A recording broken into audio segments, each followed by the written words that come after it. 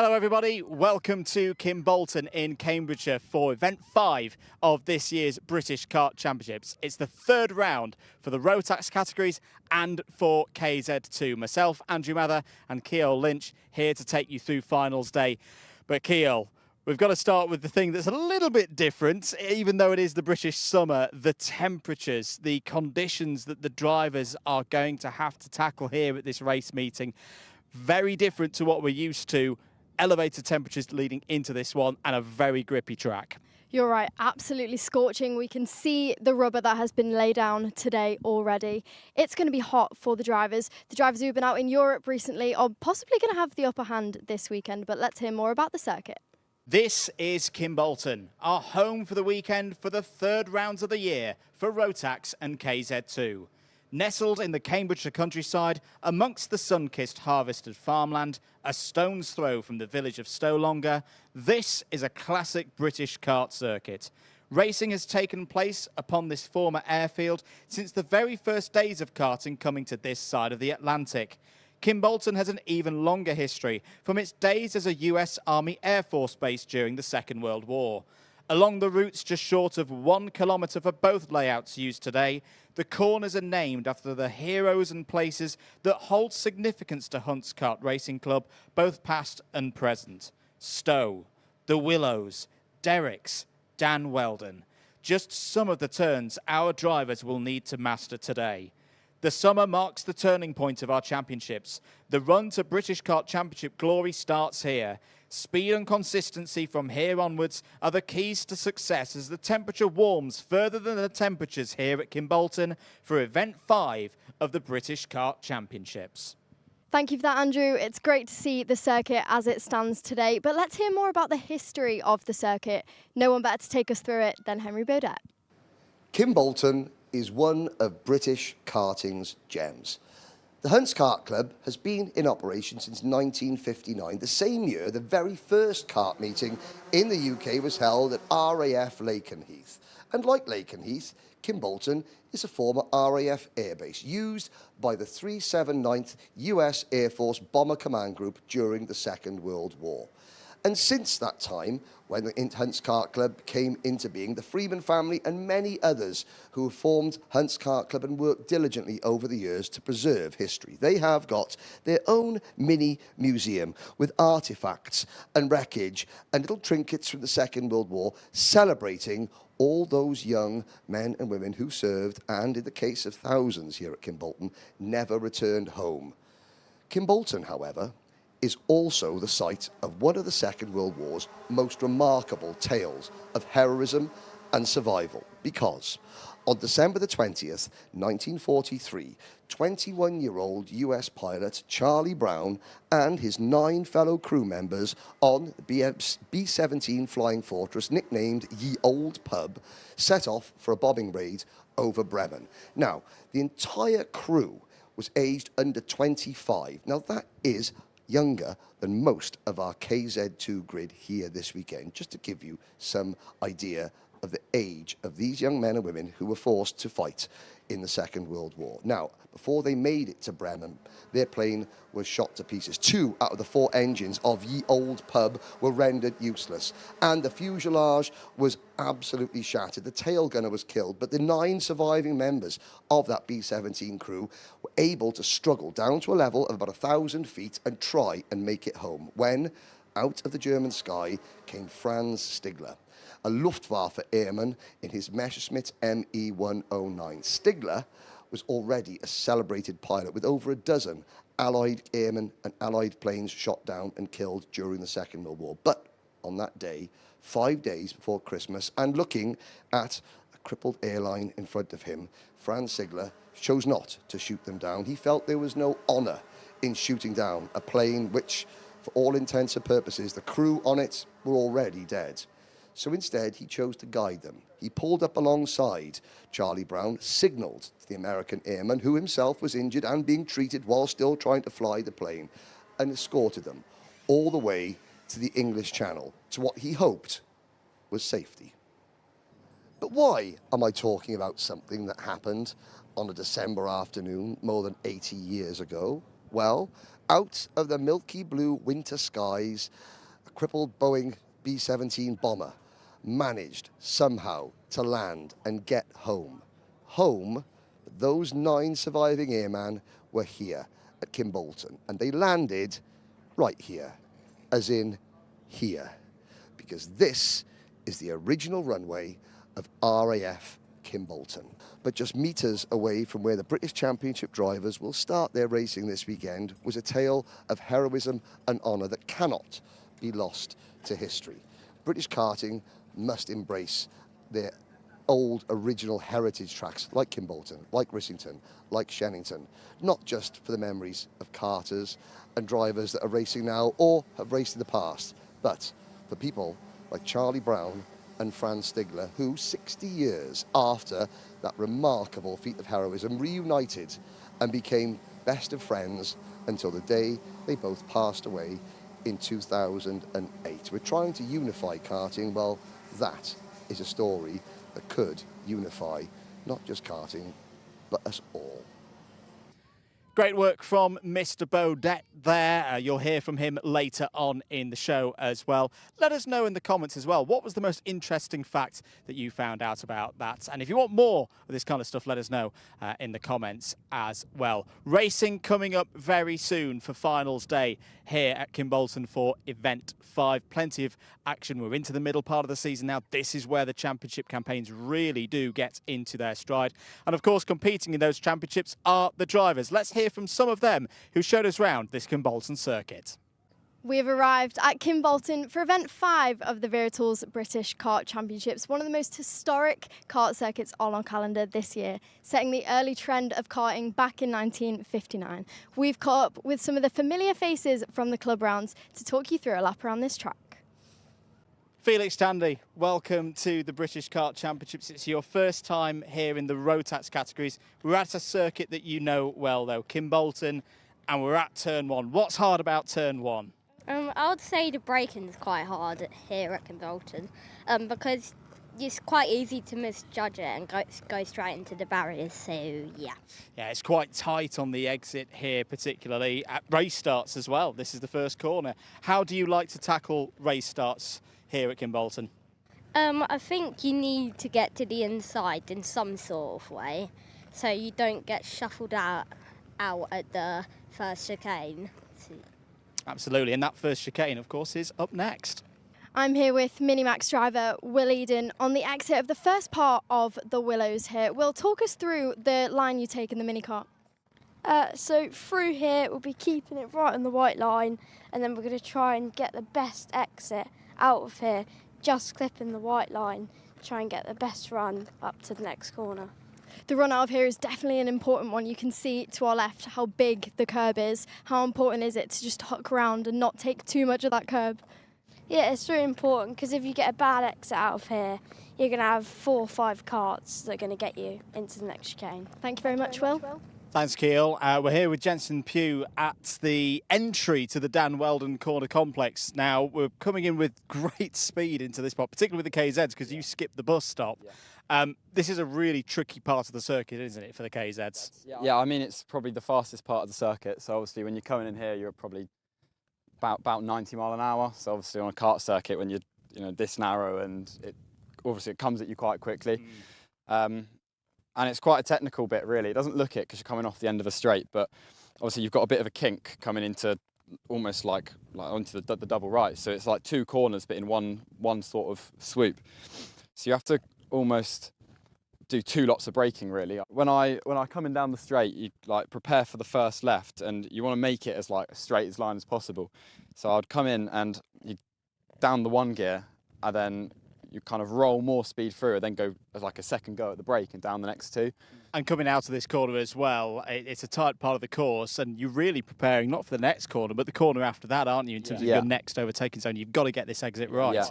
Yeah, this exit's so important because the runoff itself, when you're getting on the power and it's uphill and slightly, you know what I mean, like slightly cambered. Yeah. So it at first, it naturally kind of pulls you in, and you just want to get as close to this curb as possible. But as you go over, like, it's not like a crest of a hill, but it's a bit of a hill. As you go over, it tries to push you wide. I mean, obviously, naturally, as you're getting on the power, you're going to go wide anyway, but the runoff kind of falls away.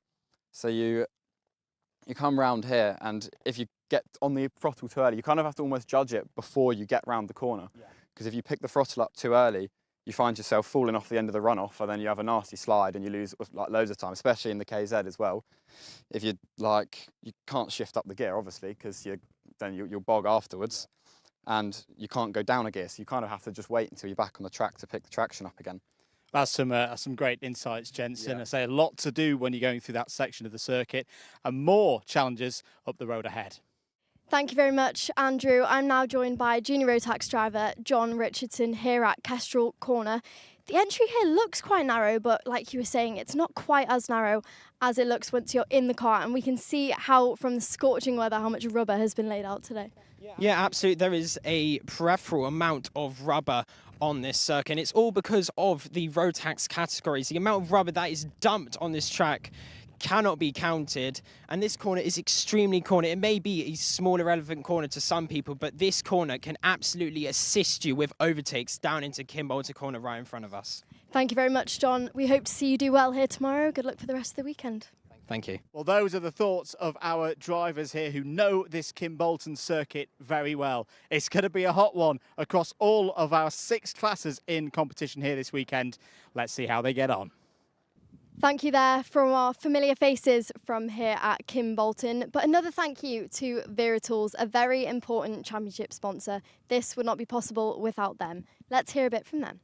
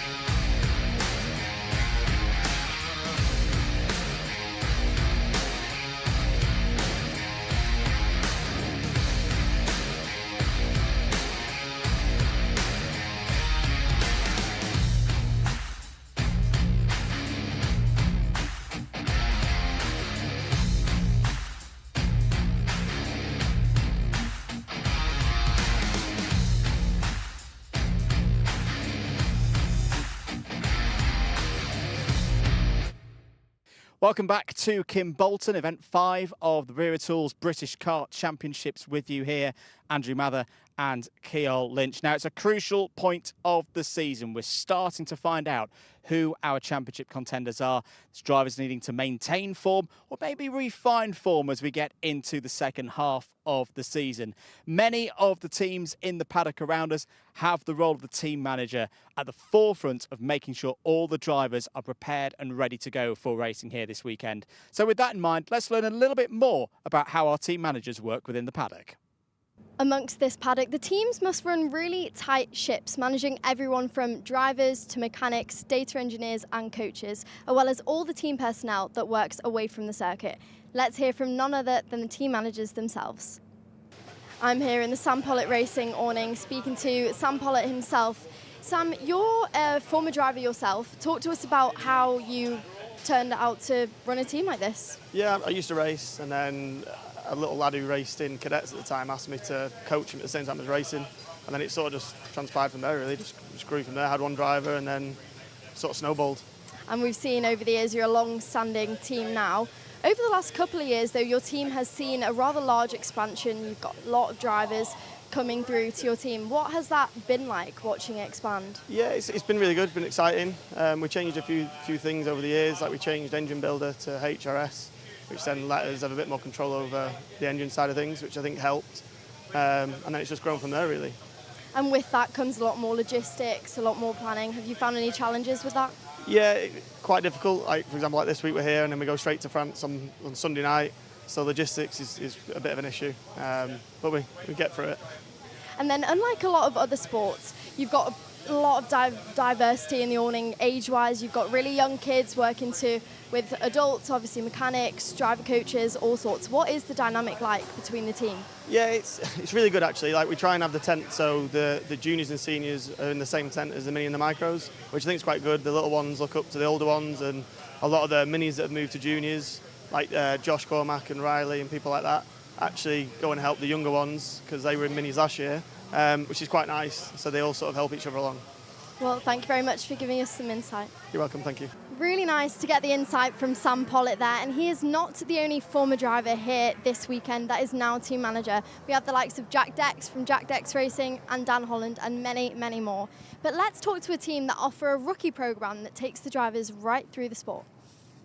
Here in the R1 Racing awning with team manager Alfie Gallagher. Alfie, it's great to have you here with us this weekend once again with a lot of the E10 drivers.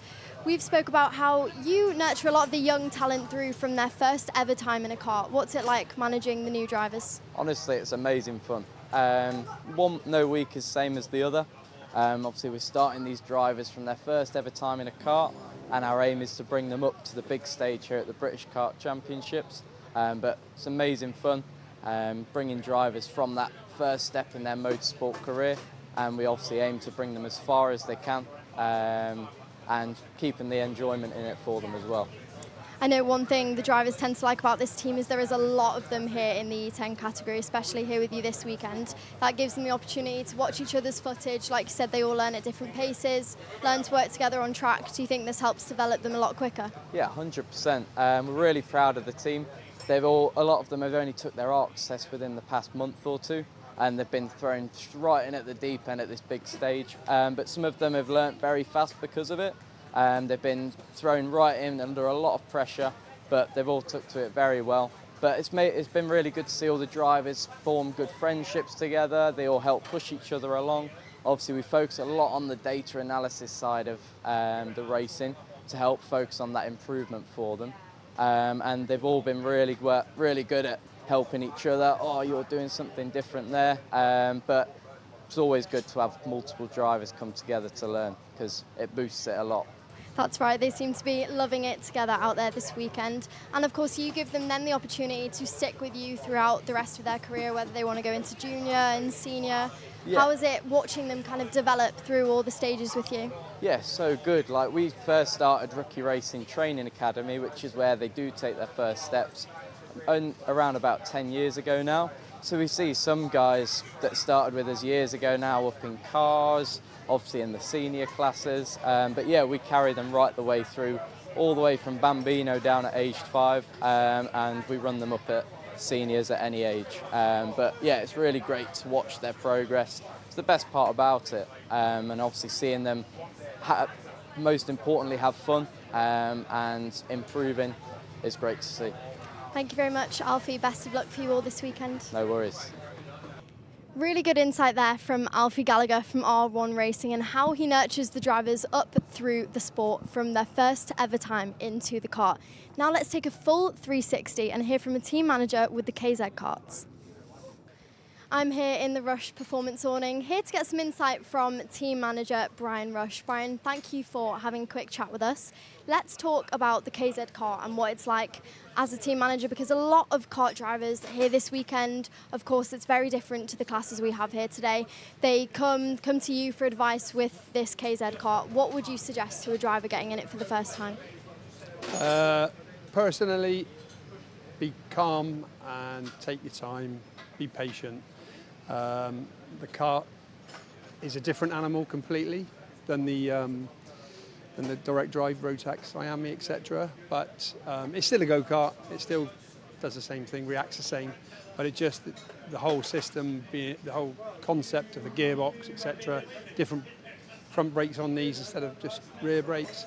So be patient. I say to most of them, think about it like taming a wild horse. It will buck you off if you misbehave with it.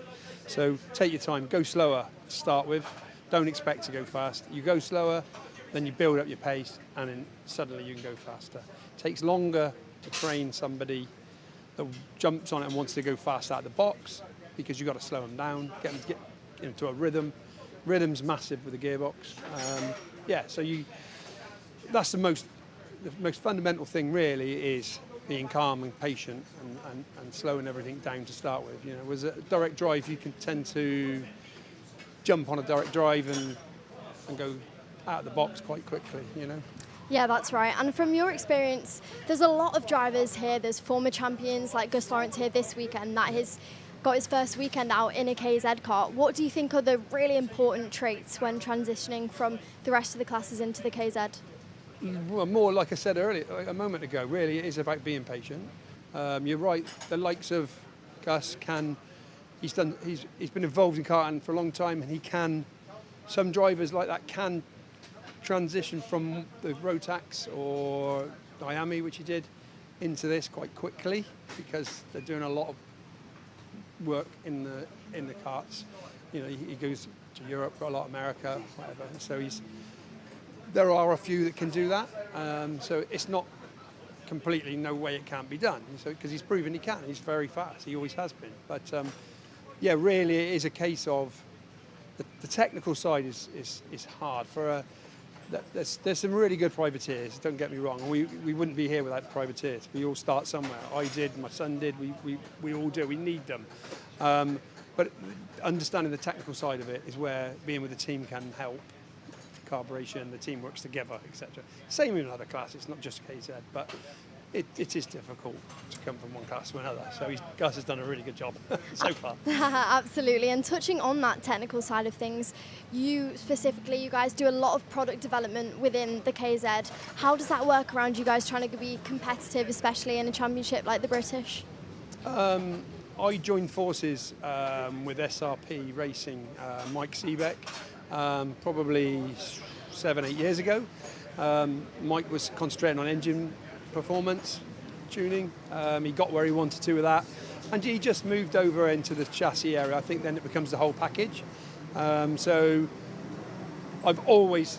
he's been transparent with me. He's always given me the best he can. So we stuck with him. So we had the Maranello chassis, which was very, very good.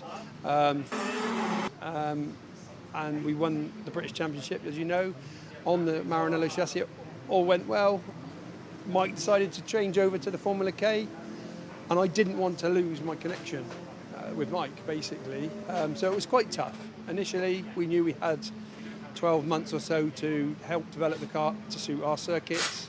So it's difficult when you're dealing with people that are only in Europe on tracks that are fully rubbered up. But we stuck with him, and yeah, it's been a tough ride for now, but I think we've now got an understanding of the product, more spare parts, prototype parts that we're trying. Some work, some don't.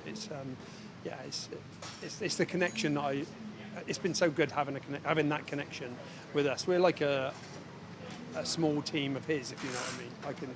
I can contact him anywhere, and he's there on the end of the phone. Yeah, so absolutely. Good. We've seen from previous experience, it's very important to have those connections and relationships with the people that you're working with.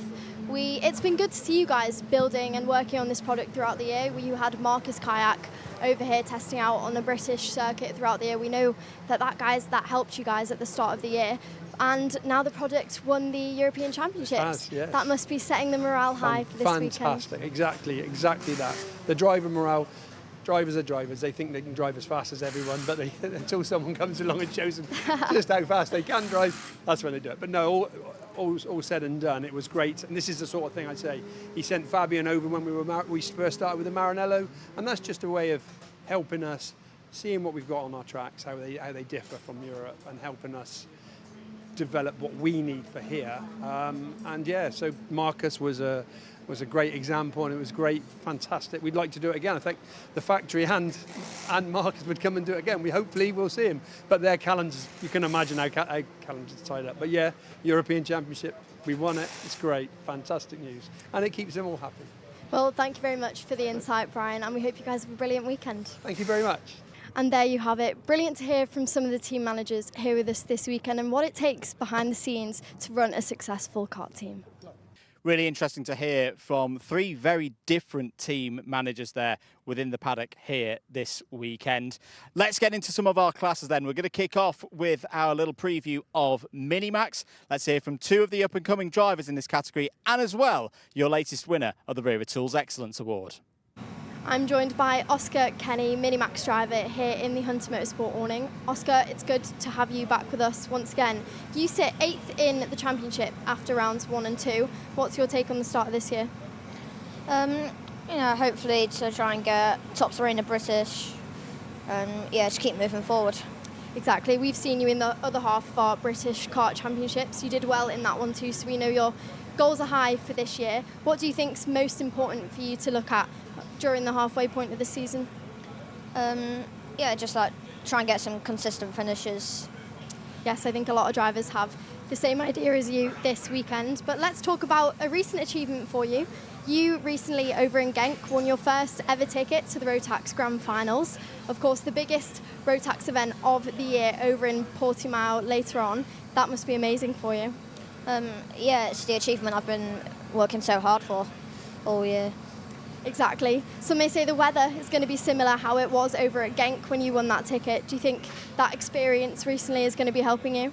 Yeah, I think it will. You know, I'm quite small in the go-kart, so I think it'll help me quite a bit. And Kimbolton so far, are you liking it? Yeah, I think it's a really good circuit. Thank you very much, Oscar. Good luck for the rest of this weekend. Thank you. Here with Logan Rolfe. Logan Rolfe, who we can now call a British Kart Championships round winner. Logan, how does that feel to hear those words after the great result at PF? Oh, it just feels amazing to hear the words come out of your mouth and to the whole family. It said well done to me, and yeah, it just feels amazing to actually win a British round this year in the Wera British. And the response that everybody gave you on the podium as well, how did you feel when all those people were cheering you on when you took to P1? No, I just felt amazing how everyone could look upon me and go, oh wow, I want to be like Logan Rolfe one day and see that. Who have you got supporting you here this weekend? Well, I've got my dad, my mum and my sister are coming up later, and I've got Rafe, one of my friends, 4 years old, travelled all the way down here, 4 hours I think, and yeah, he's here this weekend. That's fantastic. The big talking point is how hot it is. How are you keeping cool out there on circuit? I'm keeping cool by having a slushie, hence why my teeth are blue and my tongue is blue. Brilliant stuff. Well, Logan, you're now a race winner. Now it's about doing that again and getting yourself up the order in the championship. Where do you think you could finish in the championship this year? Probably top 3 for sure. We're aiming for P1, but sometimes we can't always have that. So top 3, hoping and trying to get to Portugal at the end of this year. Really good. Well, we wish you the best of luck, Logan. Well done once again on the result at PF, and best of luck for this weekend. Thank you very much. Here in the race centre with the winner of the Wera Excellence Award from Event 2 over at PF International. It is Tristram Oman, Austin Oman's father. Great to have you with us. Thank you for joining quickly. How excited are you to win all these tools? Excited and unexpected, to be truthful. Other than you grabbing me in the pits a little while ago to let me know that this award's coming along, I was very surprised. Bit of a background about yourself. You were once a driver. You were the first ever British driver to be on a Rotax Grand Finals podium, to which you then made it the first ever duo to be on the Rotax Grand Finals podium when Austin was on there in 2024. What's the dynamic like between the two of you? Complicated. They reckon no football player that was worth his salt should ever become a manager, so it's a little bit like that. I spend an awful lot of time frustrated that he's not able to do the things that I know he can and that he should be doing. So it's, he probably has tougher than most little people in the paddock. Do you think he looks up to you from your successes and wants to take that advice? It depends on what hour of the day it is, but sometimes absolutely he's very receptive. But we've got a driver coach called Teddy Pritchard now, so he creates a little boundary between Austin and I, so we don't have to be at war all the time. Thank you very much for joining us. Best of luck to the both of you. Thank you very much. Well done to Tristan Oman, the latest winner of our Wera Excellence Award. Remember, you can get your nominations in for this event as well for a particularly strong mechanic performance here in Cambridgeshire. That's right. Let's look towards the youngest drivers here with us this weekend, MiniMax. Sam Potter Racing off to a brilliant start with Albert Farrow, who we're going to hear from shortly. Also, Rio Pocock returns after his incident. Albert Farrow, welcome to Kimbolton, and congratulations, a great win last time out at PF International. Has that victory sunk in yet? Yeah, definitely. It's gave us a little lead in the British Championship, so we just need to be consistent this weekend and hopefully keep that lead. As you say, you've been really, really consistent in competition so far this year. Likewise, your teammate Jayan Prakash has been really strong.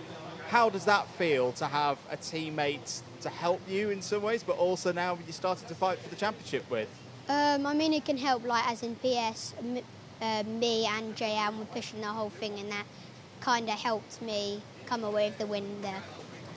For you as the younger drivers, this must be a really hard weekend. It's not as hot today as it was when we were having the practice day, but how's that been as a challenge, this summer weather? It's been hard, I guess, because you're wearing a suit, helmet, gloves, but you just need to stay hydrated and try and keep as cool as you can. What's the aim for this weekend? Is it another win, or is it going to be more looking to the championship now and just making sure you're getting good points at every stage? I mean, we're going for the win, but it'll be fine if we just get consistent points this weekend to keep us in the lead for the championship.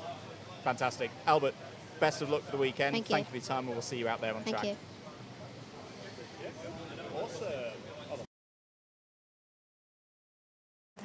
I'm here in the Origin awning with a face that it's good to see back here at the British Kart Championships, Rio Pocock. Rio, you had an unfortunate start to your year. You had a bit of an incident which made you miss round 2, but what have you had to do to prep to be back out here today? So we just had to be getting back fit again, just really exercising. We've got our new gym in the garden, so then we've been on the kart sim as well, trying to get my legs stronger again. And it's meant to be 5 months we're out the kart, but it's actually been 3.5. So we've been doing really good about it. That's good. It shows how much your hard work behind the scenes has been paying off. How excited are you to be back? I'm really excited. This is my first British round back since Warden Law, and then it's really good. And of course, unfortunate twist to your season, but back here at Kimbolton. This is your first time at Kimbolton. What are you making of the circuit so far? Yeah, we've had a track walk this morning. I think it's a really good track. I've been driving it on my sim recently. It's really good. It's not technical, really a bit twisty through some sectors. And then it looks quite fast as well. And what's the aim for this weekend? Are you going to ease yourself back in, or are we going straight for the silverware? We're going straight for the silver. Thank you very much. Good luck. Thank you. Good to hear there from our MiniMax drivers. Really good to see Rio Pocock back. I was not expecting that at this stage of the season. Hope he does well here this weekend. We're going to take another short break. We're going to hear from Demon Tweaks. We'll see you on the other side. Here at Demon Tweaks, you probably know us for our massive kartwear range. We've got everything from suits, boots, gloves and helmets from the biggest brands in the business. But we are so much more than that, because if you're looking for kart parts, well, we've got you covered too. We've got everything from Rotax parts, sprockets and chains, discs and pads, data loggers and dashers, fuel tanks, steering wheels, bead breakers and loads more. But of course, it doesn't just stop at the track, and if you're looking to build your skills in the sim, then we've got everything you're going to need to build the ultimate rig. So whether you're just getting started or you're already at the top of your game, Demon Tweaks has got you. Another big thank you to one of our championship sponsors, Demon Tweaks. It's always good to hear from them. None of this would be possible without them. Let's talk electric. Let's talk the E10 Cadet karts. Let's hear from some of the drivers here with us this weekend. I'm here catching a word with one of the E10 drivers, Zach Andrew. Zach, we've seen you in the British Kart Championships before, but not quite in the E10 category. What made you decide to move into E10? I got an invitation from Rookie, and I thought, yeah, might as well do it, and yeah, this is what got me into it, and I'm quite enjoying it actually. And this is your first weekend getting used to the new car. How have you found it? Are you enjoying it? Yeah, it's actually quite fun. You got like obviously new boost button and everything, and it's quite fun, you know, like it adds a little bit more strategy to the mix. Yeah, that's right, and you've got plenty of experienced teammates that I'm sure can be giving you advice on that. What challenges have you found so far with Kimbolton? This is a sort of local track for you, you're not too far, so are you experienced? Well, I find it quite hard at the top there, but that doesn't mean that I won't stop trying. Hopefully we can end up getting top 3 and hopefully a P1. Well, we hope to see that for you. And just before we go, you have usually your dad on the mechanic on the tools for you. You today have your granddad. How nice is that to be able to have them helping you throughout the years? I mean, it's quite nice having a family member to help, and it's always nice having Grandad around. And Dad is obviously quite experienced and he helps a lot, so yeah, it's quite nice having someone that I know working on the kart. Does he give you any advice before you head out each session? No. Stick to no advice. Thank you very much for chatting, Zach. Good luck. Thank you. Here with Heath Smith in the RCE tent. Heath, welcome to Kimbolton. How have you found practice so far? It's been really good. I have came third place, and I wasn't here yesterday, but in the last session I came third, and it's been really good. That's a really good start. What do you like about the E10? You're in the electric kart this weekend. I like a lot about the boost button and the reverse. And it's a lot of fun, Yeah, isn't it, it's driving a lot these of karts? fun driving it.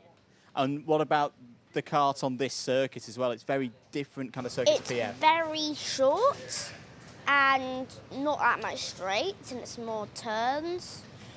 It's very fun though, very quick. That's what we want to hear. Best of luck for this weekend, Heath. We'll see you out there on track. Good to hear there from the E10 drivers. Good to see some new faces on the E10 grid from PF International. Racing coming very soon. If you've just joined us for the build-up show, part of the finals day coverage here at Kimbolton. Really looking forward to what we're going to be seeing here today. That's correct. Speaking of racing, what does a good lap look like around this circuit? Let's hear from Mikey Walker. We're here in the race centre. It's a very warm day for us here at Kimbolton. Mikey, you've stepped in from practice earlier on this morning in the Jack's Motorsport kart.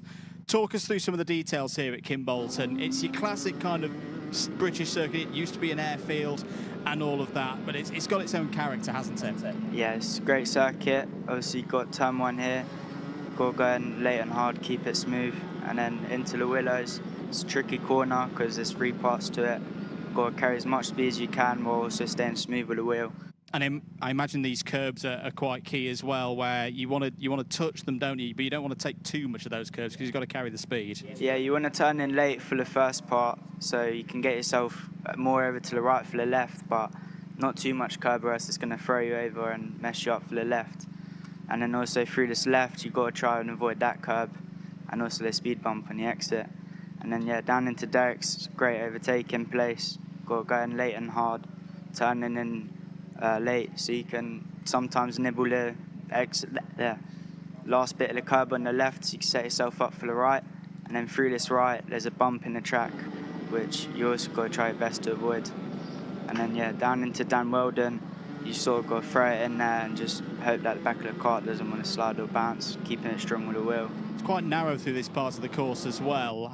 Coming into Kimbolton corner, you've got to be I imagine you've got to be very precise with your overtaking around here, particularly in the seniors where you've got that wider kart to deal with.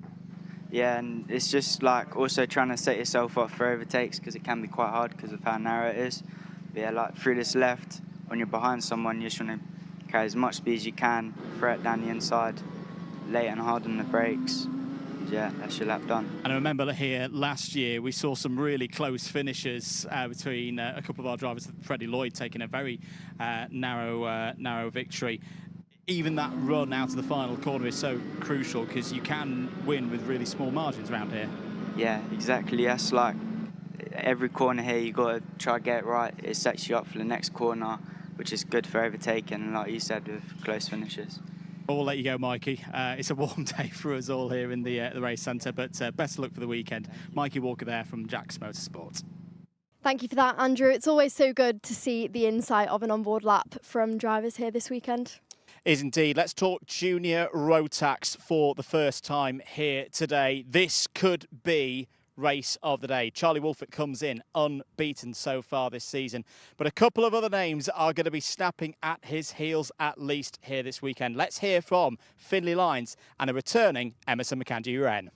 Emerson McAndrew-Wren, welcome back to the British Kart Championships paddock. It's been a while since we saw you back in that championship-winning MiniMax season, but you've been a busy driver racing out in Europe, particularly in the FIA Championships. How's it been so far this year? Yeah, it's been really good so far. I think we've had some decent results in that category, and coming back to this class, it's been decent as well with some really good drives. So you've been keeping your hand in the Rotax business as well, with more racing out in Europe, but coming back into this weekend, are you almost at a bit of an advantage with the heat and the temperatures, because it feels quite Euro here this weekend? Yeah, normally it's really hot in Europe, so I think maybe that could be in my advantage, but I think either way it's going to be a really tough weekend. The other thing is, you're a name. Coming up into this junior class now, everybody knows your record, 2-time British champion. You can't win a championship in this championship this year because of how the scores are working. How do you deal with the mental pressures of that? I just focus on myself, not on anyone else, and try and just do the best I can. What's the aim for the weekend? Is a podium possible this weekend? Is your first British in the juniors? I think I'm going to go try and win because the pace has been really good so far, so obviously I don't know what's going to happen, but we'll see what comes. Well, Emerson, it's great to have you back. Great to have you here in the paddock. Best of luck this weekend. Thank you. We're here to have a catch-up with Finley Lyons. Finley, we've recently seen you in the other half of the British Kart Championships. It's good to have you back, though. You've had a bit of a delayed start to your weekend so far. Why is that? Well, I was on a school trip in Germany for a week. So, yeah, not ideal. You're back for practice this morning, but let's cast our minds back to PF. Going into that final at PF, you and Charlie Wolfett were both unbeaten. Difficult one for you. You're still in the championship points, though. What's the overall goal for the rest of this season as we reach kind of the halfway point? Well, obviously, we still scored really good points at PF. I think we've just got to keep going at it, keep doing the results, and hopefully it'll come to us. And with that being said, you've joined forces with KR Sport this season. What's that been like? How are they able to help you? It's been mega. Everyone's so supported, and the package is brilliant, so I can't complain, really. And you're one of the drivers who has raced a lot of classes, raced a lot of karts. What is it in particular that you like about the Rotax?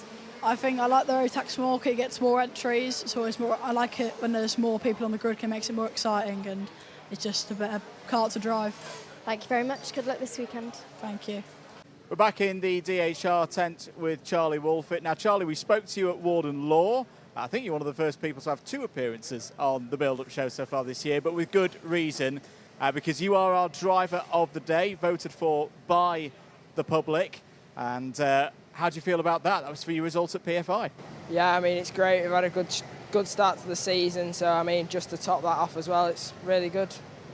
But it's getting serious now, isn't it? This championship run going for the junior Rotax title. This is where it's going to get difficult now, this second half of the season. Yeah, I mean, it's already starting to get difficult, but we just got to keep getting the results we can, keep getting as best we can, and keep scoring big. Well, brilliant stuff. Well, I'll bring Ceol in to award the trophy for the Wera Tools Driver of the Day.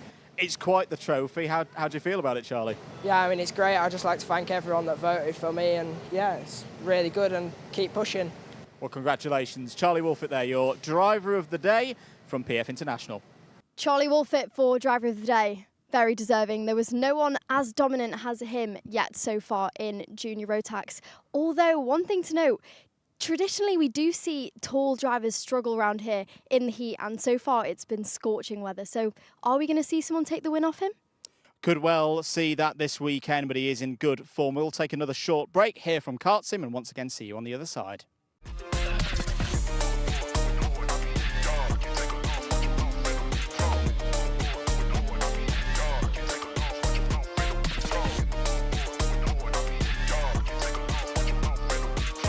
Wera, what a start from the so hard, heading up into the top section. Welcome back, everybody, to Kimbolton. We're counting down the minutes before the start of racing here today for event 5 of the British Kart Championships. Let's talk senior Rotax. The last time the Rotax categories were here for a British round, we had a very dramatic final in senior Rotax. Before we get into the racing here today, though, let's hear from a couple of the drivers, Jack West and Lorenzo Cordell. I'm here in the Strawberry Racing awning with returning senior Rotax driver Jack West. Jack, it's good to have you back with us. We've not heard from you yet on a build-up show this year. How's the start to your season gone? It's gone really good so far, you know, ups and downs as you do. Hopefully, you know, you can start getting some more good results in like we did last week. Well, of course, you were that last seed going off of last year, so we know your goals were high. You have made a change to teams. Last time we've seen you, you were with MLC. You've now made the move to Strawberry. How's the transition gone? It's gone really good so far. Last week was my first ever week with Straub, so really good result. I had a top 5 all weekend, so yeah, the move's gone really good, I'd say. Has that changed the goals going into this weekend? It definitely has. I want to hope to push for a top 5 now, and get some really good points on the board to move back up the championship ladder. Well, best of luck with that. Good luck for the rest of this weekend. Thank you. Lorenzo Cordell, welcome back to the British Kart Championships. You've had an up and down season so far. There's been some really good heats, some good pace going into finals, but it's not quite happened yet so far this year for you. Is this the weekend where we're going to see you up in the top 10 come the end of the weekend, do you think? Yeah, hopefully it would be nice to get some good points this weekend and finish the weekend well, as our weekends this year have gone quite well, and then got to the final and something's happened and we haven't quite ended up where we would have liked, but hopefully this weekend that changes. You're one of the most experienced drivers in this paddock. I think I even remember back to watching your cadet days. What is it about karting that keeps you coming back and back over these years? Because it's such a great sport, isn't it? Yeah, it's so good. It's just, can't stay away. I love it. It's so fun. It's good to get out racing. I don't race as much as I used to, but I like to when I can. And competing in the British is the highest level. Probably, well, definitely in the UK.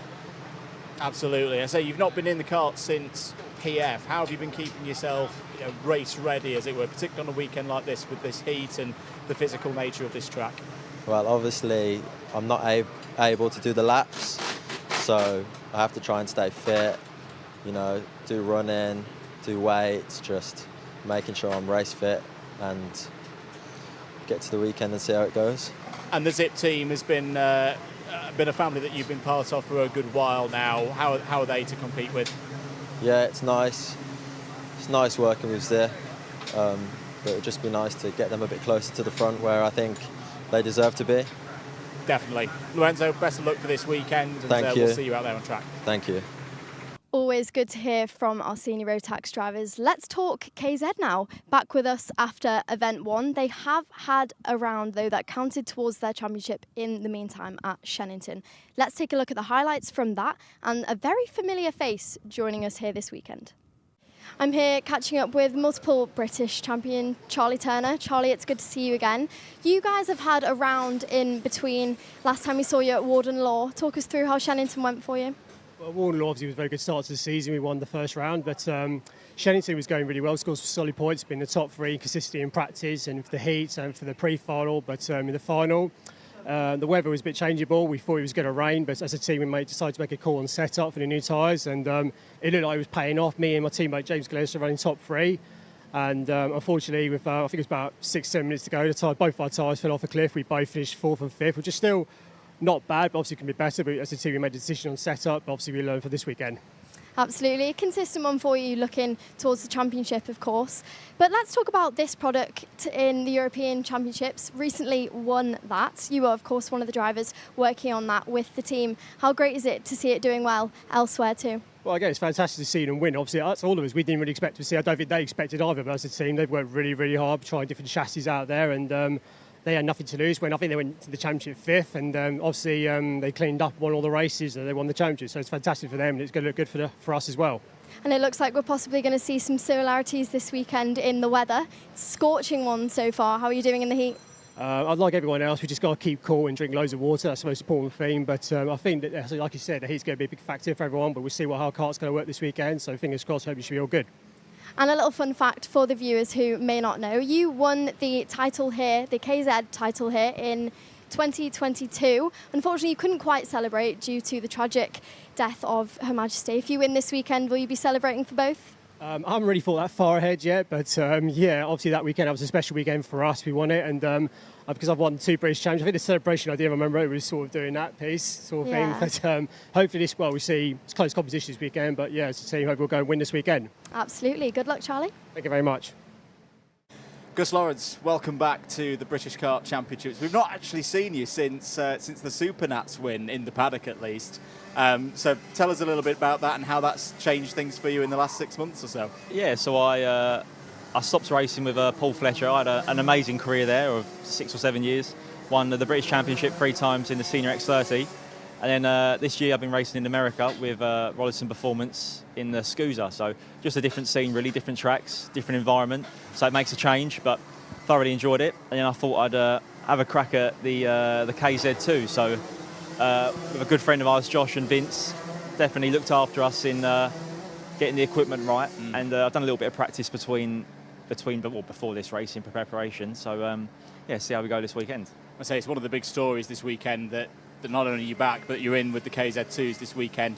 For the uninitiated, what have you had to learn? Have you had to drive differently to the X30 that you previously raced? Well, it's about 20 more horsepower more than anything else with front brakes and 6 gears. So it's a different art form. You have to learn the braking with the front brakes and when to give it full power through some of the corners, because you have too much power in some places, so you have to be quite gentle with it. But very different driving style, and it's taken a few weeks to get the hang of it. So, but we'll see. I don't think the actual driving round I feel quite confident there, but it's just the standing start is very different from any form of karting. So it's definitely a new thing to learn there. What's the aim for this weekend and any future KZ races that you're doing? You've got a very strong teammate in Josh, a former British champion in KZ2 himself. What's the realistic aim for this weekend? It's great to learn off Josh and Vince. So they've really helped us out massively. I would love to try and get a podium, really. Like we've top 2 or 3 every practice session so far, really. So we've been fast. So just need to learn the starts and learn the racecraft. I'd be over the moon if I could come over podium. Obviously, that's a high expectation, but yeah, we'll see. See how it plays out over the heats. And is this going to be a one-off, or are we potentially going to see more from you in the KZs? We've got a couple of big races coming up at Silverstone later in the year. Now you've been testing there. No, I'm really interested in racing at Silverstone. The track's unbelievable, and I feel like it's one of the there's not many tracks which are the right size for something this fast, and the nature of all the corners being quite open, you can overtake everywhere. That's quite difficult in this class.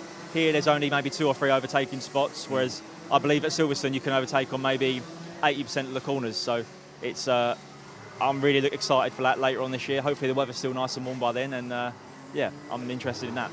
I hope so indeed. Gus, thanks for your time. Great to have you back. Good luck this weekend. The second KZ2 round of this year's championship took place at a sunny Shennington in May. Noah Wolf was looking to bounce back after a tough end to round 1, and despite an early attack from Jake Weston, took the lead early in the final. James Glenister was back and led the battle for second ahead of teammate Charlie Turner and the in-form Weston. The progress from both the Formula K Rush Performance team and the CRGs of Moore Racing provided an entertaining battle for the podium positions. Weston working his way past Turner into third, while Miles Murphy had recovered from difficulties earlier in the day and back into the top 6. Josh Price, running the Kart Republic, worked his way efficiently back up to second place through the middle and latter stages of the race. The former British KZ2 champion showing his class on his way to a first podium of the season. But there would be no stopping Wolf. A dominant victory at Shennington to reclaim the standings lead heading into round 3. Gus Lawrence, this is his first time racing in KZ in the British. How is he going to play out against this field of drivers? I mean, that's the big question, isn't it? 3-time senior X30 champion. He's had a lot of testing. He's had a good amount of running coming into this race. It really is one of the big topics here this weekend, and it's great to just have him back in the paddock. That's enough talk, though. Let's get into the racing here at Kimbolton. Absolutely anything could happen here this afternoon. This could be a really pivotal day in the championship stories for 2026. Let's go racing here at Kimbolton for Event 5 of the Wera Tools British Kart Championships.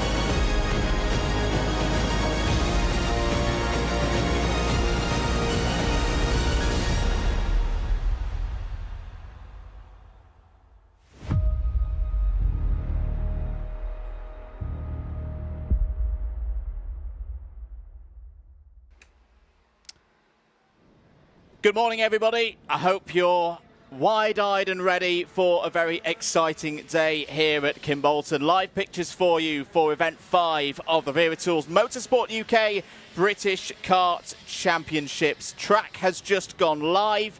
We've got a KZ2 warm-up ahead of us that's going to run for the next 4.5 minutes, and then we'll get into the racing here today across our 6 categories, 5 of them in the Rotax family. The E10s will kick us off first thing, and then the superheats for the juniors, the seniors, the minis, the micros, and the pre-final for the KZs. My name is Andrew Mather. Great to be back with you once again. And well, we're in the middle of the summer. This weekend, Europe has hit us here in Cambridgeshire. Myself, I was out in Blackensdorf 2 weeks ago. I introduced into the box the man who took a very wise decision last night, folks, when he knew that England were going to win in football, so he decided, I'm going to take some early Z's, not watch extra time, and be ready to go fresh back from Genk in South Africa. It is hot here this weekend, Henry. It is absolutely roasting. It is just like South Africa without the lions, cheetahs and wild animals. Well, I mean, we've got 18 of them on the track in KZ2 having their warm-up. But enough of that. The third member of today's broadcasting team is down pit lane way with some, well, breaking news of the morning. Time that we say hello to Ceol Lynch. Thank you very much, boys, and welcome to a beautiful Kimbolton this weekend. Event 5, we have nearly reached the halfway point of this season. KZs are the final warm-up before we get underway with today's racing, and you can see the E10 categories are getting ready to go. This is the first time E10 have made it onto Kimbolton due to the noise constraints here this weekend, so there's going to be some history made. Historic lap times set and lap records. Thank you very much. That is it from me for now. Let's go back to the boys in the box. Thank you very much, Ceol. Yeah, it's quite possible that we're going to see some very fast lap times today. It's been hot. It's actually been hotter earlier on in the weekend. It's a nice temperature for the drivers today. It's in the mid to high 20s, not the mid 30s like we had on practice day. The track is really, really well rubbered in here today. We've often come to Kimbolton around this time of year, Henry. But I have never seen this circuit in such fine trim for the drivers in terms of what they've got to race on. 2 layouts, of course, for us today. On your screens, that's the KZ2 layout, both of them just short of 1 kilometre, 12 turns. We're on an airfield. It is your classic British motor racing circuit. They've raced here since 1959. It is flat, it is fast, it is ferocious, Henry. And this is a really important stage of the season. We're not going to be talking about championship deciding moments yet, but I always think at this stage of the season, you've got to get your form right. You've got to get some momentum going out of this stage of the weekend. We've got big races coming up in the form of the Grand Prix, more championship rounds. If you are not on it at this stage of the season, you're going to need a mighty, mighty run towards the end of the year just to be in championship contention. Yeah, this round is critical, a single round. After this, we go to Wilton Mill 1 week after the Grand Prix, and then the Rotax classes do a double header at Silverstone. So 3 rounds remain after today. You saw in the graphics that, yeah, karting has been taking place here since 1959. The sport of karting was 3 years old. 3 years old when karts first took to this circuit, this layout, and you can see the old airfield runways on the outside there. But here's have a look. This is an onboard lap with KZ. Yeah, this was from Charlie Turner earlier on Friday on practice day. Oh, sorry, no, this is live pictures for us here. Love this part of the circuit. This is Dan Weldon Corner. Yep. Dan Weldon, of course, one of the heroes of this place. Sadly, no longer with us. This is going to be a crucial corner as well. We're going to see a lot of overtaking into Kimbolton Corner, i.e. you have to get Kestrel right, then the long run to the line. Remember here last year we had that mighty close finish for Freddie Lloyd in the Senior X30 final. So it's one of those circuits as well. You cannot rest on your laurels. Slipstream and top speed is very, very important. This is where it's different for the KZs. They do not take the bus stop like the Rotax, through into Derricks. So they just go with that straight sprint towards the Dan Weldon corner in that little complex. And it's tricky. We had a really great insight from Jensen Pugh on Friday evening that you saw in the if you were with us for the build-up show earlier.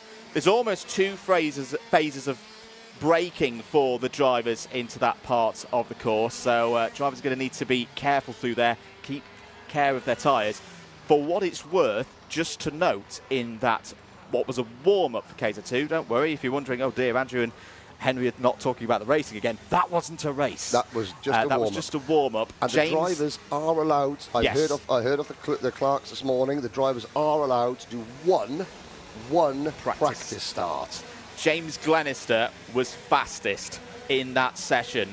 The Formula Ks looked pretty good at Shennington for round 2 for the KZs, and as Ceol mentioned, that product took the European Championship in the KZ class. That's the one with more open regulations, of course, but that Formula K machine in the hands of the likes of James Glenister, Ashley Lewis, Charlie Turner. Keep an eye on them today. I think they could be very strong indeed. So Glenister was fastest, Wolf was second, Miles Murphy has looked in really good trim so far this week. Miles was third fastest in that one, Josh Price fourth, Gus Lawrence fifth. If you've just joined us, yes, you did hear that correctly. Yes. Gus Lawrence in KZ2 this weekend. One of the biggest stars, the biggest names in British karting is back. And he's just got the biggest smile on his face. Apart from the time when we tried to go and do an interview with him on Friday, and he was like, not now. But apart from that, he looks really, really happy and set to go. Let's head down to the pre-grid there. I believe Ceol is down there with the E10s.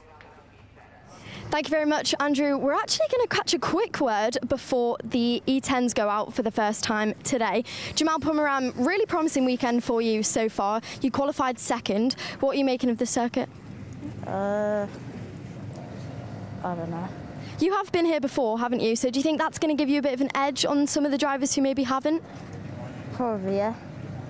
And how are you holding up in this heat? Because it is hot out there. We know a lot of the drivers have been struggling. I've been holding fine. I have this like towel that I make it cold and wet, so it keeps me cool. Brilliant. Thank you. Good luck. Thanks. That is all we're going to hear then from the E10s before they get underway today. Let's head back to the boys. I've got to say, Andrew, you pick up on 2 quick points. Gus Lawrence, spoke to Gus, loving it. He's loving Just it. says, I love the driving. I'm just thinking about the shifting too much. Yeah. And it's a split second, and that'll just come with time. The second point, as I was making my way up to the commentary box, 2 E10 drivers, I will not name them, but they were talking, when are you going to use your boost button on this? Are you going to use it on the start? If you use it on the start and I use it coming out of turn 1, maybe we can just push away. The boost button in E10, of course, adds a whole different dimension to the driver's, arsenal of weaponry that they can use. But the 2 E10 drivers, when are you using yours? And they were standing together, but they were whispering to each other, saying, "It's a secret. It's a secret." Not anymore. Well, I didn't say who. I didn't say who, and I will. As you noticed, though, use on Charlie Turner's onboard lap. It gave us a really good impression of how bumpy this circuit is. This tarmac, look at it there, the cracks in the paintwork. It's old, it's weathered, it's wizened. It is this is as old school as British karting gets. And I have to say, any driver who wins a British championship needs to be able to get it done. It's the old analogy, isn't it? Yep. You can get it done at Old Trafford and Wembley and Anfield. There, Old Trafford, Wembley, Anfield, that's your Silverstones, your PF Internationals, your Wilton Mills. Can you get it done on a wet and windy night in Stoke on a Tuesday? And it's not wet and windy or Stoke, but this is a throwback. The layout, the runoffs, everything about Kimbolton No margin for error. No margin for error, and you have to be able to attack and win at every different type of circuit to be a British karting champion. Coming up is the first E10 Cadet race of the day. 2 of them to set the grid for the final. Let's get ready for it then. Event 5 of the Wera Tools Motorsport UK British Kart Championships. We're ready to go racing here on Sunday.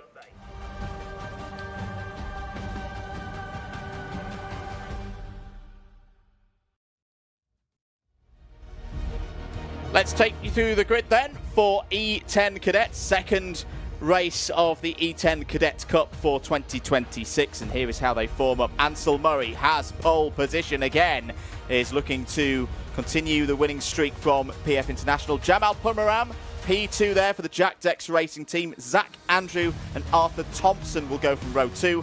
Buddy Hugo and Heath Smith will start on row number 3. And then into the second half of the grid, Stanley Gill and Leo Hartley on row 4. Adam Elahi and Arthur Jardine on row 5. Freddie Fullerton joins the grid for the first time this season in the E10. Starts 11th for this one alongside Caleb Hiles on row 6. Cairo Zubaida completes the 13-strong field here for the E10 Cadet Cup.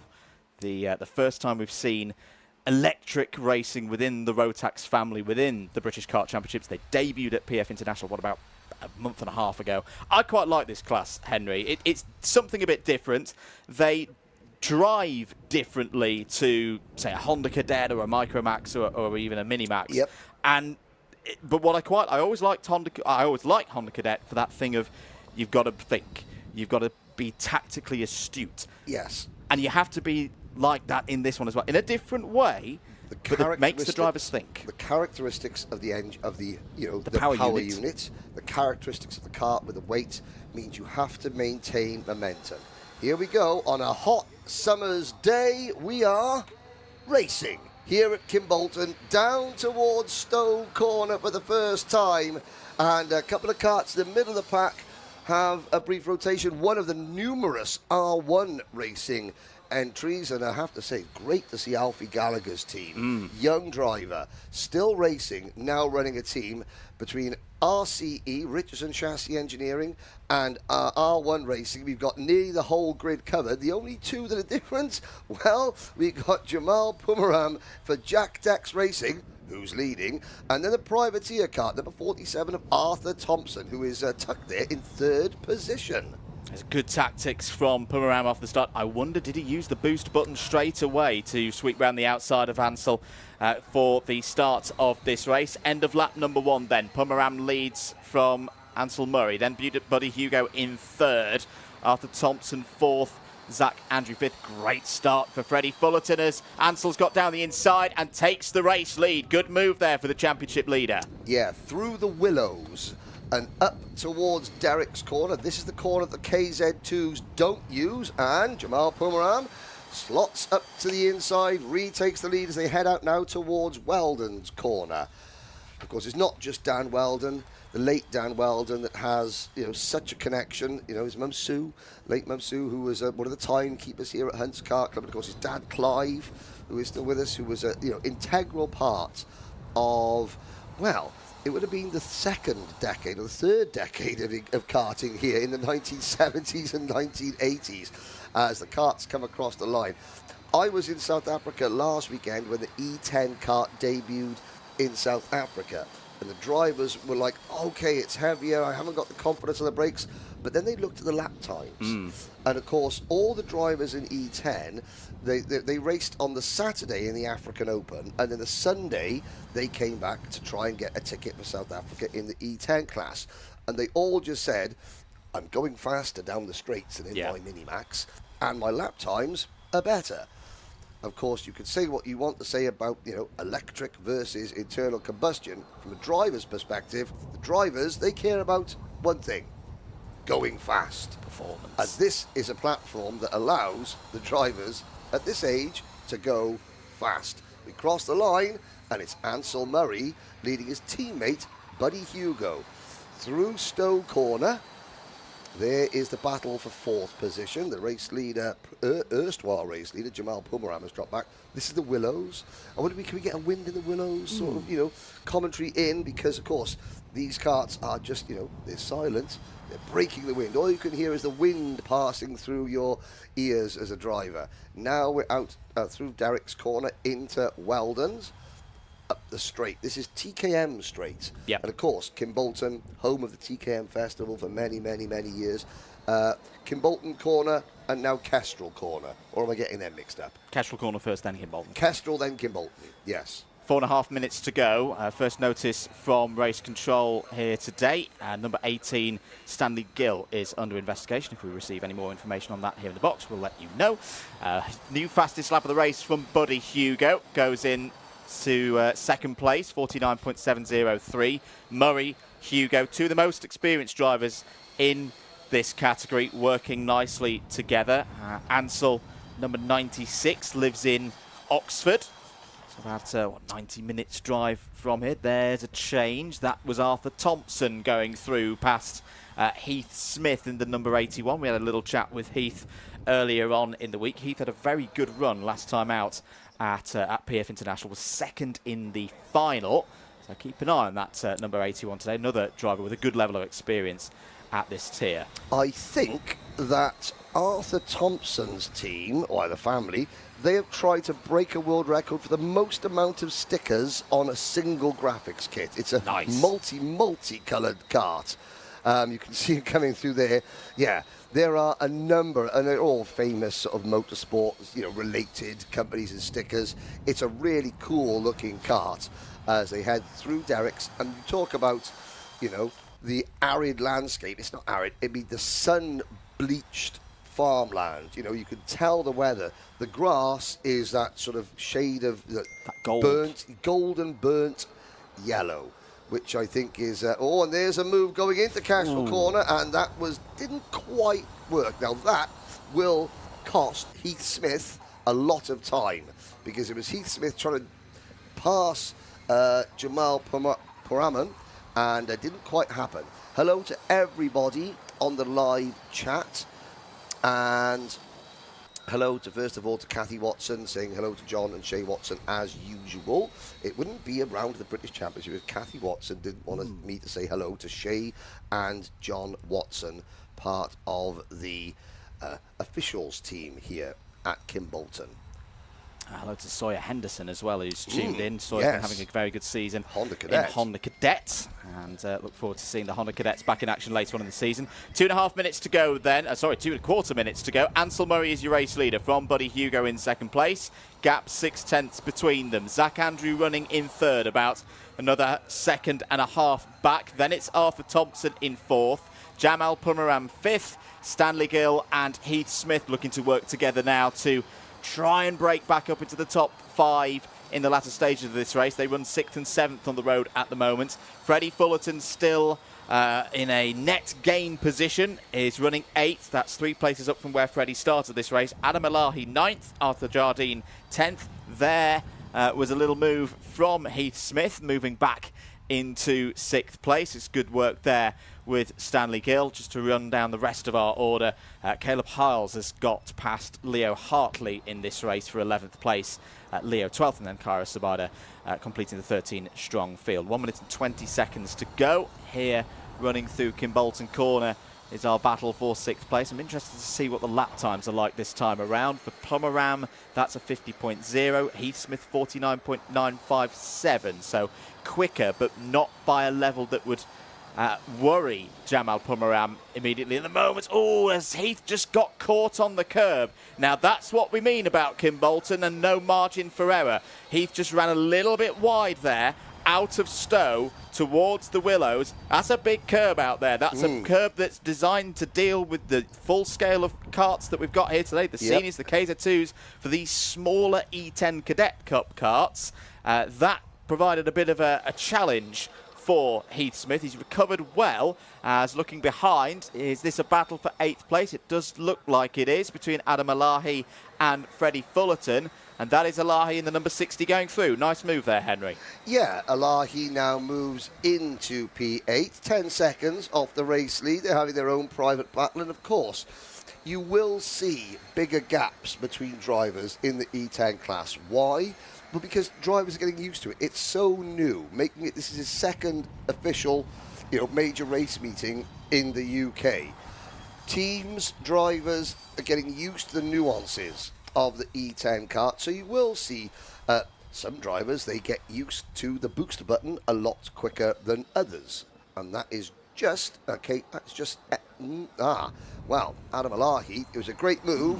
He's now got a 5-second penalty, but here is a battle between the number 27 of Zach Andrew and the number 47 of Arthur Thompson for third place as we start the final lap.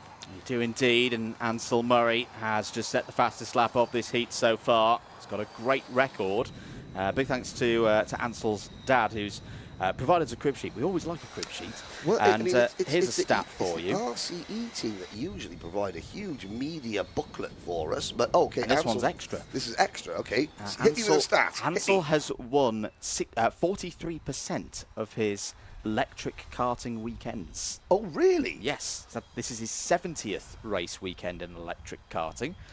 Is that so? Nearly winning at the rate of 1 in every 2 meetings. Okay, fair enough. Well, that is very impressive indeed. Obviously, there are other electric karts as the checkered flag comes out. Ansel Murray. P1 in the air, and I have, you know, the crowd in the original grandstand are happy with that. I can see that there's Reese Richardson and the rest of the RCE crew, you know, walking back, you know, high-fiving each other. The spectators here do have a second grandstand on the outside, a new grandstand, which I stood in yesterday, which is very impressive indeed. And the team here at Hunt's Kart Club have been working, you know, very hard. So it's not just the main part of the bike. There is the brand new grandstand, and that entire area has been there's been some landscaping that's gone on. There's some new barriers that have gone in. Just again, I'm always in awe of the custodians of the Hunt's Kart Club. I don't call them the club. They are custodians. They treat this site, as you may have seen in the build-up show, in karting terms, and what happened, you know, in the Second World War here, they treat it with such reverence and respect. They are doing everything they can, little things, like the entrance to the to Parc Fermé. There's now a little, you know, a gantry that's been built, an in and an out. It's branded, and you can see there some of the spectators and some of the, you know, the family members watching on. Every year we come back here, Andrew, and the club have done something to improve. They've done something, you know, to make this better. We've got new toilet blocks this week. You know, we got nice new showers and toilets and that. There is now 2 or 3, you know, coffee vending machines and things. There is the original grandstand, and you can see in the foreground with the black t-shirt, the white, the blue and the red stripe. That's Josh Smith. He's going to be carrying one of our onboard cameras today. In senior Rotax, and it's great. Alpha Live have been working diligently to get onboard cameras here for you in the British Championship. Upgraded as well. Yes, and they upgraded operative with the one and only Ian Williams. As in camera putter honor. Yes. Is that an official title for you know, a job description? Onboard guru. Onboard guru. Okay. Camera putter honor it doesn't quite, and of course they are the members, the most important members of the entire British karting community, the Orange Army, and Nigel Edwards, who's pretty important as well, but the Orange Army in particular. 12:25 is the time for the second heat, and more excitement from the E10s. Their final at 3:50. We'll take a short break. More racing coming up after this.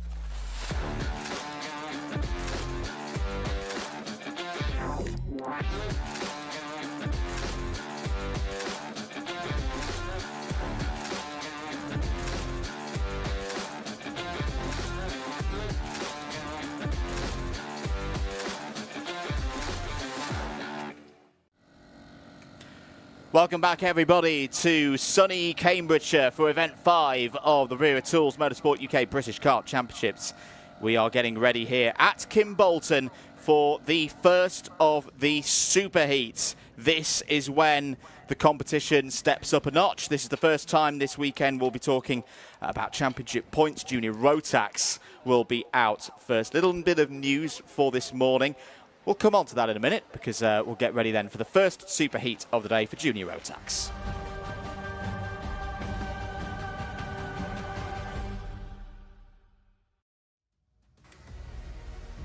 Here's your grid then for the first of the super heats. This is Junior Rotax. This is the hardest one to qualify for the final four. Ellis Bell and Fletcher Jameson will start this super heat from the front row. Louis Radcliffe and Finlay Smith there on row 2. The return of Emerson McAndrew-Uren sees him start on the third row of the grid alongside Ryan White, who's had a good season so far for Hunter Motorsport. Alex Shepherd and Zach Turner go from row number 4. Ewan House and Alex Goodson round out your top 10. Tobias Johns and Harry Taylor combine row 6. Theo Bradshaw and Jacob Aston, one of the wild cards here this weekend. They go from row 7. Luca Holmes-Ballack and Joseph Berkery on 8. On row 9, Harry Radcliffe and Josh Cormack. Kartik Kometa, Jack Beasley, and the lights are not out yet. You're going to see something very different to usual. We have a single file start for juniors and seniors today. Race director Nigel Edwards, a special briefing this morning, and that is how so it is going to be a different way to start the races. Obviously, the racing yesterday was one thing, and Nigel Edwards and the rest of the official teams here at Motorsport UK making the decision that we will start under single file. At the back of the field, we've got some interesting drivers. Ryan Rapini, Henry King over from the UAE, driving for Ultimate R. Max Dothwaite is probably not out there. Max hurt himself yesterday and went to hospital with a suspected arm injury, unless, of course, he is the... There's a guy Cunnington Racing driver at the back. That is Max Dothwaite. So he did go to hospital yesterday. He had his arm checked out. It's all still, correct, and every element of it is pointing in the correct direction. So he is back racing today. Good to see Tough Cookie. Here we go with Ellis Bell, Ultimate R, lead them in single file to the start. Here we go then for the start of the super heats. We are green, we are racing, and it's that defensive line as one of the DHRs has been spat out to the pack immediately.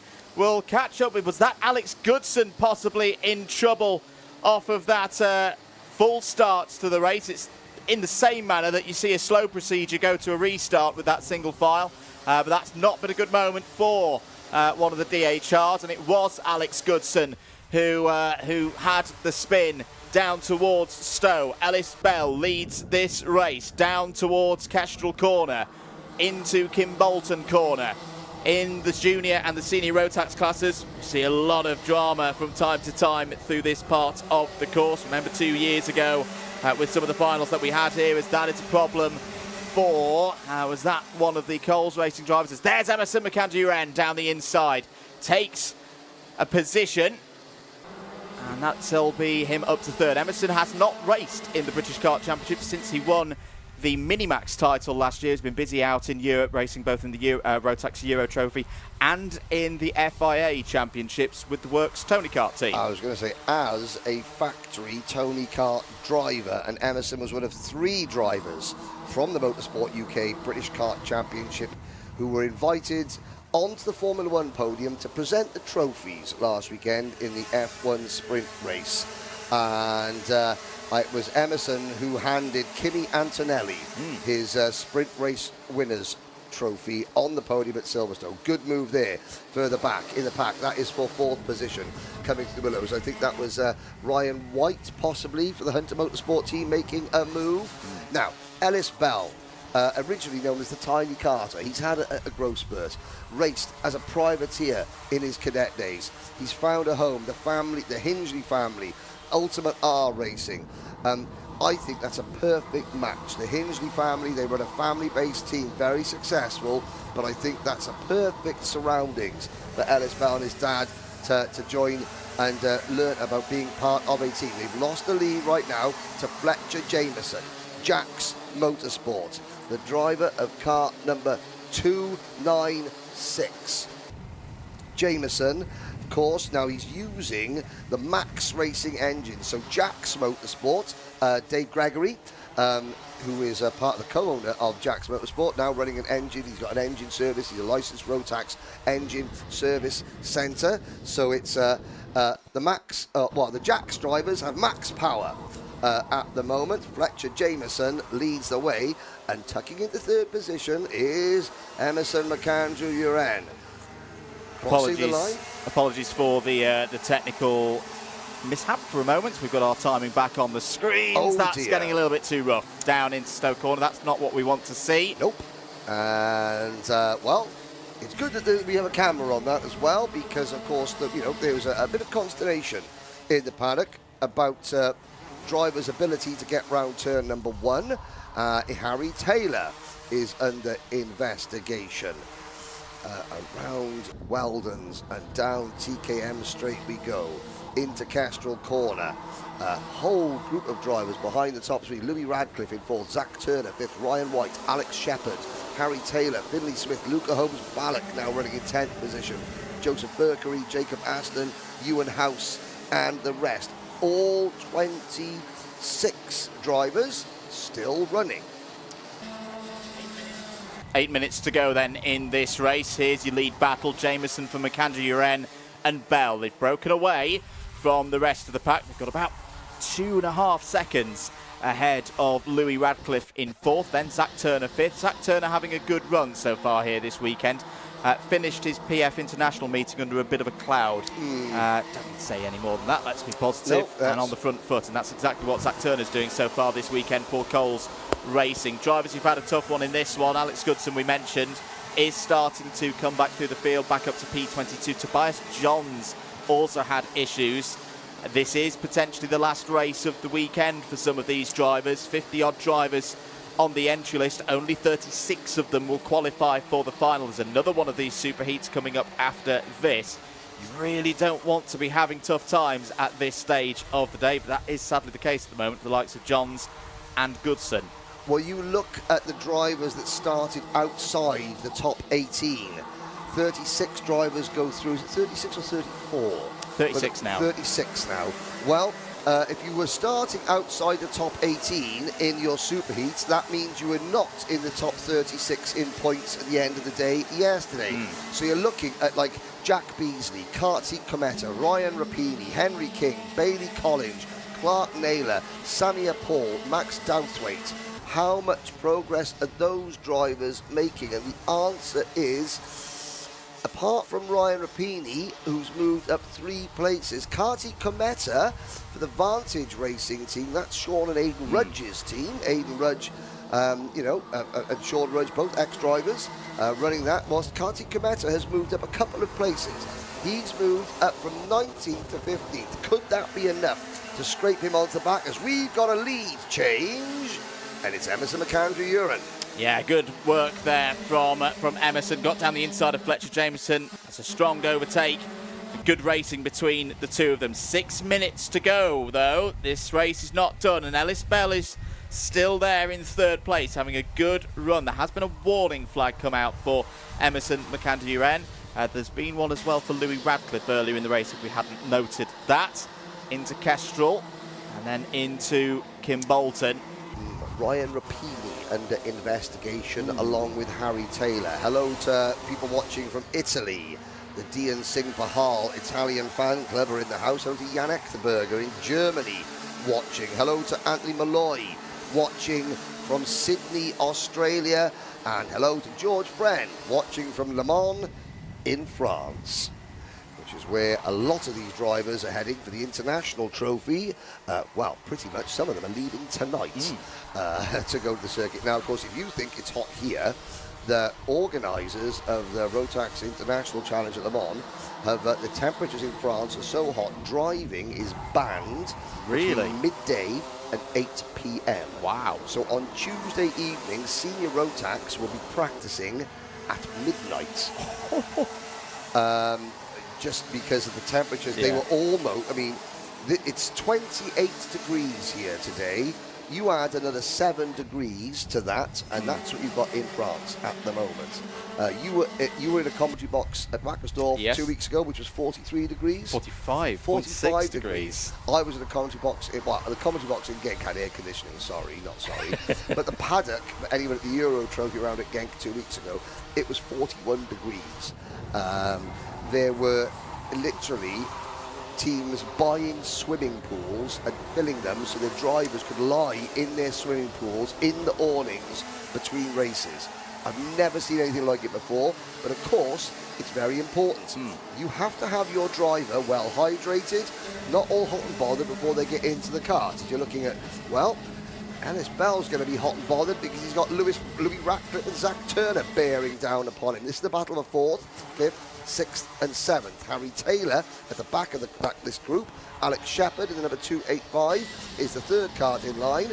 And then it is Ellis Bell leading with Zach Turner second in this group. This is a good effort from Alex Shepherd. This could well be Alex on for his best championship points stage position of the year so far. He's been an ever-present in the meetings. He's made both finals of the Rotax event so far, but he hasn't finished any higher than 20th in a final. Well, you know, being in the top 6 in a superheat should convert through to being at least in the top 15 for the grid later on today. Black flag is out though for the 253. That is not good news if you're Harry Taylor. Harry Taylor currently running P7. His race is over. The black flag is being shown. You can see it quite clearly out of the commentary box window here over start line now. Not 100% sure what it is for, Henry, but well, the evidence is pretty clear. That is game over for Harry Taylor. Now, where did Harry start? He started 12th in this race, so he was in the top 24 overnight. That could be trouble.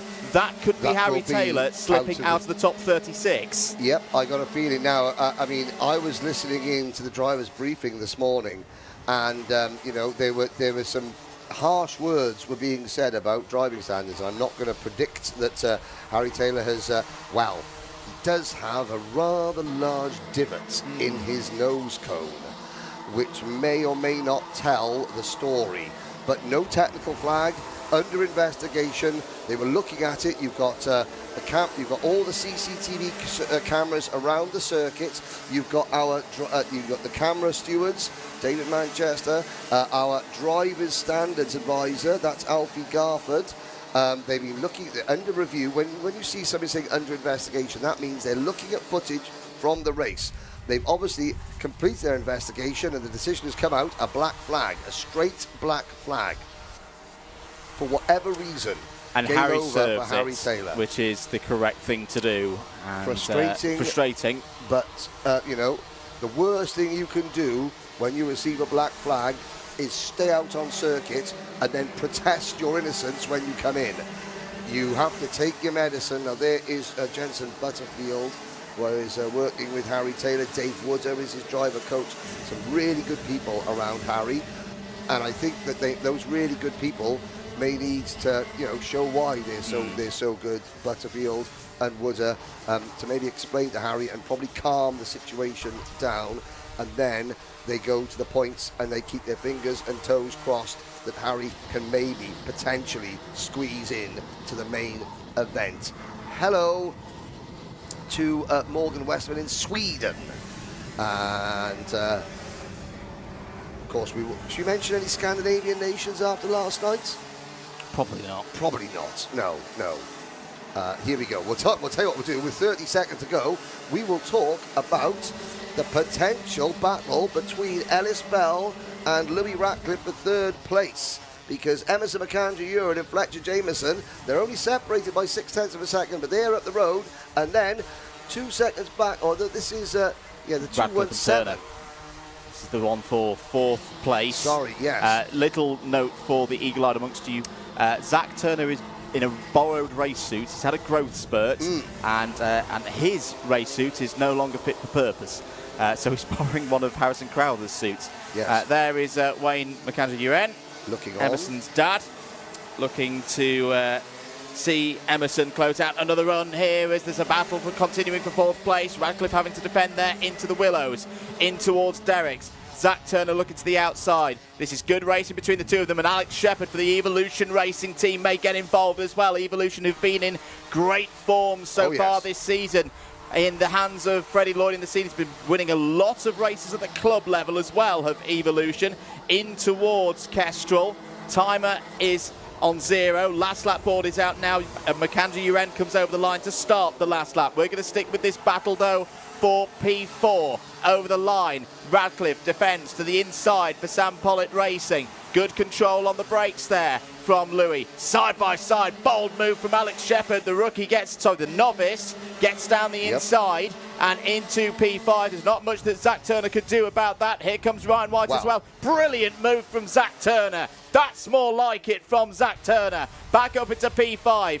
Radcliffe can start to breathe a little bit easier now. He's clear and gone in P4 and others are joining the fray. Luca Holmes-Ballack is there. Finley Smith is there. This could all be crucial points in the championship and on the grid. Over the line comes Macandrew Uren. He takes the first of these junior superheats. Jameson second, Bell third, Radcliffe fourth as Zach Turner does hold on for P5. Well, that was quite a calm middle of the race, Henry, and then it all exploded in the last 2 laps. It was almost like Zach was listening to you. He said, well, there's not much that Zach Turner can do about that, as he sent a Slim Shady round the outside. He was like, That's a shut up moment. Hold my ice water. But yeah, no, that is what we expect to see from Zach Turner. Really good quality racing. Fletcher Jameson stands up.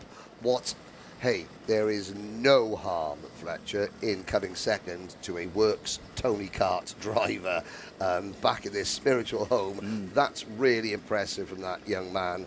Of course, suffered those injuries last year at Kartmasters, come back stronger than ever.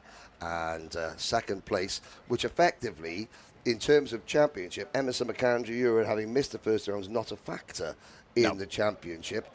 Fletcher Jameson, of the regular season contenders, he takes maximum points from that race so far. Ellis Bell, a great top 3 result for Ellis. Louis Ratcliffe, Zach Turner, Alex Shepherd, Ryan White, Finley Smith, Luca Holmes-Ballack and Ewan House. So Jack's Motorsport, 2 in the top 10. Then the Zip Factory team, Theo Bradshaw, Vantage Racing, in the top 12. That's good to see. Ryan Rapini. Okay. So, Ryan Rapini for the well, it's not Kiddix UK, it's KX UK now. I think that's Kurt Gregory's team. From, what was that, 21st to 13th? Are we going to see that might be enough. Ryan Rapini in the main event later on? Let's have a look at the top 10 results. We'll see all these names in the main event, Andrew, undoubtedly. The second page is where we start seeing some nervous drivers. There we are. I would say Kartik Kometa, Ryan Rapini, they've done all they can do. Alex Goodson, a good recovery. There's Josh Cormack, Harry Ratcliffe, Louis Ratcliffe's younger brother, who's returning from an arm injury he suffered at Yas Marina. And then here down at the back, Jack Beasley, Henry King, Bailey Collins, Clark Naylor, Max Douthwaite. Thanks for coming. Better luck next time. Harry Taylor. There is the question. Nervous moments for the Dan Holland Racing team. And of course, we don't know what the black flag was for. We won't speculate. But he is on the back foot. There is a breeze in the air. And it's not the gentleman standing on top of there causing the wind that the wind turbines behind. There is a refreshing breeze, which for the drivers and the mechanics is a godsend, because you can, actually the air yesterday was heavy. It was heavy. It was very humid here yesterday. As we look to Junior Rotax Superheat B, Andrew, we are doing some mathematics. Mathematics live 101 mathematics, ladies and gentlemen. I think these drivers are not going to go forward. Samuel Paul, Max Southwaite, Bailey Collins, Clark Naylor, Henry King and Jack Beasley all didn't either stayed where they are and went backwards. Rapini and Kometa will see. And of course, we've got a second superheat coming up right now for the juniors.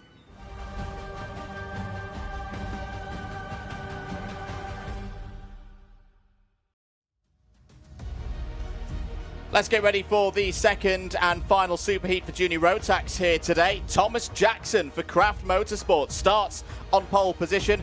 Riley Morrow was cool, calm, and collected in the heat yesterday with some good race results. Will share the front row. Cian Bernard and Connor Large, they're on row number 2.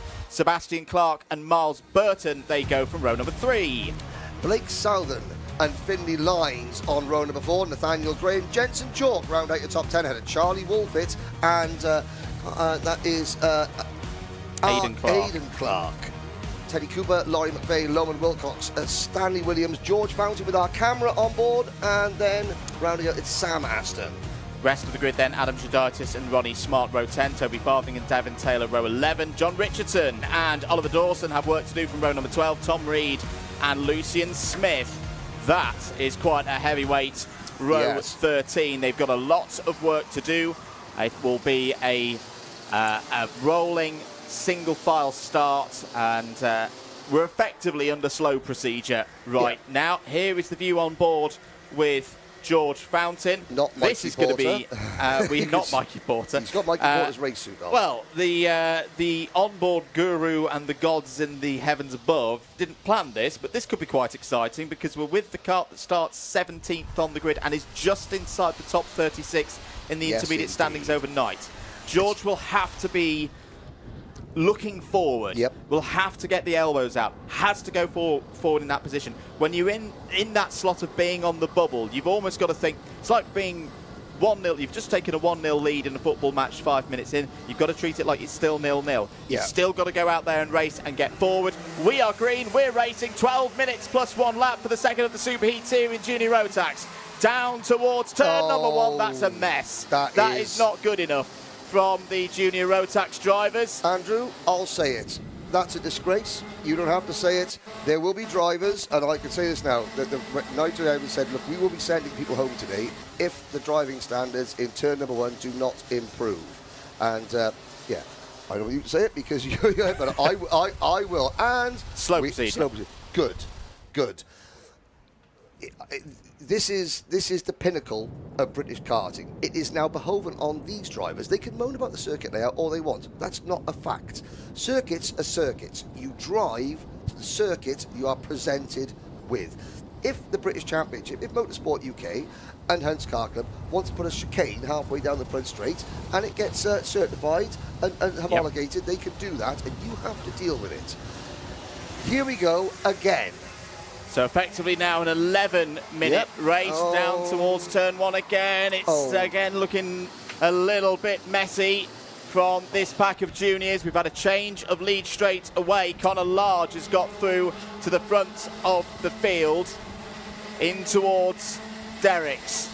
No, it's Finley Lines, apologies, who's come through to lead in that one. And the second of the KR Sports on the road, as was that one of the KX UK machines in a spot like a KR kart. Is that Toby Farthing, could possibly? Well be.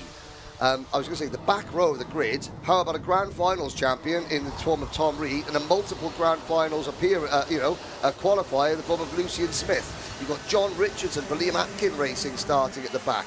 But up at the front, you've got some really good names. Miles Burton. Talk about, we've got a change between Charlie Wolfit. Here we go, on board with George Fountain through the Willows. Miles Burton in number 643 for the Vantage Racing team. Well, Aidan Rudge, the engine is on Miles Burton's kart. Aidan Rudge won in a kart raffle for £1. And here it is, running. At the moment, he did start this race 6th.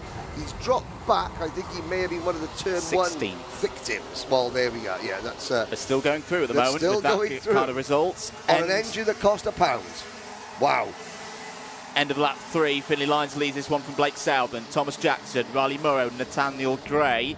Charlie Wolfit, who had technical problems yesterday, is running P6, is unbeaten in finals, going back to the final round of last year's championship. He's your championship leader heading into this one, and it's this kind of day where his championship could be won or lost. Not in terms of winning race wins. How much he recovers. He's taller. He needs to recover back through. These are conditions that do not lean themselves towards the older, taller, more weighty of the junior drivers, but Charlie Wolfett, who's not happy at the start of the week, they found that the chassis was a bit soft. They changed it over Friday night, and the work appears to have had a positive benefit, as there down the inside was the 684 of Stanley Williams, who's done a lot of club racing so far this year, a lot of racing at Shennington, and Wilton Mill has had a go here in the British Championships. Charlie Wolfett, fastest lap of the race so far. This is the pack all around 10th place, I think it is, heading through Devitt's Corner. Teddy Cooper in the middle of all of that in the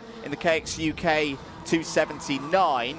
Who else is running up the order? Ronnie Smart up 7 places. That's looking good for Ronnie for Jack's Motorsport. There's a move down the inside from Teddy Cooper. Gains a spot ahead of Williams. 8 minutes to go, and it's quite fraught out there, Henry. It is. Charlie Wolfett is picking them up and putting them down.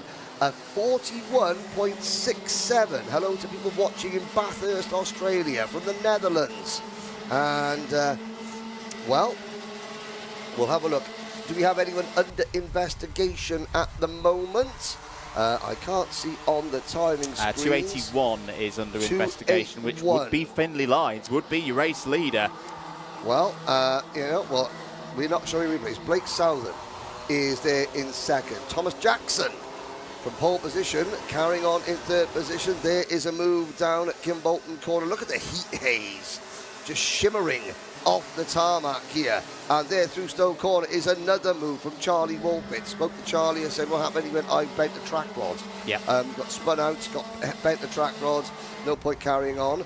Well, for a driver who is, on the older age of the junior spectrum and the taller age, Gold Chain Charlie, and he does have now some Gold Chain Charlie. Oh, sorry, kits. Henry, big one. This is big in the race, and it's big in the championship. Wow. Black flag Findlay Lines. Black flag Findlay Lines. His race is over. Now, I think he might still make the final. But if you think back to PF International, we were talking about Lines versus Wolfett unbeaten in the heats. That is not going to be the case today as Riley Morrow goes down the inside of Thomas Jackson to take P4. Findlay Lines is disqualified from this race. And if he even makes the final, is now going to need a mighty, mighty drive to keep his championship hopes going forward. There he is, out of the lead. Frustration. Very unhappy, but the rules are the rules. That, I think, is back to the race start, Henry. They were, no. That's correct. Now, of course, Findlay, obviously the Lines family, they're running the TCR UK Championship, which is at Snetterton this weekend. The instructions were clear this morning. We are clamping down and say, it's frustrating and I don't want to say too much. However, and I've got the greatest respect for all these young drivers, and they are ultra talented young men and women. You have to be to race at this level. But, they are making mistakes and they are being punished for them. And it's not for us to say, but obviously you saw it, ladies and gentlemen, going into turn number 1, first and second, moved out of the way, third place, came out in first. That was Findlay Lines. He's no longer in this race. Blake Southern now leads this superheat, the driver who burst onto the national scene last year at Kart Masters. We talked about how he's come through the Arrive and Drive ranks. He's come up through the karting pathways, raced in Club 100, but that's all in the past. He is now a bona fide owner Rotax driver. He got his first top 10 in this championship, top 6 last time out at PF International, and he continues to improve his performances. There's Laurie McVeigh, another driver who's come through from the Club 100 scene, having a really good run. Having a really good run for Pro Train. And, this is McVeigh down the inside. That is for P6, ahead of Nathaniel Gray. 4.5 minutes of this race to go. Sorry, not Pro Train. He's running for Jack's Motorsport, but he's got the Project One. The Project One livery cart on him. I was getting my Pro Trains and Project Ones mixed up there. Jensen Chalk, just behind this battle, there's the 216. That's Thomas Jackson, and the 222 of Riley Morrow. The human highlight reel, Riley Morrow, now with Lee Taylor as his mechanic. Both being caught by Jensen Chalk for the MLC Motorsport team. And just behind, a little way behind Jensen Chalk, in fact 3 carts behind, here is your onboard cart. George Fountain, you can see just the top part of your screen, the 3 carts. That would be Morrow, that'd be Jackson, Morrow and Chalk. then you've got McVeigh, then you've got Nathaniel Gray and George Fountain. Ronnie Smart is up into 9th place. Ronnie Smart started 20th. Welcome, well, I would say welcome to the main event. He's doing everything he can to get into the main event. Here's an interesting moment. The 2 DHRs at the front of the order. Yep. Now, both of them are going through here.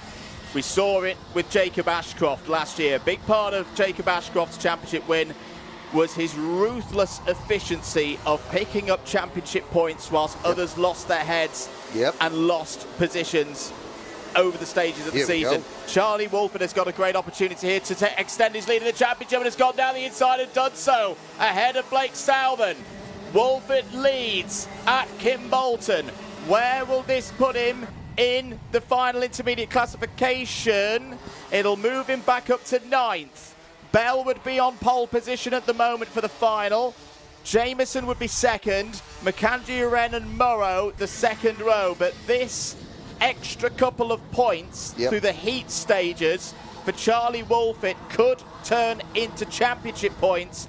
And with one of his main rivals in this championship out of this race, this is not going to be where the championship is decided, but this could be a moment that we look back on in the autumn and go, that's when the tide turned. And here's a great battle on board now with George Fountain. Ahead of us, that's Thomas Jackson in the 216. Riley Morrow having to work really hard right now to hold on to 4th place through Derricks, through this double chicane, onto Dan Weldon Corner. It's a short run as they run towards Dan Weldon Corner, now towards Kestrel. This is where you need good exit speed. Running smoothly through Kestrel Corner and then maybe go for a bit of a dive on the brakes into Kimbolton. Not up on the cards that time around because Morrow coming it off. Here comes George Fountain. He's got past Jackson. Morrow overlooks his shoulder to the inside into Stoke Corner. There could be another chance of a switchback here as Laurie McVeigh comes flying in and is holding P7 ahead of Ronnie Smart. This is now better racing. This is what we want to see from the junior Rotax drivers in towards the bus stop. The Derricks Corner once again, and Morrow, he really is having to work very hard at this stage of the race, Henry. He is, the human highlight reel, and of course now in karting, the biggest jump is you go from mini to junior, because that's where you go from the 950 chassis to the full-size chassis, and drivers are finding that jump very difficult indeed. So Morrow, I was speaking to Lee, extremely fast, getting involved in one too many incidents at the moment because he's still young and he's still getting used to the fact, he's got wider surroundings behind him, but undeniable speed, the Sam Pollitt racing team. Our camera car, George Fountain, up into P5 from 17th on the grid. Now, when people say, I don't want the camera, it's bad luck. Well, so far, it's been very, very good luck, because here comes George Fountain, now closing in on the back of the human highlight reel. Riley Morrow gives him a little signal there saying not to worry. Into Kestrel Corner we go, 30 seconds remaining. It's Charlie Wolford, Blake Southern, Jensen Chalk, Riley Morrow on your screen. Then it's George Fountain. Then the Project 1 livery car, Jack's Motorsports, Laurie McVeigh, Thomas Jackson. So nice to see, different names running at the front. Now, at the back of the field, there's a move. At the back of the field, Tom Reed and Lucian Smith have been going about their business as well. Up to 14th and 12th and 14th. Is that going to be enough for them? John Richardson, for the Liam Atkin racing team, he's up to 19th. I don't think that will be enough. Ronnie's, especially with people like Ronnie Smart, Toby Farthing where's Toby Farthing? P21. No, he's not gone. Adam Joditis, Devin Taylor, all down at the back still, so we're not going to see them. Samuel Aston was the driver on the bubble, starting 18th. Sam Aston in kart number 621 for the Vantage Racing Team. Ooh, that's going to be... Plus 5 second penalty for 621, so I think that's going to be the end of the day for Sam Aston. We are on the final lap. Charlie Wolford is heading towards another victory, and the tide has turned here on this Kimbolton weekend. Goldshade Charlie won't start on pole position, but starts his day, his finals day, with a race victory. Blake Southern makes it a Dan Holland Racing 1-2. Jensen Chalk is in a very nice position with that third place. Second in the championship at the start of the day. Could Chalk be the one to take the fight to Woolfit at this midpoint of the season? George Fountain, brilliant drive with the onboard camera. Goes up 13 places to P4. Will make it through to the final. Riley Murrow 5th. Laurie McVeigh completes the top 6 aboard the Project 1 liveried Jack's Motorsport machine. Jack's Motorsport and Project 1 came together. It's in the Project 1 Racing Group from a couple of years ago. And for the organisation based down in the southeast of England. Lots to talk about, lots to ponder there, Henry, from both of those junior Rotax races. Yes, there are people who may be joining it saying, why are we starting single file? Well, we normally wouldn't, but in juniors and seniors today, we are starting single file due to incidents that happened yesterday. It is a proactive move from the Motorsport UK officials to try and ensure that we police the racing correctly. Charlie Wolfett, Blake Southern, Jensen Chalk, George Fountain, Riley Murrow, your top 5. Laurie McVeigh, Ronnie Smart, Thomas Jackson. Then you have Cooper, Bernard, Smith, Gray, Stanley Williams, Tom Reed, Sam Aston, Connor Large, Miles Burton, on the engine that cost £1, Aidan Clark, John Richardson, Sebastian Clark. That's a poor result for Sebastian Clark. Started 5th, down in 20th. Aaron Yo, I hope that Aaron Yo, Sebastian's mechanic, had his scooter stolen yesterday. I hope it has been returned. Now, look at that, Andrew. A breeze. A breeze. The Wera Tools, the Rotax Racing, and the Motorsport UK banners fluttering. That is quite literally wind in the willows. There it is. There it is. That is officially wind in the willows, because the willows is the corner and there is wind. So we, for those of you that are wondering why that, it's a decision that was taken overnight after yesterday to try and ensure better racing. And of course, we've already had 2 black flags in the first 2 races. More racing coming up. Got 2 superheats for senior Rotax. Which will again be single file starts. Then we'll be into MiniMax, Micromax, E10 Cadet and KZ2, which will be traditional 2-wide starts, double file starts. Keep comments coming in, keep messages of support. If you missed any of the action so far today, don't worry, you can watch it back at your leisure on the Alpha Live and Karting UK platform of channels. It's a very busy next month or so for British karting, and we've got more rounds of the British Kart Championships for all classes coming up. Wera, Wilton Mill, PF International coming up, and Kart Masters. We'll take a short break here at Kimbolton. No hydration breaks for us today, but a little pause don't just need to keep hydration breaks. Keep us on time. We'll be back shortly. Here at Demon Tweaked, you probably know us for our massive kartwear range. We've got everything from suits, boots, gloves and helmets from the biggest brands in the business. But we are so much more than that, because if you're looking for kart parts, well, we've got you covered too. We've got everything from Rotax parts, sprockets and chains, discs and pads, data loggers and dashers, fuel tanks, steering wheels, bead breakers, and loads more. But of course, it doesn't just stop at the track, and if you're looking to build your skills in the sim, then we've got everything you're going to need to build the ultimate rig. So whether you're just getting started or you're already at the top of your game, Demon Tweaks has got you.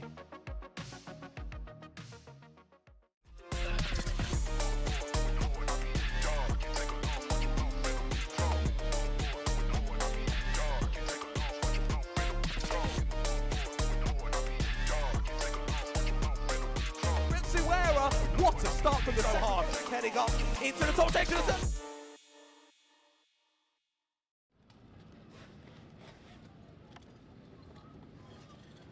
Welcome back, everybody, to Kimbolton, getting ready for the first of 2 super heats for senior Rotax. There is Ryan Gandor in his kart there. Where does Ryan start this one? Oh, right at the very back of the field, in fact.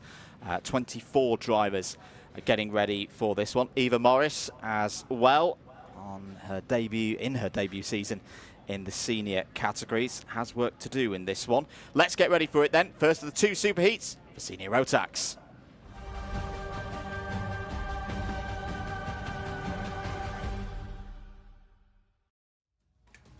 Let's take you through the grid then for the first of 2 superheats. Freddie Lloyd starts on pole position with Leon Hasty alongside going into turn 1. Well, not alongside, because it'll be a single fast start for this one. Albie Lapper and Jared Fox-Whiteley on row 2. It's Joshua Graham and Joshua Smith who carries our onboard camera going from inside the top 6. Next up, Antoine Lemieux and Will Archer. Macaulay Bishop and Matteo Palazzo complete the top 10. Bishop missed out on getting a lap in qualifying yesterday, so is charged from the back through the heats. Keane Geraghty and Mikey Walker start 11th and 12th. It's then Jack Thompson and Oliver White 13th and 14th. Ewan Charman and Pearson Bullock Carter up next, ahead of Harrison Crowther and Charlie King.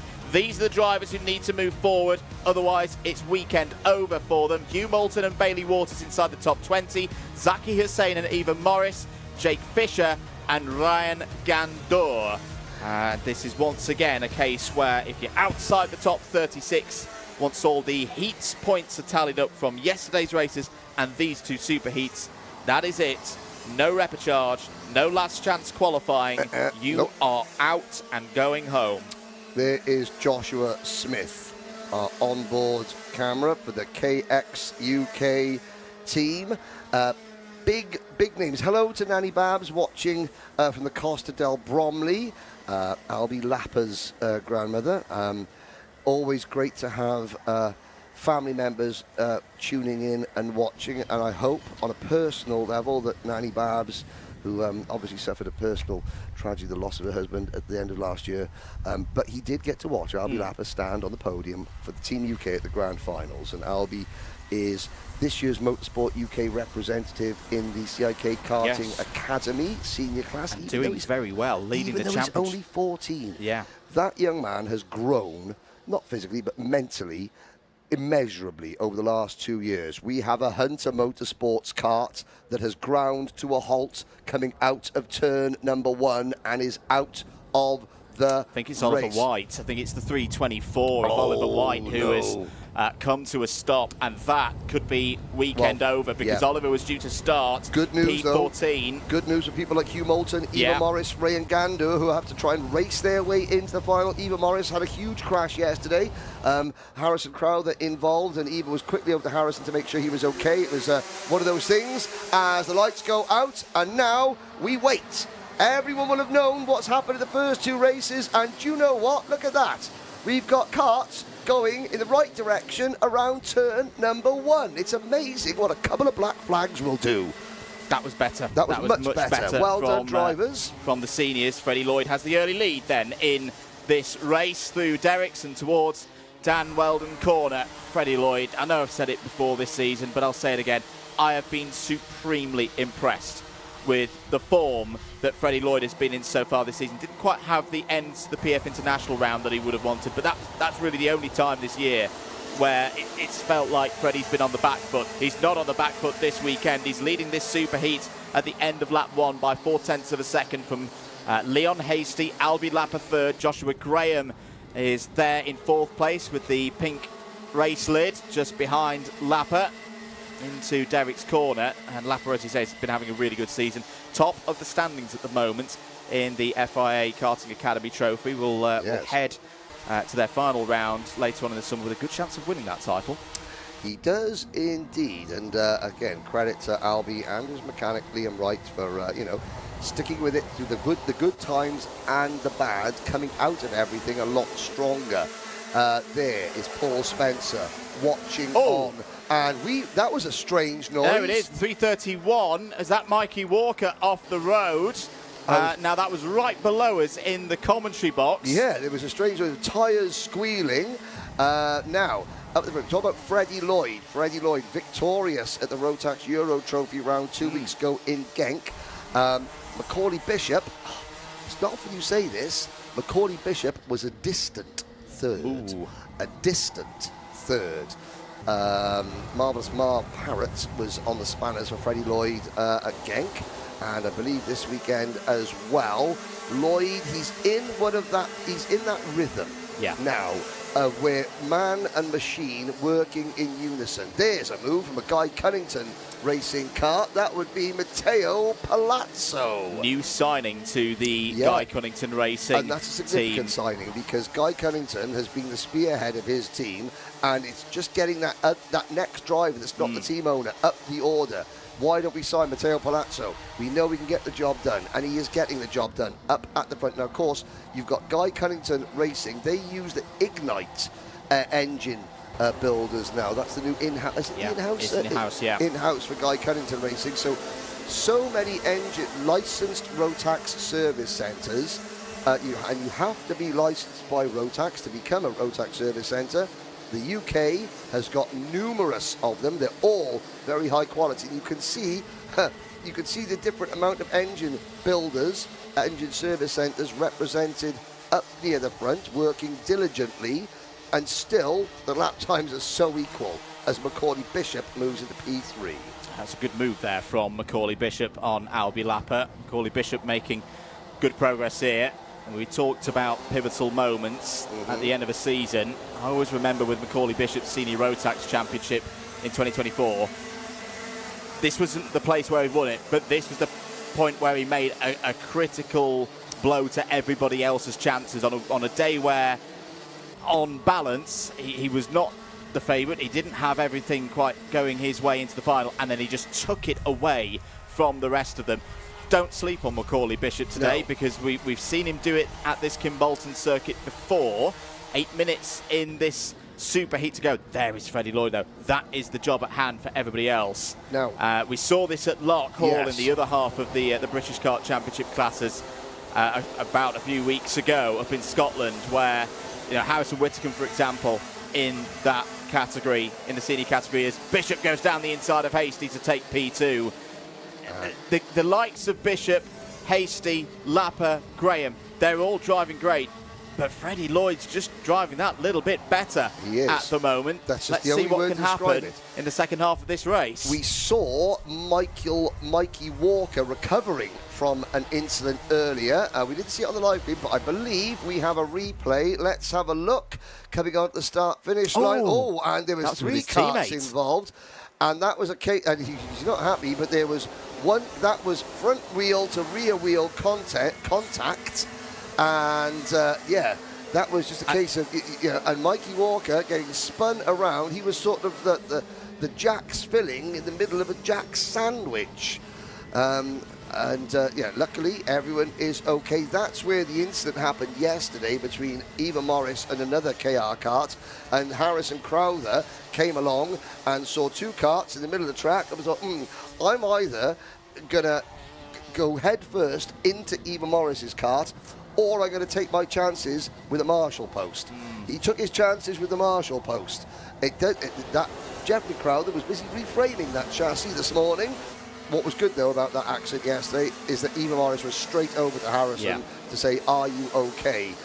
Because I think she realised Harrison could have made a decision. Here is Josh Smith through the willows, past the new grandstand, onto the straight leading into Derek. Smith currently running in 8th position, chasing Cian Geraghty, Ewan Charman.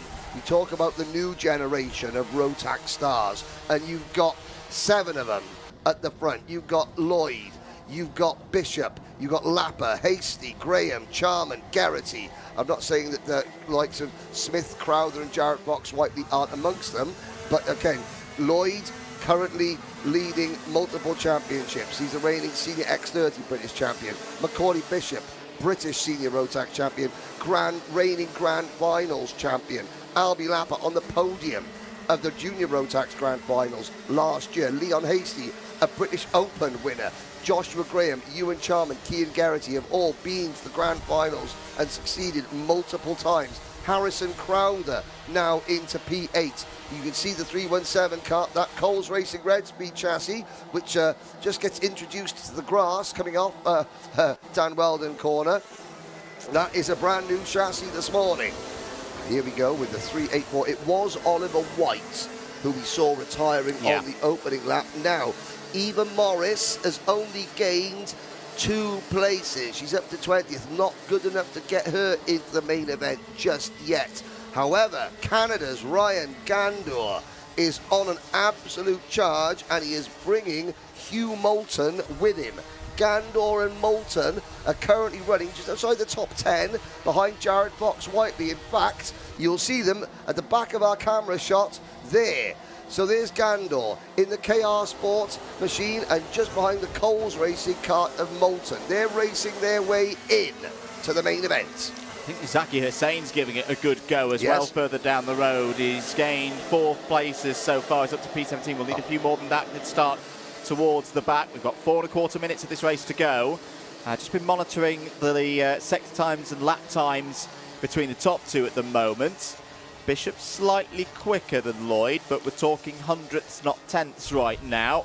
And, well, it's not as hot here today. What is the air temperature at the moment? 24 degrees in the shade. Absolutely perfect.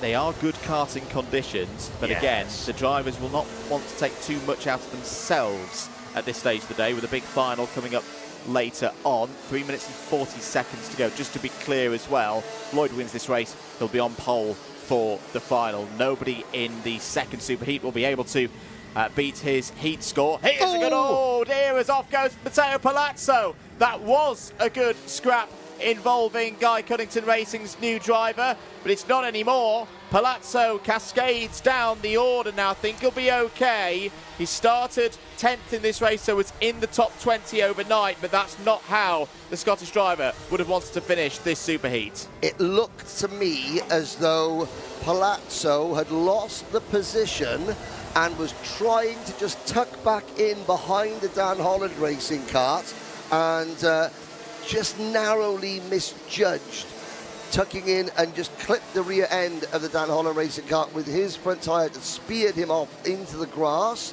the very well manicured grass, I must say, as we look at Smith going into Derrick's corner now, out of Derrick's and around Dan Weldon up the Kestrel Straight.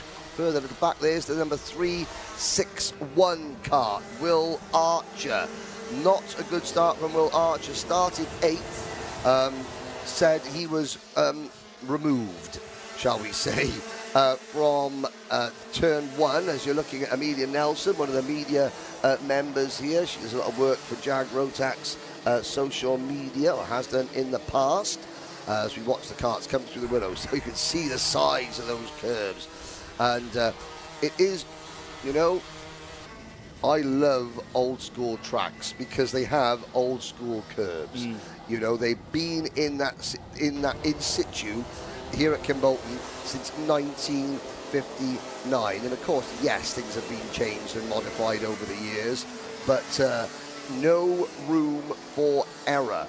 And I have to say, unfortunately, it's not great news for Harry Taylor or Findlay Lines, but they were the examples that have been made. And it's no coincidence that we had a nice, clean start to this race. There is the KX UK. That is Josh Smith. Here we are on board with him through Derrick's. And you can see the weathered tarmac. You know, this chews the tyres. Look at the graining on Smith's right front tyre there. You know, that mojo is being given an absolute shellacking by Smith and all the drivers. It's hot. The tarmac is abrasive. And tyre conservation, we haven't talked about that much. That will come into play later in the finals. Because, okay, we've got 2 races today, but these drivers are the same tyres they ran yesterday, aren't they? They are indeed. Yes. I was just having a watch there of Ryan Gandor's body language at the wheel. He's gained 14 places in this race. It's very easy for a driver to overdrive in this scenario. He had to think about going for a move there, and Joshua Smith, but I think took the right decision of go, no. It's no good jumping up 14, 15 positions if you then end up over the front of someone's front fairing and undo all of your work. Exactly. So Ryan's got to he's got to fight the racing driver's urge at the moment to just keep overtaking, because he's got a good number of positions at this stage. This should be enough to get him through into the final. Doesn't want to ruin it now. No. And Ryan Gandor, who you'd be familiar to British audiences, has raced in the UK. He is Canadian, moving up to seniors for the first time this year. Struggled in Genk 2 weeks ago, but I saw him at the start of the year in Houston for the Rotax Winter Trophy in the gym working really hard. Yeah. And it was a bit of a joking with him, but he was like, no, I'm working really hard. And his team and Jay Southern, around him said, look, no, he's in the gym, he is working. Antoine Lemieux, who finished in the top 10 in the Junior Rotax Grand Finals back in 2024 at Sarno. Antoine, also now with DHR, is running in 13th position. Antoine's sister, Frederique Lemieux, she has just stopped karting because she is on her way to be, she's a very, very intelligent, gifted young lady, concentrating on her education. But education, well, nothing is like racing education than a race win, and that is what Freddie Lloyd has just achieved here. 2.5 seconds up the road from Macaulay Bishop, but Bishop, well, Macaulay had to come calling from 9th on the grid. Albie Lapper 3rd, Leon Hasty in 4th, Joshua Graham, Cian Garrity, Harrison Crowther in 7th. Well, Harrison, we had a chat this morning, and Harrison was ambivalent, should we say, towards the start procedure, but it's worked well. And look at that right front tyre, that Mojo tyre from Josh Smith getting out of the kart. You can there are still bubbles in it. There are still, you can see the two holes in the tyre. That is something, but the rest of it, yeah, you have to be very, very careful indeed. So for the second time this season, Freddie Lloyd will start on pole position for a final in the British Kart Championships in the Rotax, Senior Rotax category. He did so at PF International. Will the final go a better way for Lloyd than last time out? That's the 3rd time this year that Lloyd has taken a full complement of 65 championship points to go with his win at Warden Law for the first round. Lloyd picking up good points there. Bishop's 2nd, Lapper 3rd in that race.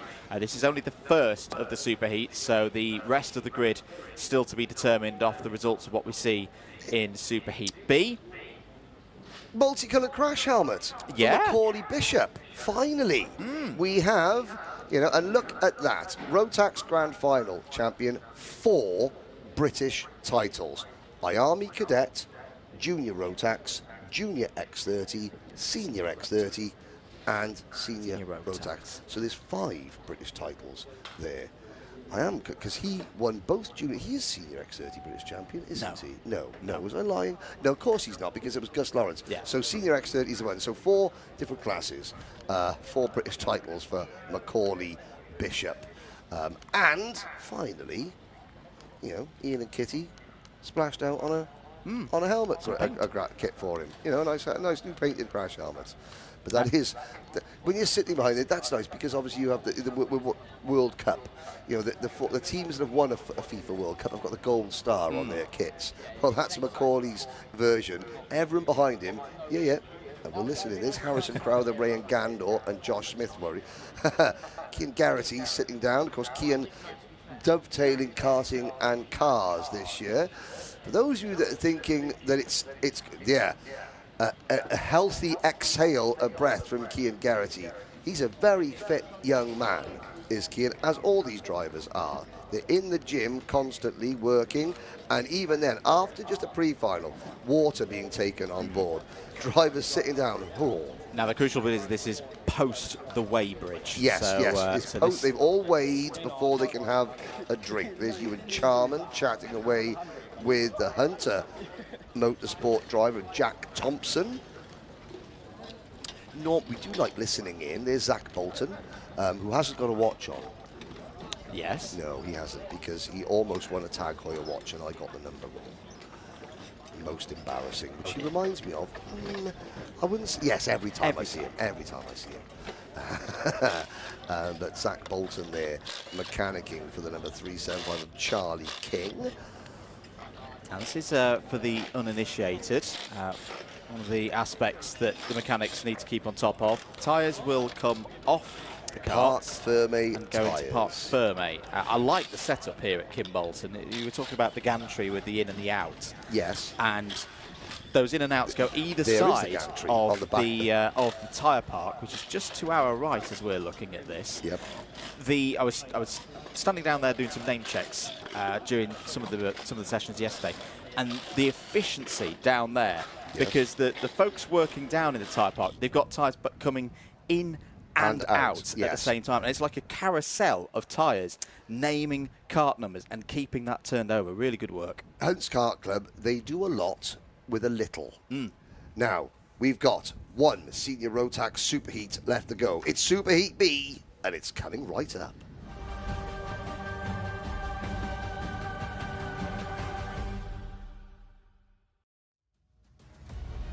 So we've seen the first half of the field for Senior Rotax. Here's the second half for their Superheat. Guy Cunnington starts on pole position. If he wins this race, he'll be on the front row for the final. Harry Freeman, P2 for the start of this one. Jack Lilly and Oliver Smith, third and fourth. Victor Hansen and Finley Jones, they complete the top six. Daniel Kilpatrick and Noah Barham on row number 7. Oliver Liversedge and Jack West, row 8. Harrison Whitcomb and Lorenzo Cordal on row number 6. Joshua Turnbull starts 13th ahead of George Cole. Matty Hingley, the winner last time out, completes the top 15 for this one. James Tester and Eli Singh Bannon returning ahead of Rex Ashley. We'll go round again for one more formation lap. There's the 5 drivers currently not qualified for the main event. Ollie Miller, Leo Steed, Miles Roby, Alfie Littler and Connor Tubby.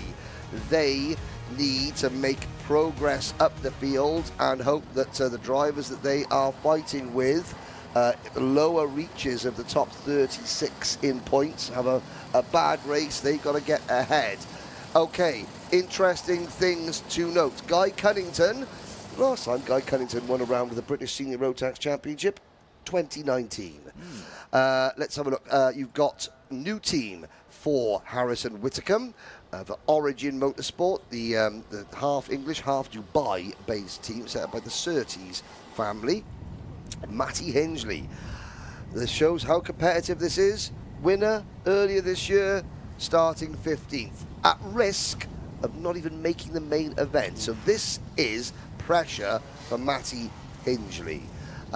Get through turn 1 cleanly and then go about and see what you can do to get up the order, because you're not going to be starting at the front, but a good result here means you're not completely out the back. You still have a chance. But what about the last surviving member of the Rotax G8? The G8, Kai Hunter, Reese Hunter, Matthew Higgins, Lewis Gilbert, Mark Kimber, Callum Bradshaw, Sean Butcher and Guy Cunnington. Those 8 drivers, they are the main 8 drivers that have elevated Rotax karting in the UK to global domination. And Cunnington is the only one of those 8 on the grid this year. And a little bit of experience. A little bit of experience. What can Guy do against the rampantly chasing pack? And the answer is try and get away like a scalded cat and go around again. So that is effectively a false start. But the race has not begun. The race has not started. The green lights were not shown to the drivers that time around. So we'll go round for another formation lap in effect. Cunnington from Freeman, Lilly, Smith, Hansen, Jones, Kilpatrick, Barham, Liversedge, West. That is your top 10. Harrison Whitcomb starts 11th for this one. Lorenzo Cordal, who's had some really good results through the heats and the super heats so far this year, would love to get through into another final.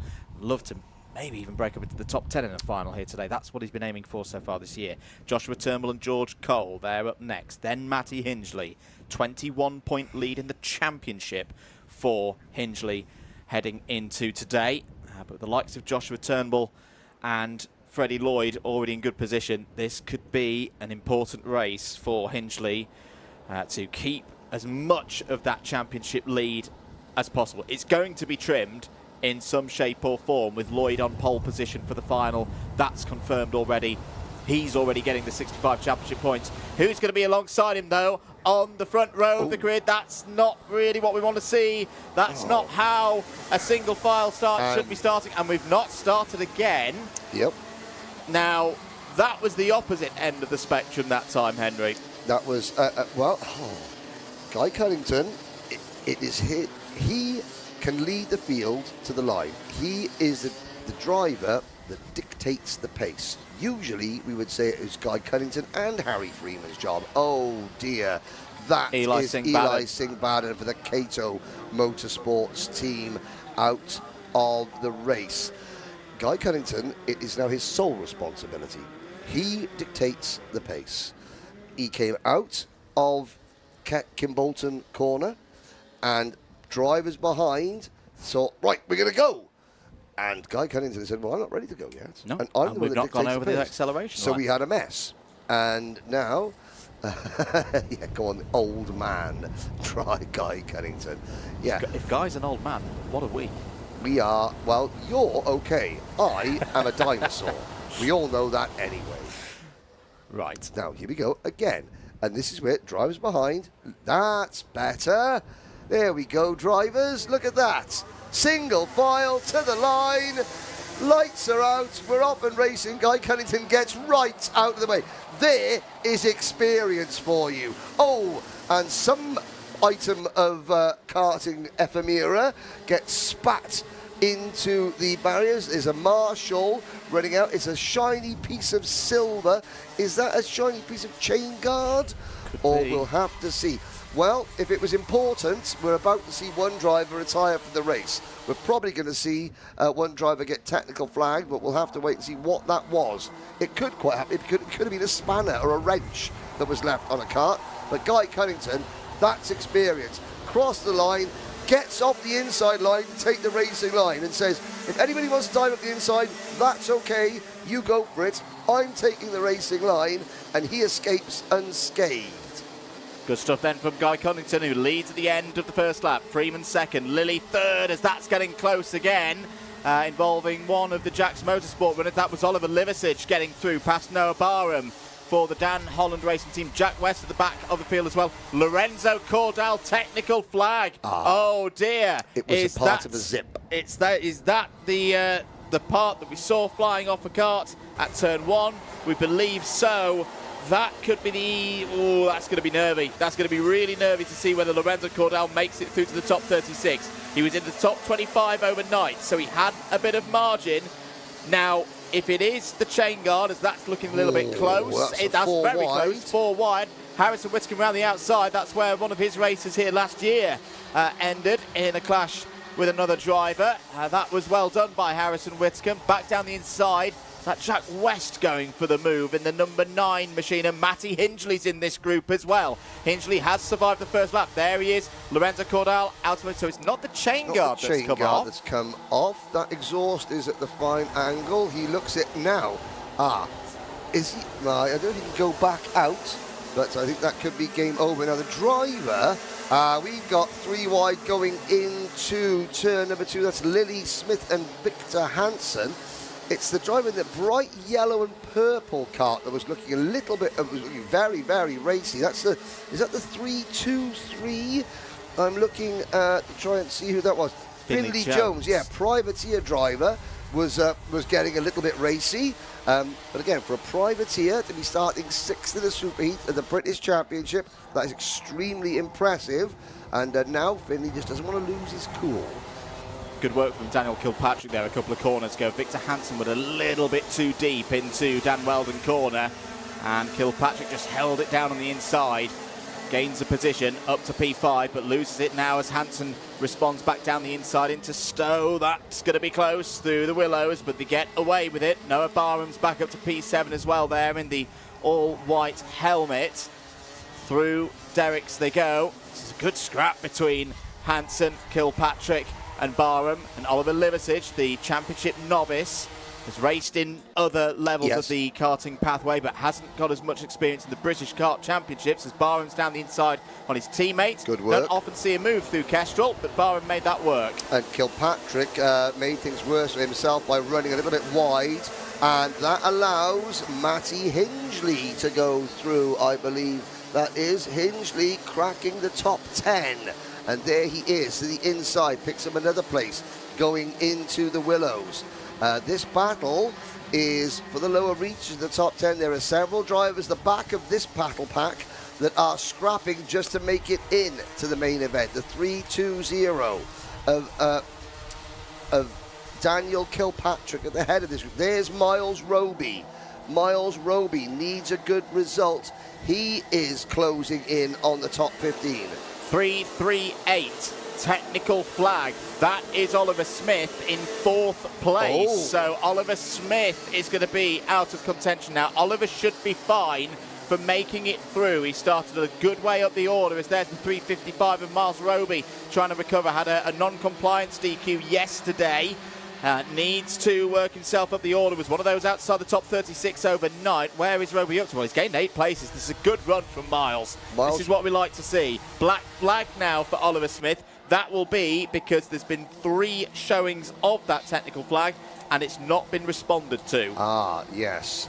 Miles Roby, pace has been the problem up until the start of this year. Pace is no longer the problem. It's now just racing luck. And there is no right-hand bumper cover on the number 338 Kart. That is why he has been black flagged off the circuit. Roby is the MLC Motorsport team, the P1 Power, powering Miles Roby. The package is now together. The driver is getting his head around karting and is moving forward. So it's now just racecraft. The pace is not a problem anymore. Roby now just having to navigate all the various little trials and tribulations that occur in any kart race when you are fighting towards the sharp end. There's the Origin Motorsport machine. That is an OTK chassis for Harrison Whitcomb. New team this weekend for Harrison, but he's got his regular mechanic Liam Smith on the tools, so familiarity. There's Finley Jones. He's got the Liam Atkin Racing race suit on, but that is a privateer entered chassis. Good to see Liam Atkin Racing. Good to see Vantage Racing here in the paddock. New teams joining the British fraternity. A few notes from race control, and some of them could be quite consequential. We've got 3 under investigations out there for Daniel Kilpatrick. That may be for one of the moves that we saw earlier. Harrison Whitcomb and Guy Cunnington, the race leader, is under investigation. I wonder, though, that was the earliest of the notifications on our screen. Apologies, we didn't catch up with it a couple of minutes ago. Could that be for one of those falsies? Did Guy Cunnington go before the start box, I wonder? We'll have to wait and see. And, of course, a man of Guy's experience, I had to go early because that was the best way to make sure that we all got round the first corner clearly. I was thinking of the other drivers when I went early.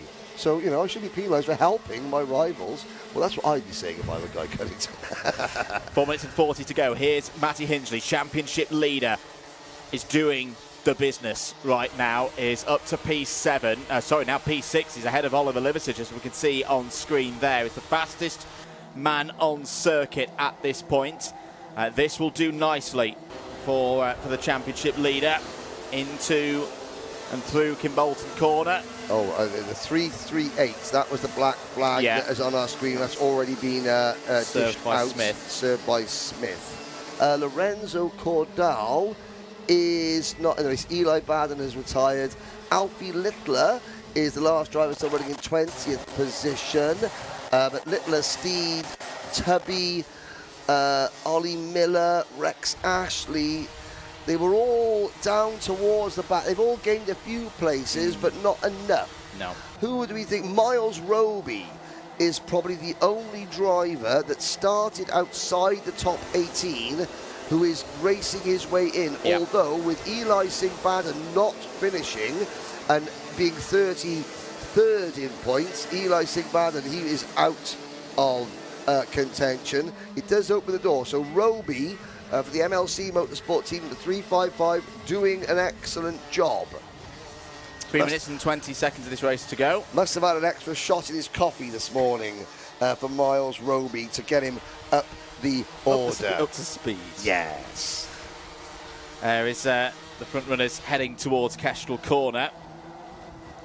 Calmed down this one, although as I say that we've got another investigation underway for James Tester in the 327, currently running 14th, up 2 spots. Matty Hingley, another new fastest lap of the race. How much confidence do you think Matty Hingley will have got from that win last time out, Henry? It had been a while coming. Yes. There were a few second places along the way, I think particularly back to Dunk as well last year, where if it's not for... It was his first win since 2020 when he was battling Matty Higgins in junior Rotax. So you think, it's not a case of like that the driver forgot how to win. It's a case of how competitive it is. And okay, Matty took Matty took a couple of years out to help his older brother Ben run the Ultimate R team. But of course, Ultimate R, a family-run team. They've got some fantastic facilities here in the paddock. Ultimate R, they've got some great people working around them. It just goes to show how hard it is to break into the winner's circle. Guy Cunnington, has Guy Cunnington Racing won a race in the British Kart Championship since its formation?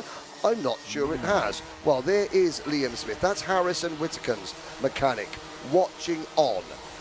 You've got the MLC Motorsport team next to him. Great to see 2017 Senior Rotax Grand Finals champion Brett Ward back in the paddock. He's working with the MLC Motorsport team. Haven't seen Brett in a long time.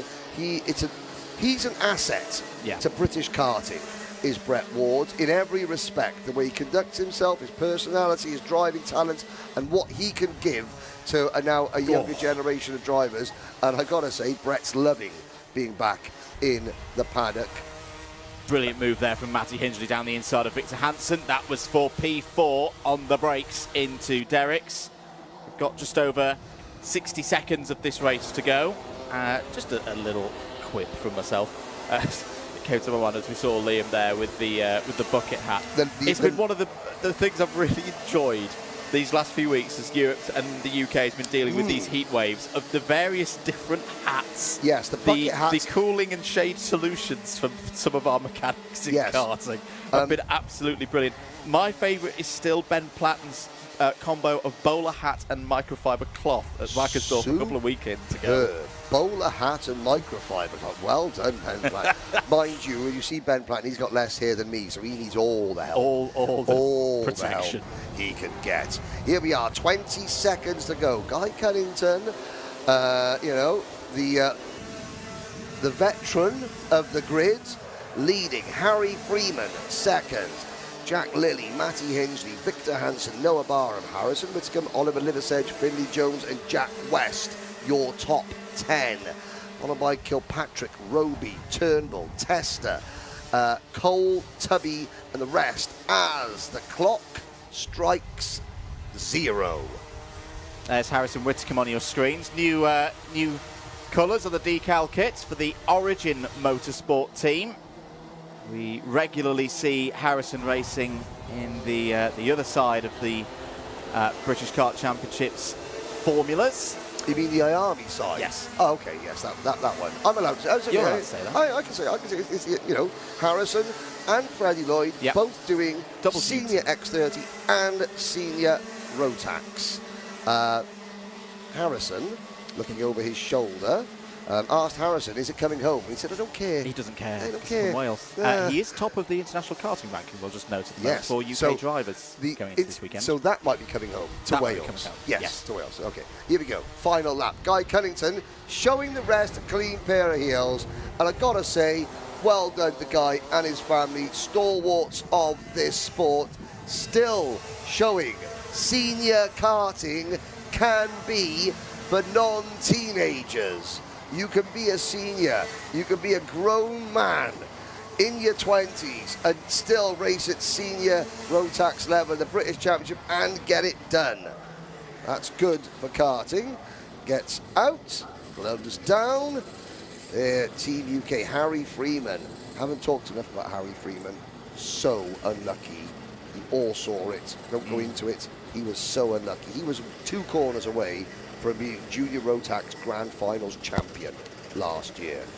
Nobody is owed a ticket for the Grand Finals. Yep. Nobody is owed anything. You make it.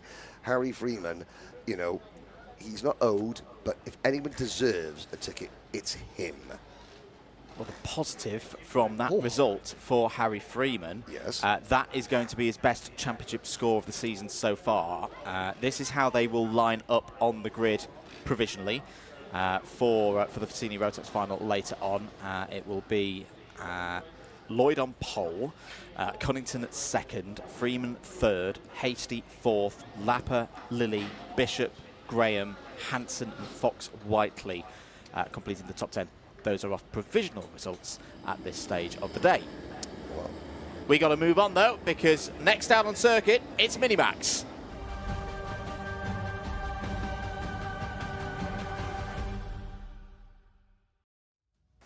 Let's take you through the grid then for MiniMax. Austin Oman starts on pole position. Oscar Kenny, who's been in good form so far in the summer, starts alongside on the front row. Maximilian Abrahart and Otis Cleary go from row 2. James Roots and Jack Fulbrook-Harmer go from row number 3. Joshua Cook, Teddy Murphy, Dian Singh Pahal, Dimitar Uzanov, Lewis Herbertson and Oliver Butchard. Watch for that young man. He's something special. Charlie Page, Eddie Duncan, Ralph Martin, Sebastian Veerman, Flynn Grantham and Logan Rolfe on row number 9. Row 10, Will Eden and Arthur Farrow. Alfie Phillipson and Riley Blakemore go from 11. Maria Roberto and Soren Gallagher go from 12. Rest of the order, James Devereaux and Ethan Lloyd on 13. Jensen Skeffington and Hugo Torpy on 14. Jackson Hilton and Ayrton Galsworthy complete the 30-strong field. No threat of a cut-off here. All of these drivers, all being well, will make it through to the final. Very close championship picture. Oman leading by 3 points over Cook. Roots a further 3 behind. This could be a big day for the Minis. We are racing side by side down towards Stowe Corner. Can Oman make it through the first corner unscathed? That's a good start from the Minis. That's how it's done. Into the Willows. Austin Oman, who had a great run through the heats and the superheat at PF International last time out, was a mere couple of laps away for the Perfect Weekenders. Out 146. is the 146 of James Devereaux. James Devereaux for the MLC team will not go any further in this one. Will still make the final, of course, because there's 30 runners in this one. No threat of a top 36 or outside of it cut off, but that is not what Devereaux would have wanted for the start of this finals day. Look at Ethan Lloyd deep in the pack, and that left front tyre, wow, that has taken some abuse, because of course when you're in the pack the air is hotter, and a crossover there. Whoa, well done Max Abrahart. That was a crossover and a half, and it's gained him 2 places, the number 161. Hello to the Italian arm, Giuseppe Maduri, saying Amatissimo Dian Singh Pahal. Dian Singh Pahal, No, this is not family. This is just people in Italy who have seen Dian's progress, is really taken by him and his talent, and they tune in from Italy to watch Dian race wherever he races. And they also provide a little bit of sponsorship, I believe, which is very generous of them. But the MiniMax grid, that is a standard 2-wide start, because yesterday the MiniMax field were behaving themselves into turn number 1, and lo and behold, we got everyone around turn number 1 cleanly again today. Now, is that a Guy Cunnington MiniMax kart, livery kart? Or no, that was Charlie Page's privateer machine. And there's Ethan Lloyd talking about tyre wear. In the middle of the pack, I think that might be Ethan Lloyd going for a spin. The 135, Logan Rolfe. It's not going well for Logan. When you're in a pack of karts, as the number 153, Lewis Herbertson goes up. Oh dear. And that is Maria Roberto, who she was close to getting a ticket to the Grand Finals at the Euro Trophy in Genk recently. She's driving really well. It's not to be here for her today, as Joshua Cook slides up the inside. Cook, the winner at Warden Law, and is definitely in the championship fight this year.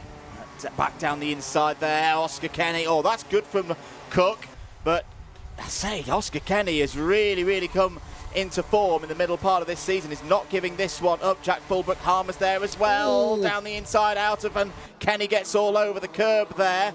Does well to keep control of that. The bottom of the chassis has just been grinding along the curb there. Just, just smoothing it out. That's all it was. Oscar Kenny, the newest member of Team UK for this year's Rotax Grand Finals, is Dimi Uzanov on that Birrell defending. Here comes Ethan Lloyd. How close do you want to be into Stowe Corner?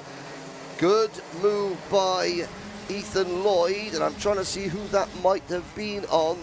It was on an MLC cut. I think Ethan Lloyd had a spin earlier on. It was actually passing Aidan Goldsworthy for Origin Motorsports, so not an MLC kart. There's Charlie Page, the 114, looking over his shoulder. A lot of looking over shoulders going on down the TKM straight into Kimbolton Corner. There's Dimi Uzanov. In Rotax, he runs for the JPD UK, Jason Dredge's team. Effectively a one-man band. But Uzanov, the Bulgarian heritage driver, who's racing again. He's racing in Mini Swift as well. It is Water Swift. Water Swift. We call it Mini Swift in America. I do apologise. Doing double duty. And here's Ethan Lloyd. Look at this pack of karts. We're talking about when you're in a pack of karts, tyres do tend to overheat a lot more. It's aero push and overheating tyres are coming into karting more and more. That is not a healthy nose cone for Teddy Murphy in the 177 kart. As Oscar Kenny, you have a little look there. That nose cone is all over the shop, I have to say. New fastest lap from Joshua Cook, 43.92 seconds, looking to pull away from that pack. Currently sitting in 5th place, or has pulled away from the pack, as has Fulbrook-Harmer, Murphy, Uzanov, Dean Singh Pahal in there. Dean was another, if we've not mentioned it already, of the British Kart Championships trio. I hear... Yes, you're going to say something very funny here. I know what you're going to say. Formula One run a very, very tight timetable. You think the timetable of the British Kart Championship is intricate? You ain't seen nothing yet. But when you're 10, 11, when you're Dean Singh Pahal and you stood alongside Lando Norris and you stood alongside Lewis Hamilton, you've got to ask him a question. You're going to have a chat with him, aren't you? Yeah, and you're going to ignore the various people waving arms saying you've got to leave, you've got to leave. You don't care. And you know what? Lewis Hamilton and Lando Norris both had a good chat with him. Yeah. And so Dean Singh Pahal is single-handedly responsible for delaying the timetable of the British Grand Prix simply because he needed to speak to Lando and Lewis, and they needed to speak to him. Yeah, we saw Maria Roberto with the Alice in Wonderland crash helmet watching forlornly from the side. But yeah, timetables mean nothing when you're dealing with... It's not your priority as a driver. No, it's not. That's what we have timekeepers for. And you know what? The Formula 1 drivers, they didn't care about the timetable either, because it's not often that you have, and again, Emerson and Andy Stewart and Dean Singh Pahal, they were all presenting the trophies. Dean Singh Pahal, he presented Lando Norris with his trophy for coming second in the Silverstone sprint race, and of course he's going to have a chat with him. But he will not tell us what they spoke about. It remains secret. Yep, just between Lando, Lewis, and Dean. Let's head down to Ceol Lynch. Ceol, what do you have for us? Thank you very much, boys. I'm here at Turn 1. We've been getting some brilliant insight of the racing.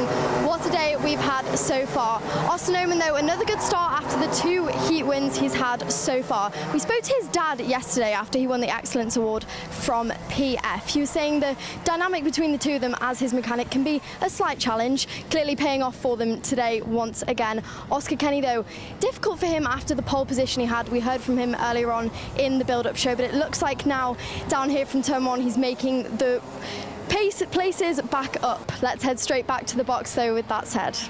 Yeah, it's good scrap going on here for some of the key positions in this race. James Roots trying to hold on there inside the KR Sport 175 of Joshua Cook. Otis Cleary in this mix as well. Been very impressed with Otis Cleary so far this year. Cook goes back down the inside of Roots. 4.25 minutes of this race to go. This is good news for Austin Oman fans, because Austin is now going to be 2 seconds clear of this quintet running inside the top 6. Teddy Murphy a little bit further back in P7. Who's making good progress in this race in the middle part of the pack, because that is Dimi Yuzanov down the inside of Dean Singh Pahal. That's the battle for 8th place. Jackson Hilton, we should note, up 14 places for Jackson, one of the novices for the championship, running with Dan Holland Racing. Best result so far this weekend of P22.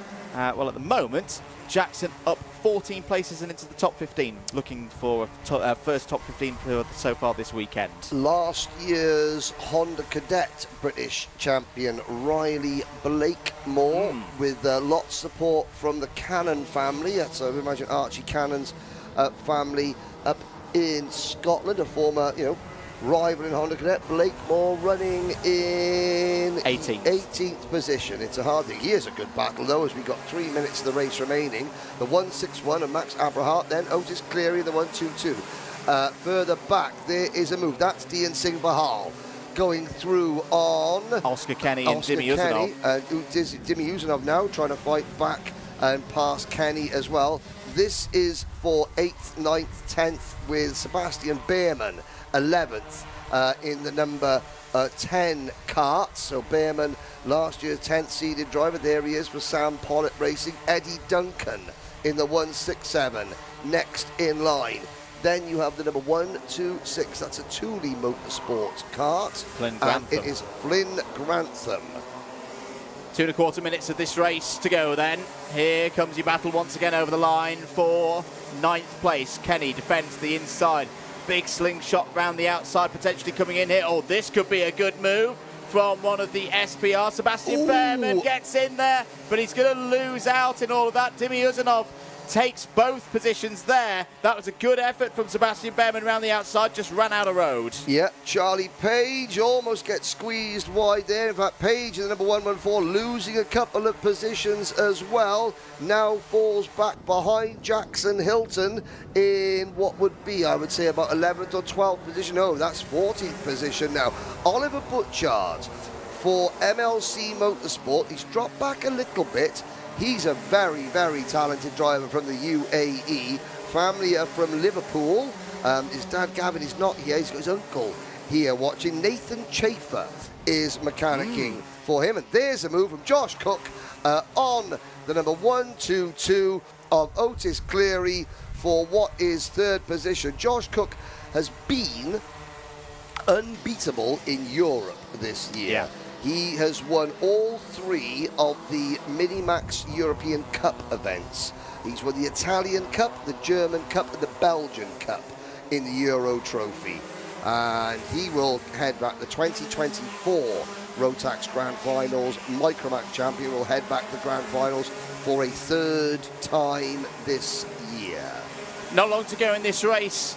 40 seconds to be exact, as Charlie Page goes down the inside of not one but 2 drivers. He's going to be on the outside for the next corner. That was in the scrap with the likes of Jackson Hilton and Oscar Kenny. And in fact, it's Kenny who's won out in that one. Back further up the road, though, Maximilian Abrahart having a look over the shoulder. Maximilian Abrahart going into this round hasn't had a happy time through the heat. Now, he's always come back through 5th in the final at Warden Law, 3rd in the final at PF. Could this be the day where Maximilian Abrahart takes that next step? Because as things stand, he's going to be starting on the front row of the grid for the final. He's had his overtaking shoes on so far this year. He's had a lot of good race pace. That could be a problem for Oman in the final. Yeah, and if you cast your mind back to 2024, Abrahart, when he was in MicroMax, was very, very quick indeed. The Travis Perkins sponsored driver. There is the number 177 of Sam Pollitt Racing's Teddy Murphy with his lucky whiff nose cone, but Austin Oman out of the picture up the road by 2.5 seconds. Then we've got second, third, fourth, fifth and sixth all in a line. Aberhart, Cook, Cleary, Roots and Fulbrook Harmer. Jack Fulbrook Harmer, whose dad came to my aid in Belgium recently when the hire car that was not mine died.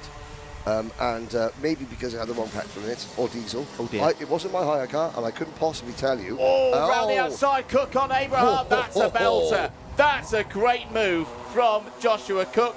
Checkered flag is out. Austin Oman will be on pole position for the final later today in MiniMax. Cook P2, Abrahart P3, Cleary and Roots in the top 5, Fulbrook Harmer 6th, Murphy 7th. And look at this over the line. Dean Singh Bahal 8th, Dimi Uzanov did just hold on there in that big pack. 4 P9, Flint Grantham comes home in the top 10. That was an outstanding pass from Josh Cook. I mean, well, you know it's an outstanding pass where the lad that you've just overtaken, in this case, it would be Maximum Aberhart, is straight up on. It was actually Otis Cleary. It was Otis Cleary. He was up there, you know, who had a bird's eye view, came over to shake Josh Cook. I say, good move, son. Good move. Aberhart sitting in his car, still not. Well, you know, it's in basketball. You call it being put on a poster. So you've got this freeze frame shot of the player jumping up and slam dunking the ball, Michael the Jordan basket. moment. Yes, it's the poor person who's underneath the hoop that has just been jumped over. That's what you call being put on a poster. Because you're on the poster, but you don't want to be on the feature. No, you're not the feature. Max Aberhart there was put on a poster by Joshua Cook. There's Austin Oman going through, and I love that. That was Ceol Lynch, mid-race reporter, saying the dynamic between father and son, mechanic and driver, can be interesting. That means I'm not listening to you, Dad. I don't care how good you were. You're my dad, and it's my job not to listen to my parents. But he's on pole. Says the owner of a teenager himself. Trust me, I know this. But the good news is for, once again, Austin Oman will be on pole position for the final. No championship stage point score worse than 4th so far this season for Austin Oman. That's some good consistency through this first half of the season. Aberhart will still be alongside on the front row as things stand. Cleary and Cook will be on row 2. The position goes to Cleary. They're tied on points. We go back to timed qualifying yesterday to break that tie apart. Roots and Kenny on row 3. Fulbrook Harmer and Murphy on row 4. Singh Pahal and Uzanov will battle again from row number 5. But of course, you're looking at Riley Blakemore there, the American and the Canadian and the UK flag on the back of Blakemore's crash helmet. But of course, what you don't see in the paddock, ladies and gentlemen, it's our job to bring you these little asides. Is that you won't know this, but of course, Josh Cook's younger sister, Tilly, and Max Aberhart's younger sister, I think his name is Polly, they're best buddies. Yes. Along with Chloe Fitzhugh, producer James Fitzhugh's daughter. They're now 3 paddock terrorists, you know, that literally cause, with smiles and laughter, but cause absolute chaos wherever they go. But of course, when the brothers are on track and racing, and sometimes it goes a bit wrong between them, the sisters are like, well, you know, you've got to stay friends because we're friends. And you can't fall out on track because that would spoil our friendship in the paddock. Get your priorities right. Get your priorities right, drivers. There's Dean Singh Pahal. Good drive there from Dean. 8th place in that one, in the top 10 on the grid. And I'm just going to consult our notes here because I think that's the best score. Oh, not quite. Dean had an 8th place in the final at Warden Law, but that's the second time that we've seen Dean Singh Pahal in terms of championship points being awarded in the top 10. The bear on the back of Sebastian Behrman's crash helmet. I like that. Almost a Chicago bear. I was just going to note, Ollie Behrman's helmet at Silverstone, absolutely superb. Proper helmet design. Anyway, we're going to take a short break. Coming up after this, we've got our Superheat for MicroMax. Ooh.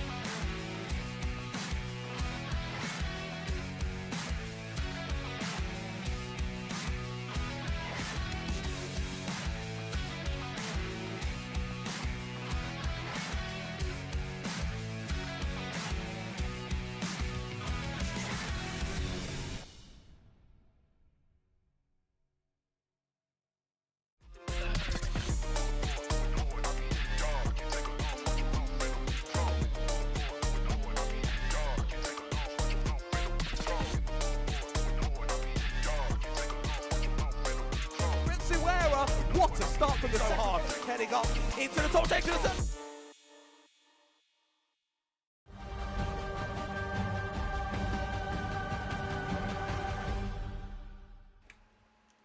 Welcome back, everybody, to Kimbolton. We're getting ready for the MiniMax Superheat. Hendrix Fallat will start on pole position for this one with a very informed Caden Hanley alongside on the front row. Benjamin Schlivar and Lenny Barton, they will go from row 2. It's Arthur Bowers and Freddie Baker starting on row number 3. Arlo Gamble and Ceol Lynch will start on row number 4. It's Sebastian Crawford and Jayan Prakash on row 5. Jayan had a poor second heat result yesterday. It's a little bit further back than we've seen so far this season. Ronnie Allen and Ray Owen go from row number 6. Albert Farrow, another of the front runners for SPR, starts P13 for this one alongside Elliot Hitch.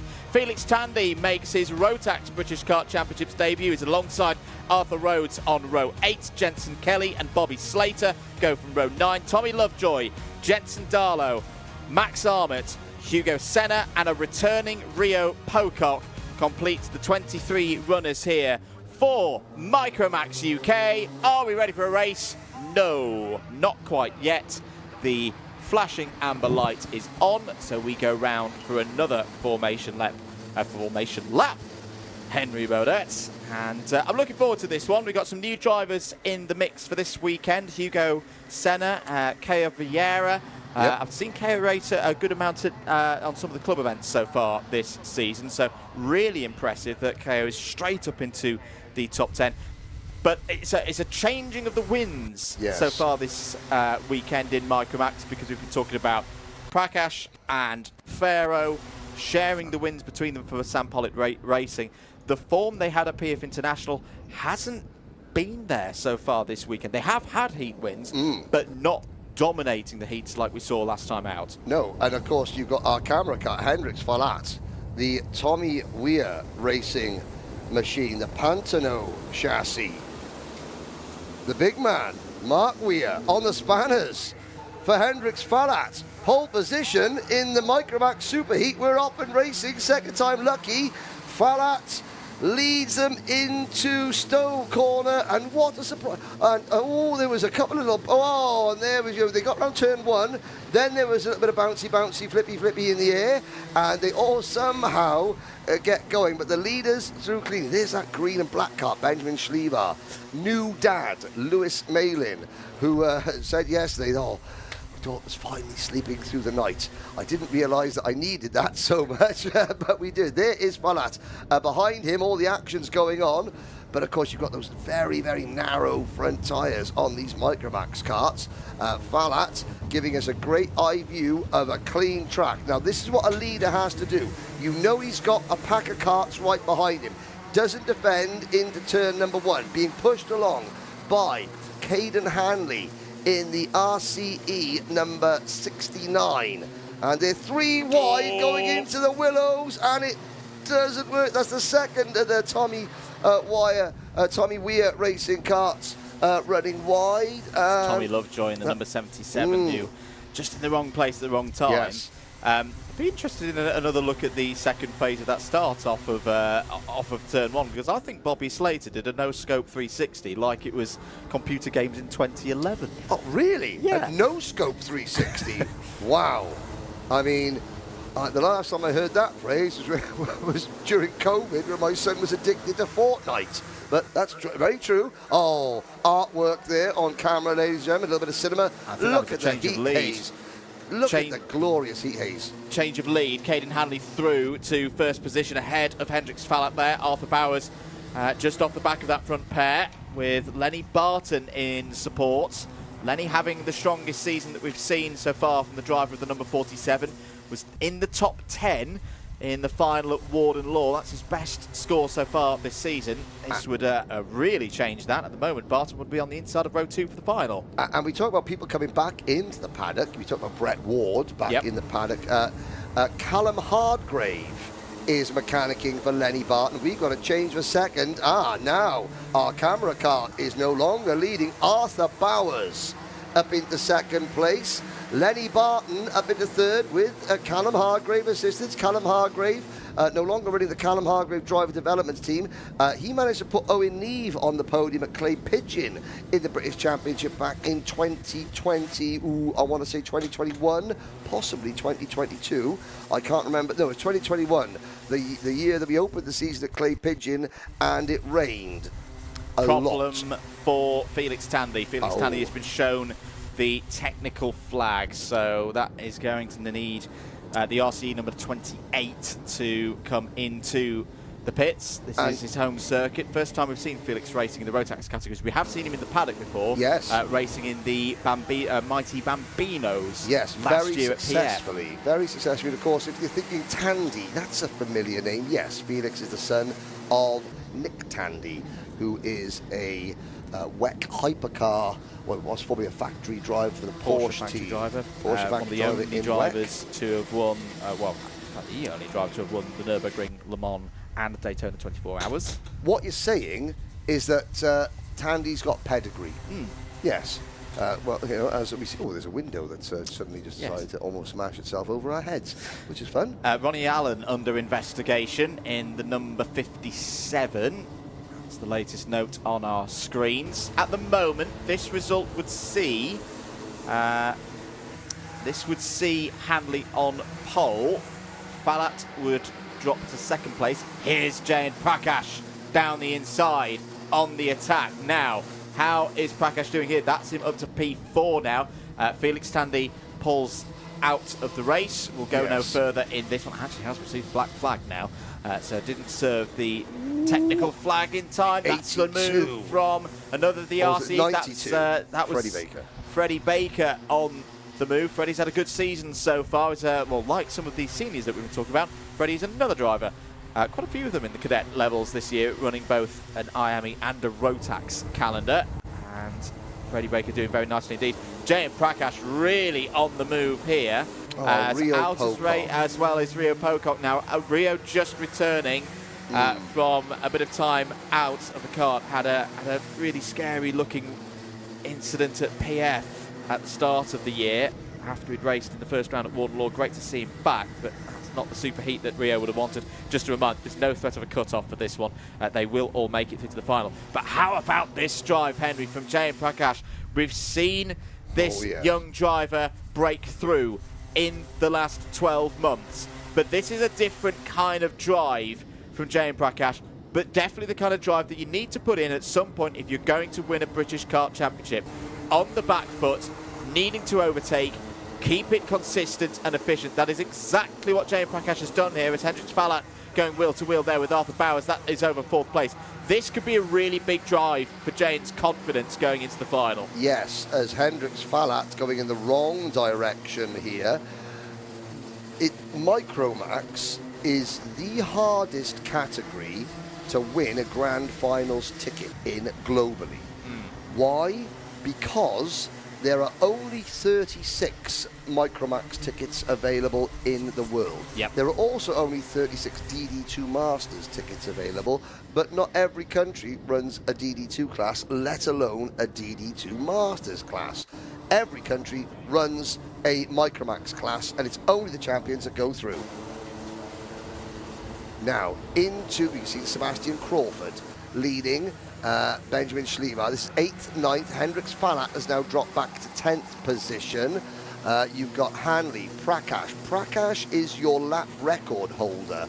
He set the lap record here at Kimbolton, 46.89 seconds back in May of this year. And looking at the lap times, he's at a 47.1.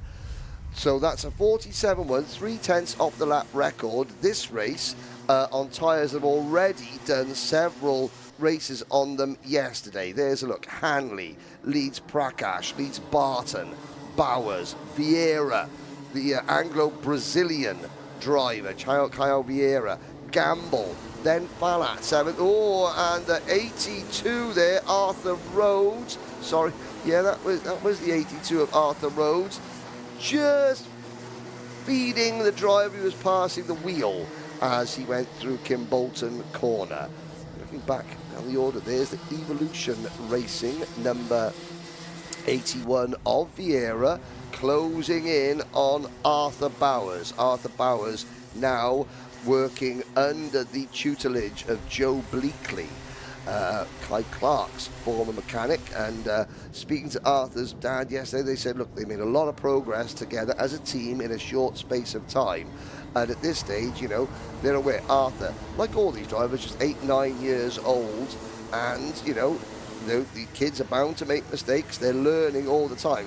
And sometimes when you're this age, Prakash now within a tenth of the lap record, closing in on Caden Handley. Jay and Prakash, Andrew, when you and I started working together full time, yeah, Prakash was one of the drivers that we were like, oh, you know, it's good to see him in the midfield. Yeah. Because when we first started, he was out the back. Yeah. And now here he is, contending for a British title, and there's only one ticket.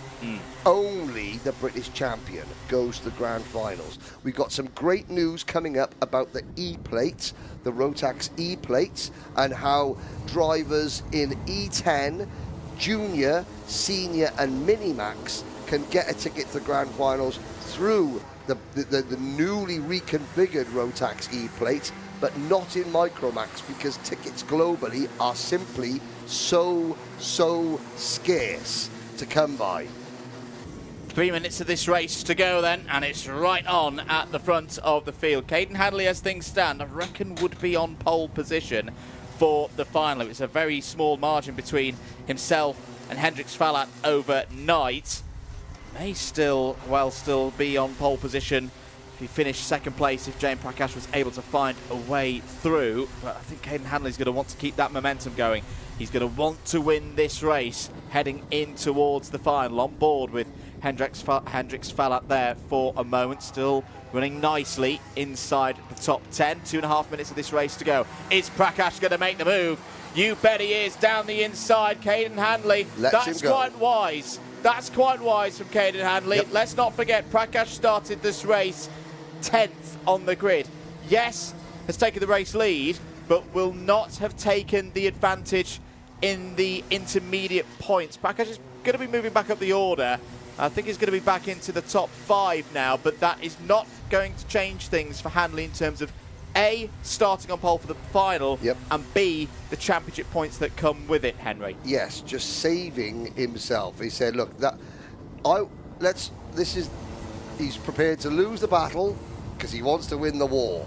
And that's all important. Now, here's Hendrix Fallat behind Kyle Wera on the start-finish straight. 90 seconds to go. Has to defend a little bit because up the inside, there's Arlo Gamble to make the move. And now, he leaves the door open, wheel to wheel through the willows. This is 8-9-year-old drivers at 50 miles an hour, wheel to wheel, centimetres apart, whilst they're signalling to each other.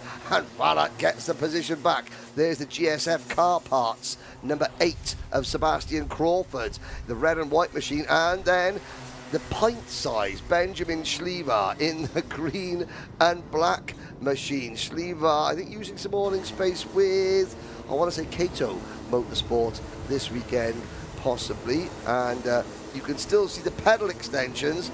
So Benjamin has had a growth spurt. His feet now go beyond the fuel tank in the kart. Oh, here we go. Fallat and Gamble wheel to wheel. Crawford dives in. This is good stuff. Great driving here from the MicroMax field, through the willows and out onto the straight down towards Derrick's. And finally, Hendrix Fallat, for the moment, has clear track back in front of him. It's been an up and down race from pole to 10th, but back to 6th now for Hendrix. Big thanks to our Motorsport Timing team down in timekeeping, have given us an update on the FIC. Handley on pole at the moment. The gap is 5 points. Whoa, who was that off in the background? Was that one of the DHRs? Was that Ronnie Allen, who's a couple of seconds back from this group, just trying to push back forward? Barton would be second on the grid at the moment, and look at this fight. This is the one between the 81 of Wera and the 99 of Bauer. So Wera through into P4. Time is now up. Warning flag for Sebastian Crawford, the number 8. The race leaders will see the final lap board in about 25 seconds time as they come round Dan Weldon corner. We're keeping things locked here in this battle for 4th place between Wera, the newcomer, to this particular grid of MiniMax drivers. Arthur Bowers, who's been in good form so far this season. Wera doing a great job to defend. Hendrix Fallot trying to keep himself up the order, will be on the inside of row number 2 as things stand. This has been another really good scrap from the MiniMax drivers. Side by side again. That needs to be a little bit more respectful room given. Got to give it to Arthur Bowers. He's kept his nose in there, got the position. Wera won't be able to challenge. No, Wera will be able to challenge. Side by side through the willows.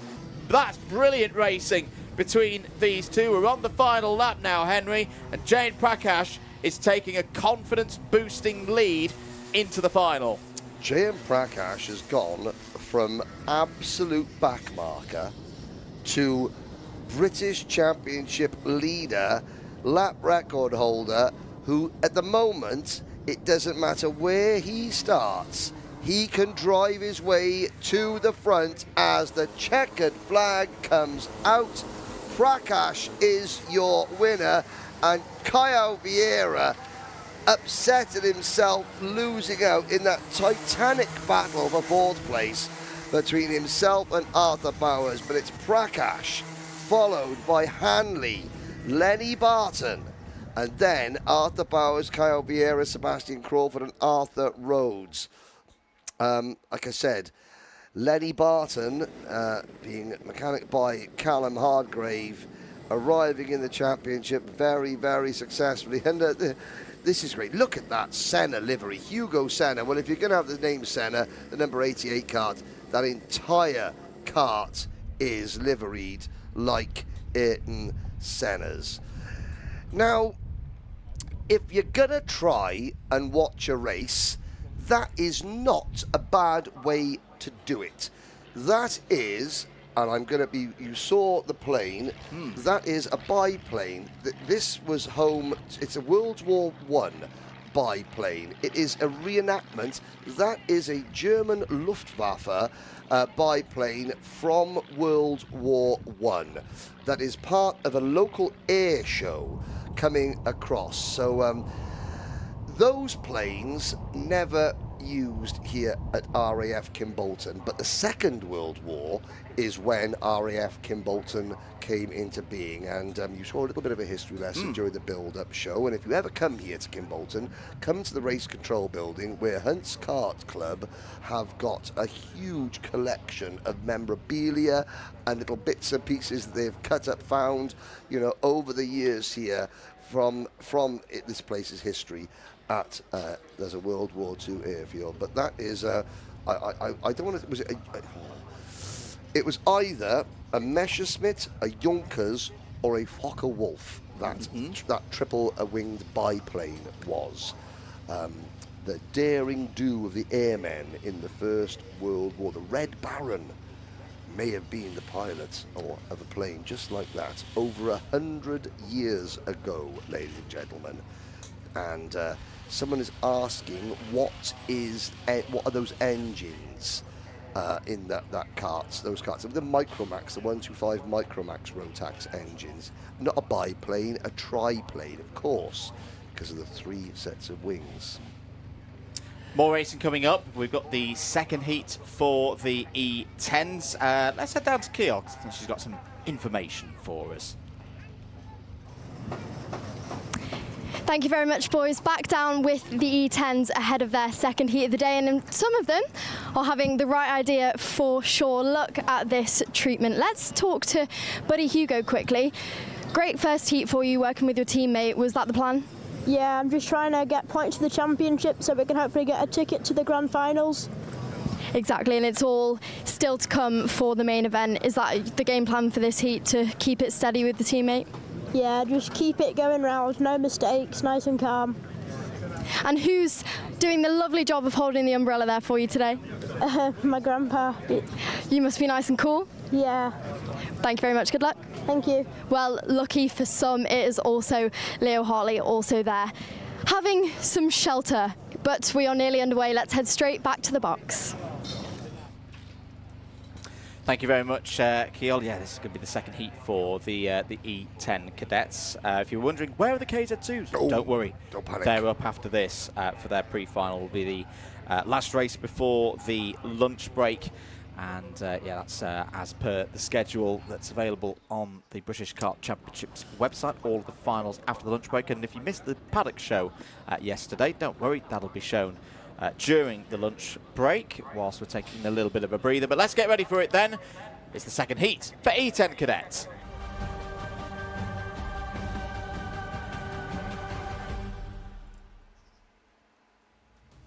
So the grid then for this second heat for E10 Cadet, Ansel Murray and Zach Andrew on the front row of the grid. Arthur Thompson and Heath Smith go from row 2. Then Jamal Pumaram and Buddy Hugo going from row number 3. Stanley Gill, Leo Hartley, a cool and collected Leo Hartley, followed by Adam Alahi, Arthur Jardine, Freddie Fullerton and Caleb Hiles. They are your top 12 with Cairo Zubaida rounding out your fields. Now, if you are an E10 or a driver that wants to try the E10 kart, then the Rotax E-plate, the English title, the E-plate holders, it's been reinvigorated this year. It's going to take place over 2 weekends. It's going to take place at Wilton Mill, the second weekend in August as part of the British Championship, and then it's going to take place in September at the final 2 rounds of the British Championship at Silverstone. And the E-plate champions are the drivers that score the most points in those 3 races. The top 2 point scorers in those 2 races in the E10 class get a ticket to the grand finals. The leading point scorer in MiniMax, Junior Max and Senior Max also get a ticket. We'll talk more about the E-plate coming up later on. Into the tram lines then. Are we ready for a race start here for 8 minutes plus 1 lap? Yes, we are indeed. It's a good start for both drivers on the front row of the grid. Ansel Murray will lead us into the first corner. Zach Andrew holds on to P2. All 13 runners clear of the first corner and looking good as they run through the Willows. Ansel Murray has had a strong season so far. Took maximum points from the first round of the season. And has got a good mentor in his supportive team. BTCC legend Anthony Reid. Yes, that's Anthony Reid. That's Anthony Reid. MG factory driver, racing British Formula 3 in the 80s, Anthony Reid. Oh. So Ansel Murray leads this race in the early stages into Kimbolton Corner. A couple of drivers have had small challenges in the early stages of this one. Just dropped off the pack at this moment, but Murray leads from Andrew, Smith, Hugo, Pumaram, Thompson, Hartley, Alahi, Fullerton, Jardine. That is the top 10. Stanley Gill has lost 4 positions on that first lap. Then Caleb Hiles and Cairo Zubaida wrapping up the 13-strong field. Here is the battle for second place, Zach Andrew. And I've been impressed with Zach Andrew so far this week. Zach did not race with us at PF. But you wouldn't know it from the level of performance from the driver, the number 27 so far this weekend. Was 3rd in the first race earlier on today. Sorry if that's a spoiler for you, but if you didn't see that first race, you can go watch it back at your leisure, as you can with any of the Sunday action here for the Wera Tools British Kart Championships in 2026. Now, of course, looking at the E10, so these are standard MiniMax size chassis. We've got RCE chassis, we've got OTK chassis, we have Synergies, we have an MS kart out there. The idea is that you can take a normal MiniMax internal combustion engine off one of these karts and fit the E10 power units, the batteries to them, in about half an hour. Now, in South Africa last week, there were a couple of chassis that needed a couple of little extra brackets made, but it was all okay. So in South Africa last weekend, they launched it, E10, nationally on Sunday morning. At 5 p.m. Sunday evening, they had completed 2 races, a full grid, and we were handing out a ticket to the grand finals to a young man called Michael Omani from South Africa, proving the ease of use. I spoke to a couple of parents, and I was looking, and they, of course, they run their MiniMax karts, and I said, how many of these tools and these spare parts are now rendered redundant by having the E10? And the one father, he said, well, I don't need this anymore, I don't need that anymore. And I said, what does that do to you? He said, it makes me a lot less stressed on my way to the circuit, during the race day, and at the end of the day. And he said, stress is not my friend, and I want to reduce my stress when I'm taking my son or daughter. Well, it was his son in his case. It was driving on Adrian Steyn. And for example, so South Africa, Namibia have also jumped behind the E10 bandwagon as we see a move going on at turn number 1 for second position, Buddy Hugo into P2. So, you know, these karts are being introduced. Now, what the problem in South Africa and Namibia, they said, look, the circuits don't have the power. We have to bring extra generators to the circuit to repower the karts. These karts go from 20% power to about 80% power in approximately 35 minutes. And you say they need to be running at 80% to get them to start with, to give them their full oomph for a race meeting. But again, you know, you can talk to, there's the MS chassis going through of Jamal Pumaram from Jack Dex Racing. So all these karts, if they wanted to, and you know, we're not going to do it, but if they wanted to, if one of these karts suddenly, they say, okay, we're going to take off the E10 power unit, we're going to put a MiniMax engine on it and go up to the final, they can.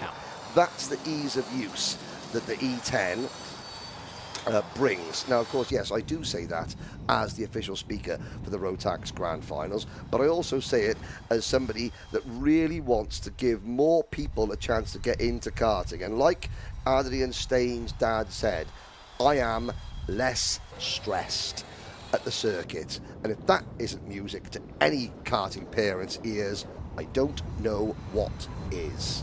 Saw Cairo Zubaida recovering from a little moment down at turn number 1. All 13 drivers continue to run in this one with just under 3 minutes to go.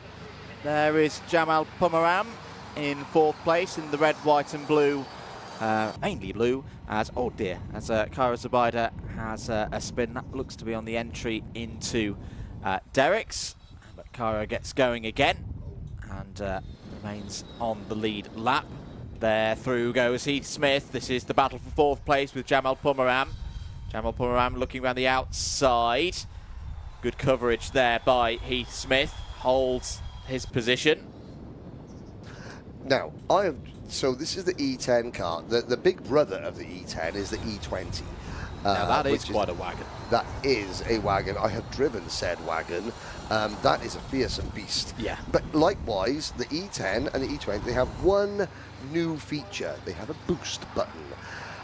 It's a 5-second boost of power, and you can use it once every 40 seconds, I believe. So around this circuit, you can get away with using it twice in one lap, but then you can't use it the next lap. Oh dear, there is Cairo Zubaida coming in. He was not having a happy race, and it's now an early finish to an unhappy race. Here is the battle for 4th position between the 55 of Pumaram and the 81 of Heath Smith, who, again, Heath Smith, a very, very successful driver in the Might E Bambino class. You're getting to the stage now where a driver can start karting in Bambinos at 6 years old and race electric. They can then race until they move into this class, you know, the E10. The junior arm, that's still in progress, but there are now drivers around, there are other electric karting leagues and championships. You can, is that somebody pulling off? Yeah, that is a Heath privateer Smith. driver. No, it's the number 47. It's Arthur Thompson, I believe, who is pulling off. The only privateer in the field. We're getting to a stage where I love that that's like an Adidas shoebox. Oh, that crash helmet, that's the three-stripe Adidas shoebox design, like that. Unfortunately, we got a nice close-up shot of it because it wasn't moving because the kart had just retired. But you're getting to a stage where a driver can start in electric karts and race nothing but electric-powered karts up until they are a master. You can almost do your entire career now in electric karting if you so choose. Ellis Pietza, whose nickname is the Electric Renegade, he is doing that. He has done that, being an all-electric racing driver.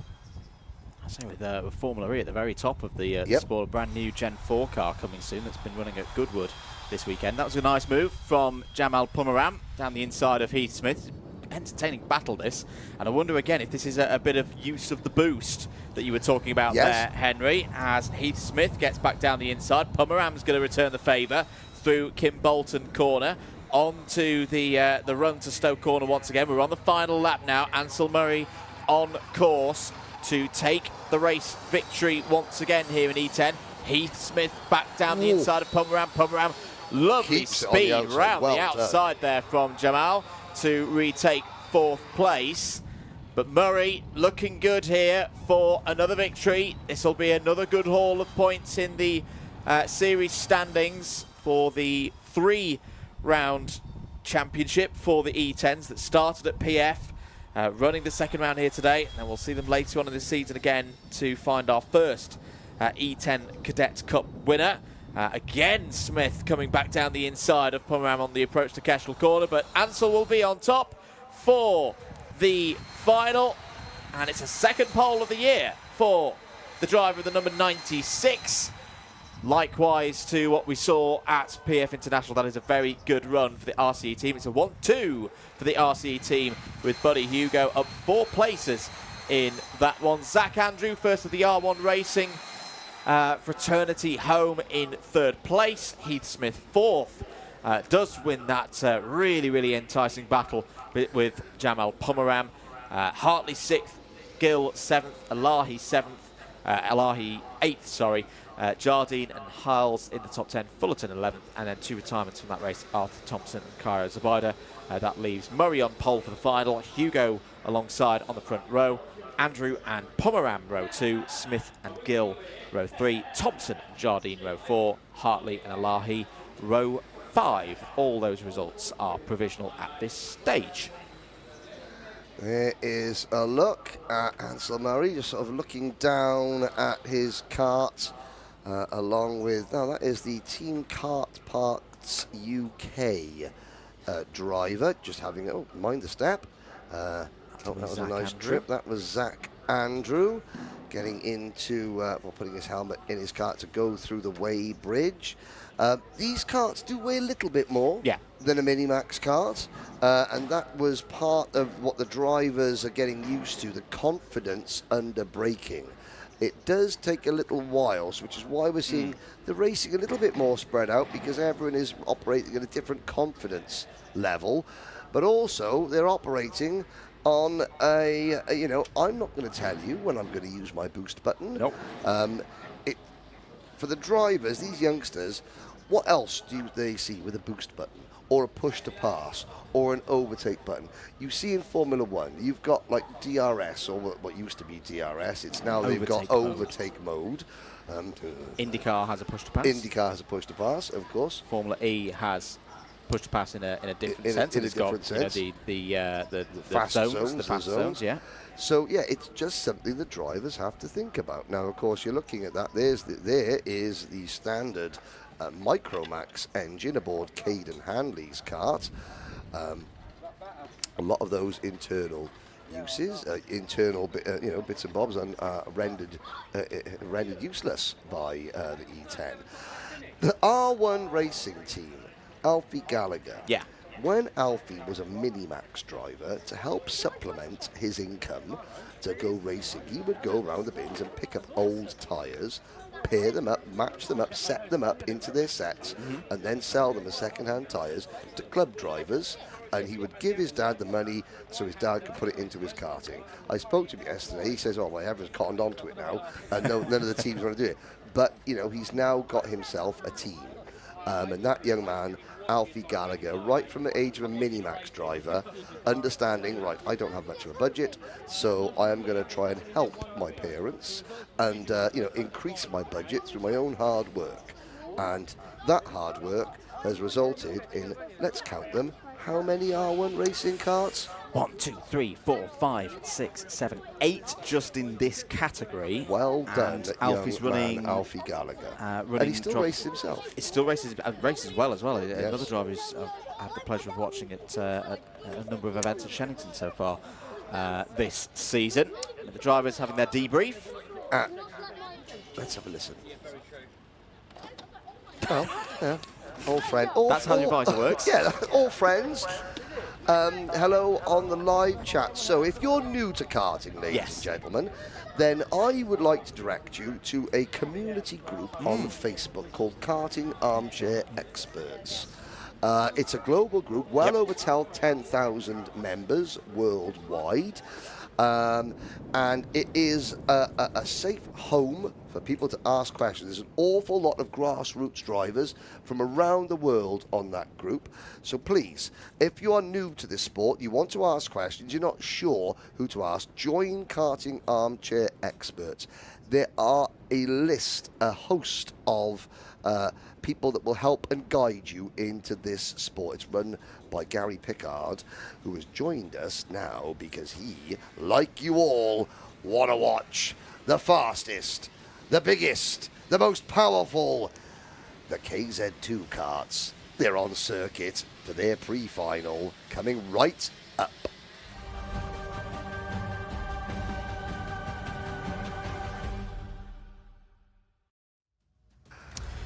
Let's take you through the running order for the start of this one. Noah Wolf will be on pole position. Miles Murphy alongside on the front row. Josh Price and Charlie Turner, third and fourth on the grid for this race.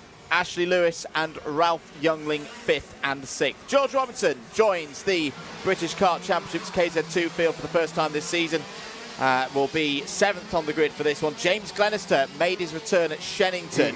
That was the one that was part of a Shennington Kart Racing Club meeting back in May. He starts this one from 8th on the grid. Ryan Green, ever present so far this season, starts P9. Gus Lawrence, the three-time British kart champion in Senior X30, makes his British KZ2 debut, starting 10th on the grid for this one. Jessica Edgar's had a lot of technical issues so far this week, so she's out of position at the start of this race, going from 11th. Harry Walsh, improving all the time, starts this one from 12th. Isaac Smith and Jensen Pugh go from row number 7. Jensen in the top 3 of the Kimbolton Club KZ2 standings at the start of this weekend. Lee Ward and Jonathan Railton go from row number 8. It's then Oliver Harris and Nino Piccoli completing the 18-strong field for this one. The run down towards turn 1 here, Henry. It's not a long one. You can be slow or fast into it, depending on how you take that initial apex. It can get very tight. You can often do a run round the outside. We saw a great finale to the championship here last year when Oliver Stewart took the title. And in 2022. And in 2022. That's not on the line here today in Kimbolton. This is the first time that we've seen these drivers on our screens. I'm excited for this one. This should be good. The sound is awesome. You're about to see 18 6-speed KZ2 gearboxes unleashed into the first corner.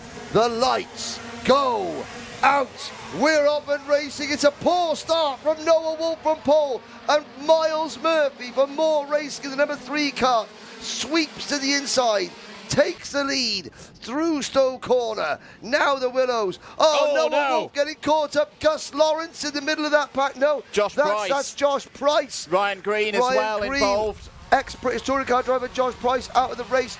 Wolf has a poor getaway. That Danilo Rossi kart from Ryan Green. And there's a Formula K kart, one of the Rush Performance machines, in trouble as well. We're looking at Gus Lawrence mid-pack, going through Kimbolton Corner.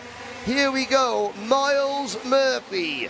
The Demon tweaks back more racing entry.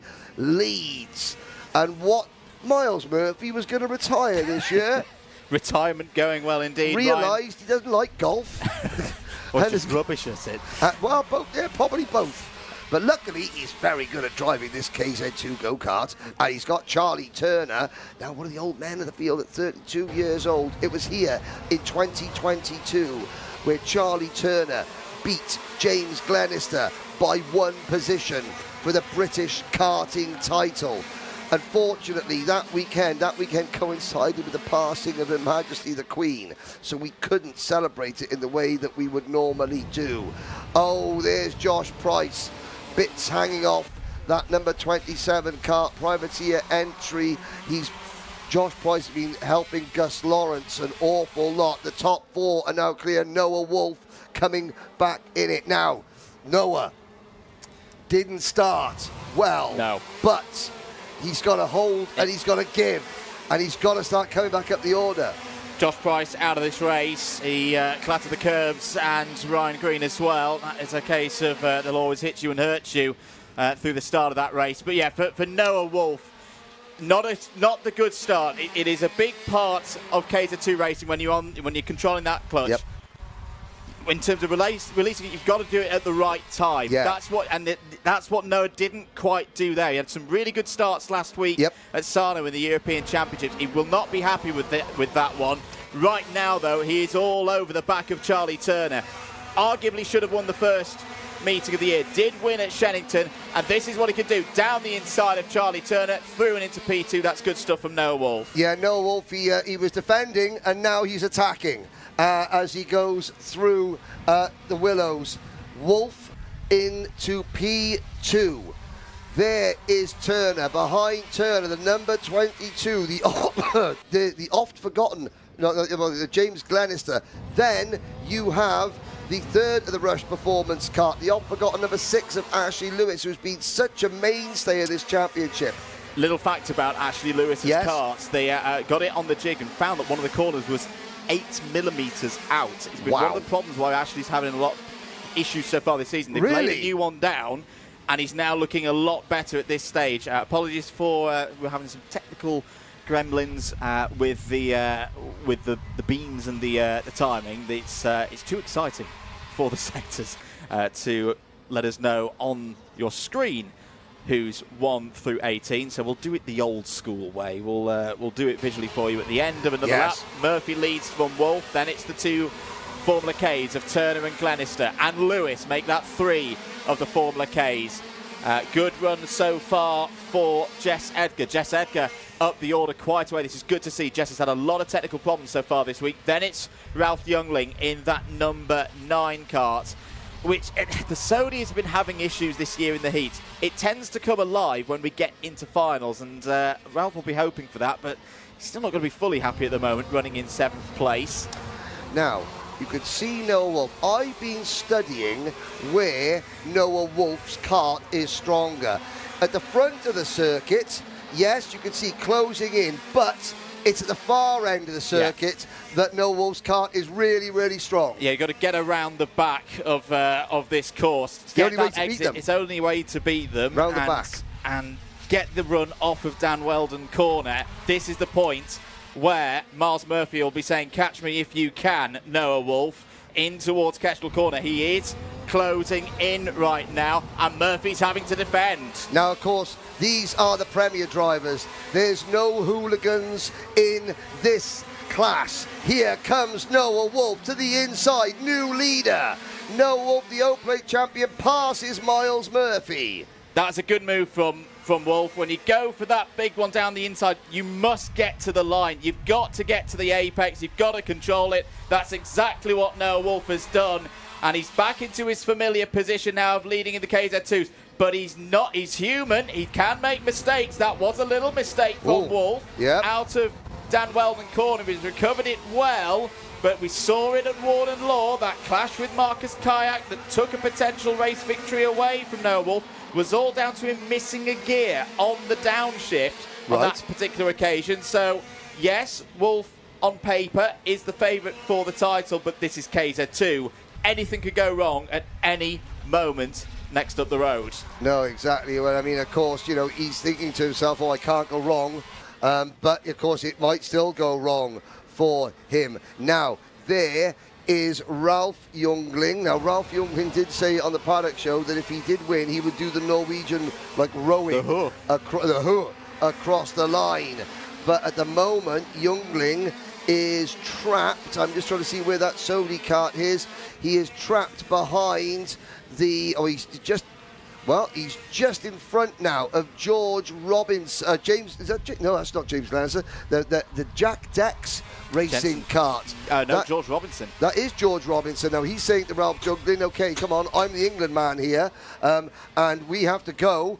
Ralph Youngling, of course, the brother of Timo Youngling, a former grand final there. Oh.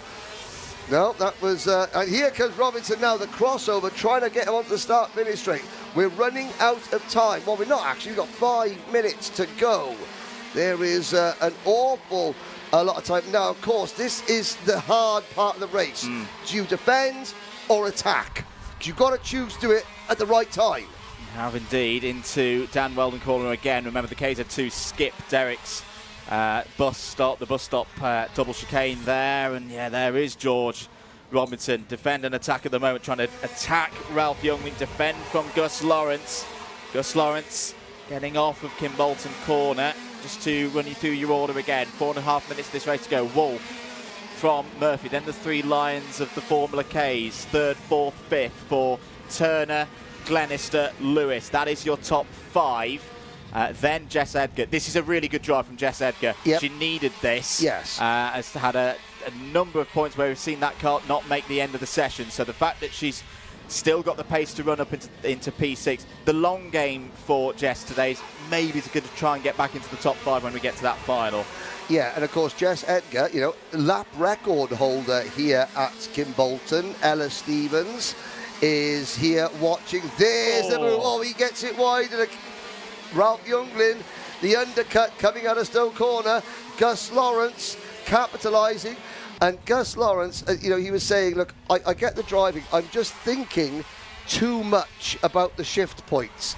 And that will come naturally over time. There is the number 1, 2, 3, Isaac Smith, now moving into the picture. 10th position for Smith, 9th for Robinson, 8th for Lawrence, 7th for Youngling.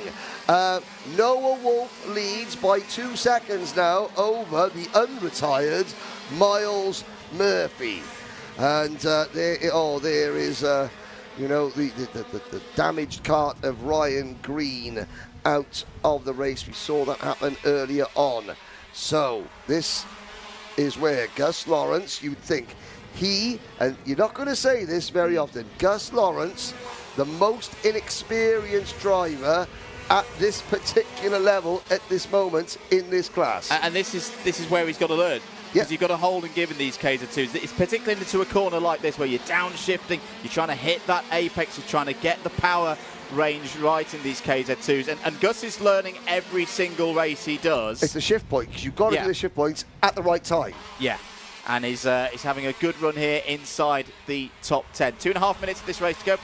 Big thanks to our team in timekeeping.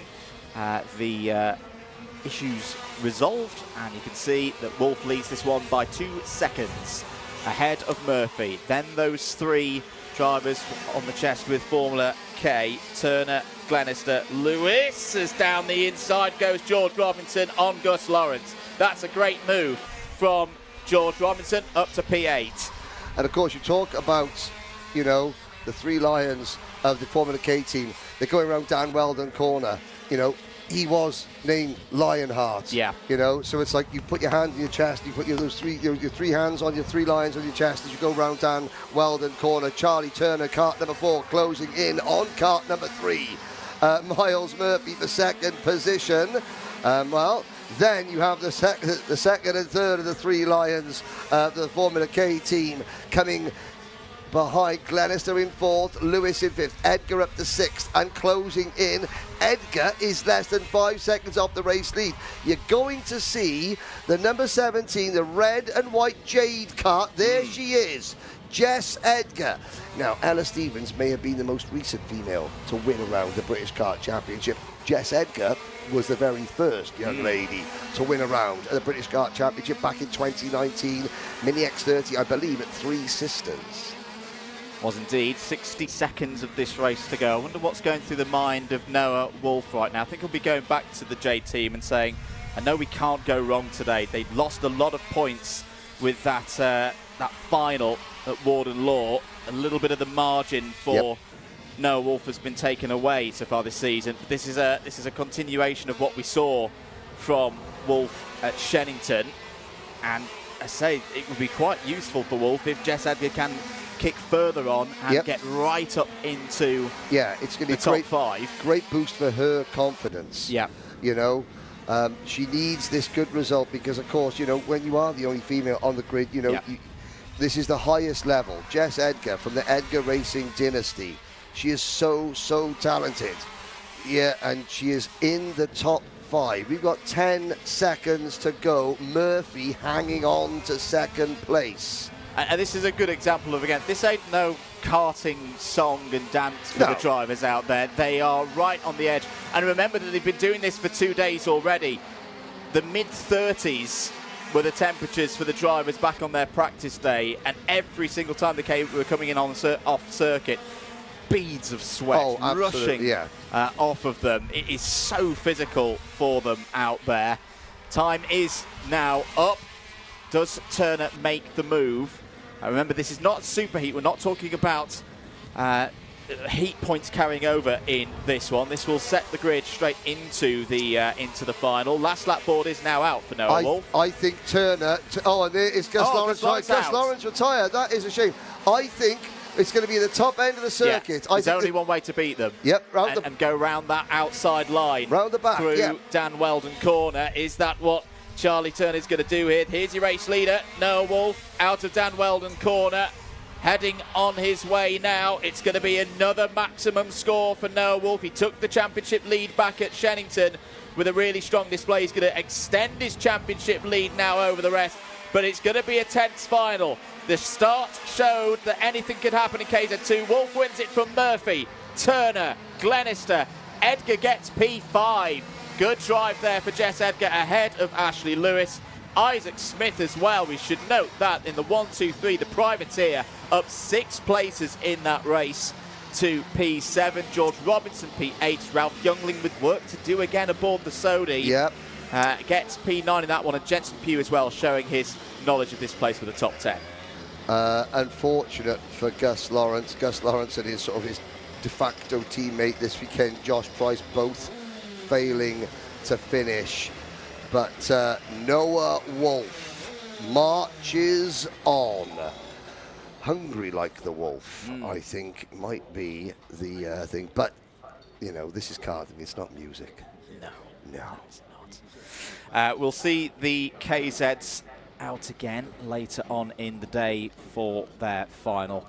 If it's anything like what we had at Warden Law, it could be another really, really special race to watch. It was, for me, the highlight from Warden Law, that first event of the year, watching those 2 international international level drivers in Wolf and kayak go wheel to wheel. And there was always that possibility of like, well, they've got something, they're so intent on one another.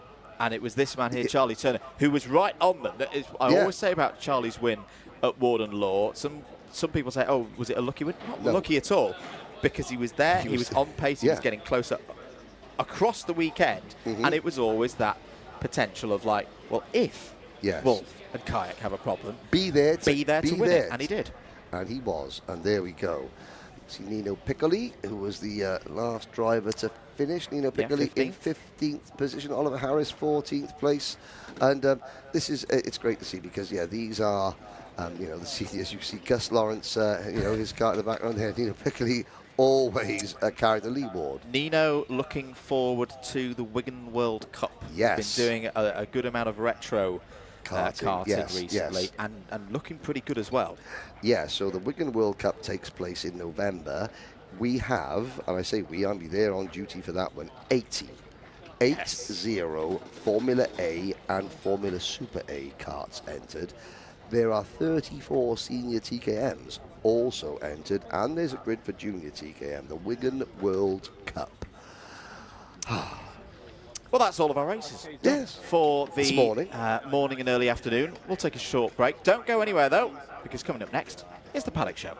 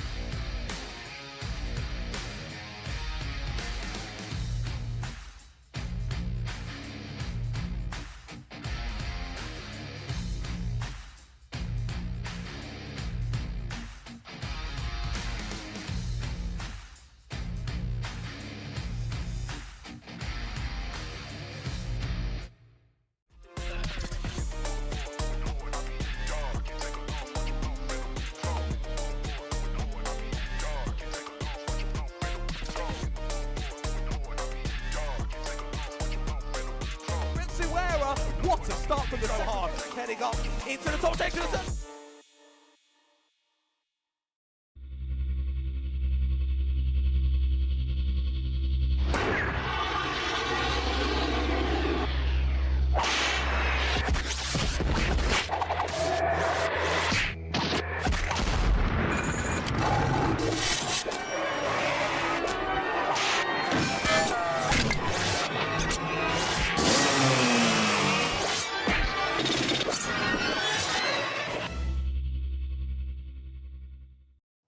It's a beautiful summer's day, isn't it? It really is, Henry. It really is. What better place to be than at Kimbolton? We have got 20 minutes to do this paddock show. But it's the World Cup. That means we're going to try and find people from 20 nations, 20 drivers, and ask them 20 questions. But the first of all, we've got a Grand Finals champion. We're outside the Thule Motorsport tent. Yes, Come on, Tom Reed, stand there. We'll walk and talk. This is the 2025 RMC Grand Finals MiniMax champion. How are you, Tom? Good, thank you. How are you? I'm very good, very good. You're here at Kimbolton. You've been the one world champion that we've got that's sort of flown under the radar a little bit, haven't you? Yeah. Last year at the end, I won the Worlds and it was amazing. It was amazing. There we go. If you were, what nation would you be representing in the Wera Tools Go-karting World Cup? England. Oh, okay, England. Right, well, there we go. Thanks, Tom. Let's go We're and gonna have find. a few We've got of a couple of those. other countries. There's one nation, Ceol. In here, this is Kato Motorsport. We've got a whole host of different nations. First of all, Kato Adams, and there's Dolores. Dolores, in the Go-karting World Cup, which nation would you be representing? Your home country of? Ireland. Northern or Republic? Republic. The Republic of Ireland. There's two countries. The Republic of Ireland. How's life, Kato? Very good, very good. Just chilling at lunchtime now, just ready for the first race, which starts, I think it's probably about 12:30 time, I think. So not too long. Ceol, there's a young driver over there who I think could represent Bosnia, Benjamin Šljivar. Right, He's are not you there, correct? but his driver coach, Olivani, is, and Olivani knows a thing or two. Hello, we're going to catch a word. How's it going so far for you this weekend? Yeah, it's pretty good. P5 overall for Ben today, so it's a good start on the inside row. So yeah, looking forward to seeing what he can do in the two heats today. Ben's not quite here right now, but we do have a World Cup challenge going on. What nation would you be representing? England, of course. Brilliant. What nation would Ben be representing? Bosnia.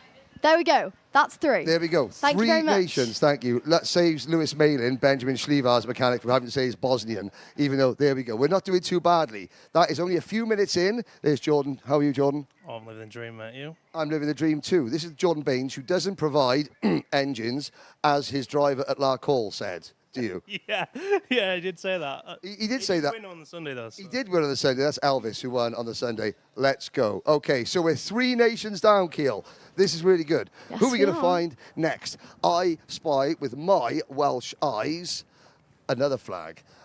How many times have you been to Kimbolton? This year? No, just in general. Not yet, Henry.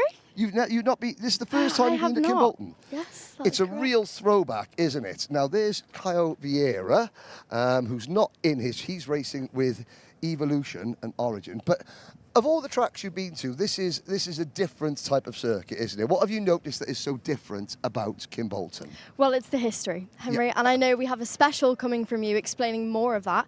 Of course, this is, like we said, this is from the roots of karting back in 1959. Yep. But we're at Evolution. Good to see Evolution once again. This could be a two for the price of one. Go on, 'cause Henry. We have number one, a Paddock Show Pooch.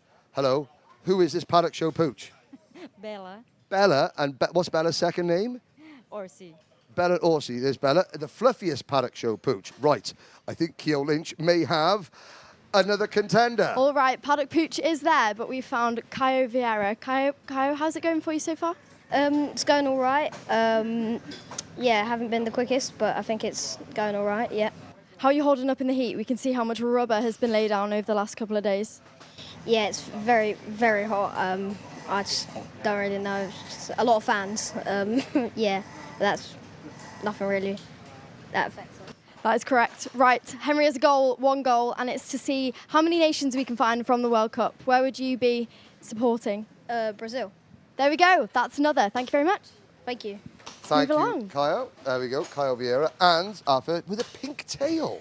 Oh, how sweet. There we go. First paddock show pooch. That's 4 nations. If we turn the corner here, then we're going to find several more. So Evolution Racing, they just powered Freddie Lloyd to the Euro Trophy win at Genk, where he had a great battle with Jeremy Voivers from Spain, beat Macaulay Bishop, which is key. Of course. Now, Freddie Lloyd's, your first year in the paddock, Freddie Lloyd's been the superstar, hasn't he? Yes, he absolutely has. He did well in the other half of the British Kart Championships. Of course, we're seeing him in both this year. Did well in qualifying, second. Not sure he'll be too happy with the front row. Look. Our cameraman has stopped. Yes, do you know why? Because he's telling us to go this way, but I'm going to tell him to go this way. So we're going to walk backwards for a little bit. We're going to walk backwards because, of course, Ceol, we've had England. Of course. We've had the Republic of Ireland. We've had Brazil. We've had Bosnia.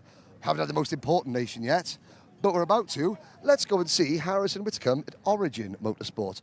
Origin, the team set up by Elliot Surtees' family, they run in the UK and they run in the UAE.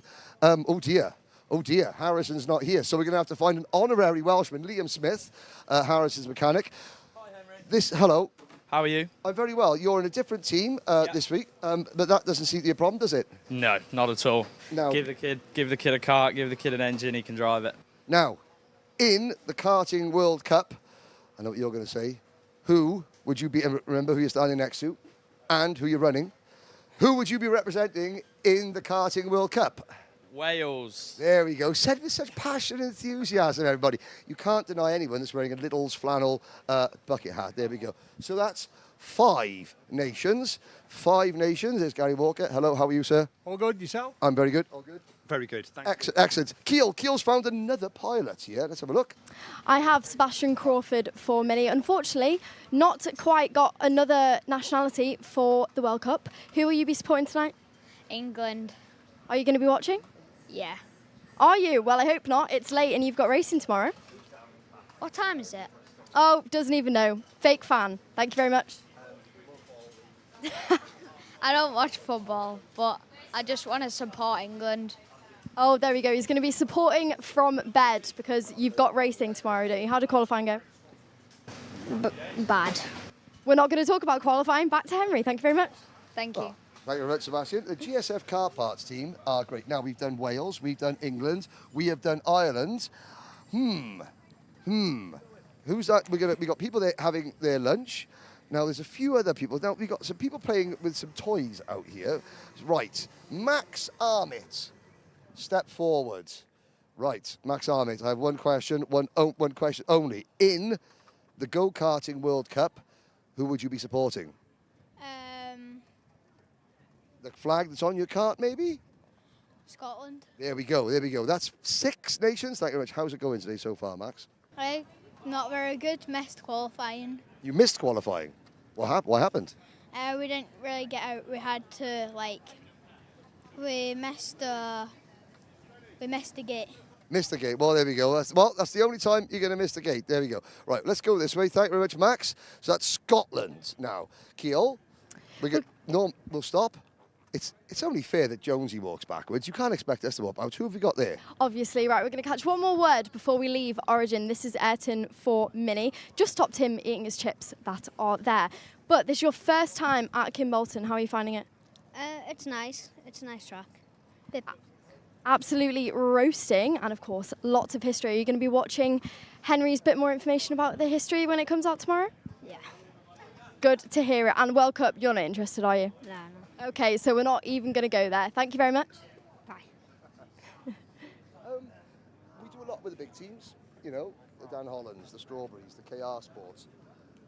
Jack Dex Racing is the little team with a big heart. And you can see there's a difference. Now, we're going to turn around. All the main huge awnings, this is old school karting. And Kimbolton is an old school place. It's older than me, even, if you can imagine that. And look at that, Jack Dex. He got 3 karts out there. There's Aaron Yo. I wonder if Aaron, is it coming home? Of course it is. Of course it's coming home. Aaron is mechanicking for this weekend. You are on... Seb Clark. Seb Clark, who did very well in the Euro Trophy at Genk recently. Yeah, he's doing well. I think we're lying sort of P4, P5 in the championship. So yeah, and I think we're P4 in the British as well. So good start to the season. Okay, there we go. Thank you, Aaron. And apparently it is coming home. Aaron saved my life in Belgium. 2-1 England tonight. Okay, let's have a look. Ceol, we've got a French race suit and we have a youngling. I wonder who he is going to be supporting. Yes, we do. Right, we're going to talk World Cup quickly before we talk about this. About the World Cup anymore. I was supporting Germany, and yeah, better less said about that. It was pretty traumatic watch. Stayed up till after midnight to watch my team lose penalties to Paraguay. So I'm not watching the World Cup anymore. I don't even know it's on. We'll wait 4 years and try again next time. But yeah, I'll be hate watching England tonight, because if anybody wins, I don't want it. As long as if it's Germany doesn't win, then I don't want anyone to win. So. Well, thank you. You have helped Henry's searching for more people. Well, more I was going to say, if the unthinkable happens tonight and Norway beat England and you win tomorrow, will you please do the Norwegian row across the line as your victory celebration? I don't know what has a higher chance of happening, me winning or England losing. So we'll see. I'll take you up on your offer then, definitely. Okay, there we go. We talked about Jack Decks. Thank you, Ralph. Of course, Ralph's dad, Mike, is German, and of course, Ralph and his brother, Timo. The Jack Decks racing setup, I mean, the Czech Republic, well, they milled all the karts that Jack Decks uses. They've got 2 women in the Wimbledon final, but that's not the World Cup. We'll keep going down the front there. But the MS kart, why don't we just have a quick chat with, we got Jensen Pugh, George Robinson, Jamal, come this way. Here we go, new driver. Jack Decks, there goes. So, first of all, what's your name, young man? Jamal Pamaran. Jamal? Pamaran. Pamara. Okay, you've come to the Jack Decks Racing. You are in the E10 class. What is the E10 class like? It's good, yeah. My favourite thing about it's the boost button. The boost button. Right, the boost button E10. Andrew Mather will explain a little bit about that. Talk to Dad very, very quickly. Thank you. How much, come around this side. How much easier is an E10 to look after than the normal internal combustion engine? Really easy. So he drives the MiniMax outside of this, and in comparison, it's a lot easier to maintain, a lot easier to manage. Yeah, really enjoying it, to be fair. Excellent. Good luck. Thank you. Tickets to the Rotax Grand Finals? Who knows? He's a rookie still, so yeah. He's a rookie still. Go, yeah. And in the FIFA World Cup, who would you be supporting? England. England. Okay, there we go. Good lad, there we go. Okay, there we go. That's another English supporter. We are in the centre of England, it's hardly surprising. But yeah, Jack Decks, old school as you like, but always at the front of the field. Just goes to prove that, you don't have to have the biggest budget. If you spend your pennies wisely, you will still be very quick. Absolutely, Henry. Let's head further along the paddock. It's lunchtime right now, so you can see everyone dying to get some lunch and some cold beverages in this heat. It is. We're in the middle of a heat wave. You've got here, obviously, your old tarmac from the Second World War here, and you can still see some of the tie-downs they used to use for the planes. Now, new team this year, Liam Aitken Racing. Looking inside, now. I mean, you know me. I love a graphics kit. And that is a graphics kit. Yes? A Henry Classic. It is a Henry Classic. Now this is, come on young man, so, explain, what's your name first? Hugo. Hugo Senna. Yeah. Okay, Hugo Senna. I mean, it's not a bad name to have, is it? To like go-karting. Tell us about why, obviously the name, what makes these colours so special to you? I just like Senna. Just like Senna. When were you born? 2016. 2016. Ayrton Senna died in 1994. That was 22 years before this young man was born, and yet Senna's legacy, not just his success on track, but the way he went racing, how much he loved racing, lives on. And generally, Ceol Lynch is with a driver. Thank you very much, Henry. Devon Taylor for actually global karting, but of course, very kind to share some awning space in here. Kimbolton, it's a circuit you know quite well. How's it going? We've been struggling a bit with pace. We were quite quick yesterday, but we've had some car issues today, but I think we sorted it for the heats now. Exactly, like you said, qualifying didn't quite go your way. So what's the game plan for the rest of this weekend? Push through the pack and hopefully get to the front. One final question. I don't think you're too interested, but is it coming home? Yeah, hopefully. Did you know there was a game tonight? Yes. Oh, there we go. At least he knows. Right, let's move along. Thank you very much. Thank you. Good to hear from some more drivers. Henry, you're looking quite shiny out here. It's getting hot. I'm looking quite shy. Well, thank you, Ceol. Yes, but you know, my glowing, head, some would say. yeah, I'm just in bloom at the moment. That's all. We've got another paddock show, Poochie. She's catching on quick. Oh, right. We got to kind of stop. Luke, stop looking at that dog's bottom. Right. Young lady, please explain who is our second paddock show pooch of the day. This is Bo Kelly. Bo Kelly. Yes. And, Bo loves the camera. And who does Bo belong to? Me, and I am Jensen Kelly's grandmother. Ah, OK, so Jensen Kelly. So by proxy, Jensen is one of the drivers who is based out in the UAE, but... Now, is it where's Jensen's mum originally from? Because we're doing who's going to represent who at the World Cup. So the Kelly family would be representing what nation at the World Cup? And England. That was the wrong answer. The Jensen Kelly family, they're representing somewhere far away where Jensen usually lives. Is that right? No, because we're English. OK, fair enough. I said Welsh, but I tried. Jensen's over from the UAE. And his mum's Singaporean, I think, believe it or not. Chinese. Half Chinese. I knew there was China, the UAE, and England again. The dog supported. And a French poodle, there we go. A French poodle, there we go. We're covering Hello. so many nationalities. Well, we are multinational. In the space of one interview, we've sort of covered France, the UAE, China, and England again. There we go. And the UK. Let's go. Thank you very much. Thanks, Bo. There we go. Right. Are we going to give you those three? Well, I don't know. What do you think, ladies and gentlemen? By proxy, I mean, half the players, well, none of the players that played for Curaçao have actually been to Curaçao. They're all I feel Dutch. like you kind of forced her into that one, though. I think she was pretty set on England. I mean, she was pretty set on England. We've got three of our KZ2s here. You got Miles Murphy sitting down there, the Charles Leclerc chassis. There's the Tom Moore Racing team, all hiding because they don't want to be on camera. Well, that's fair enough. We're coming down here. We're coming down to the entrance to the Parc Fermé area at Kimbolton. What I love is that you have clubs that are reliant on volunteers. The Freeman Family Hunts Kart Club, they keep things going. Now, you're not allowed to have rental carts here at Kimbolton, so they're trying to keep up with places like Silverstone and Wilton Mill and Buckmore Park and what have you without the aid of rental karting. So that is, it's remarkable how they keep improving this facility, isn't it? It absolutely is. Look at the busy paddock we have this weekend. Drivers are usually fond of this circuit, not one that too many of them have been local to so far, but the locals that we have heard from, even that race in the club rounds, they are all really enjoying it and feeling positive about this weekend. They are indeed. There's a few people going past, the Harrison crowd they're going past.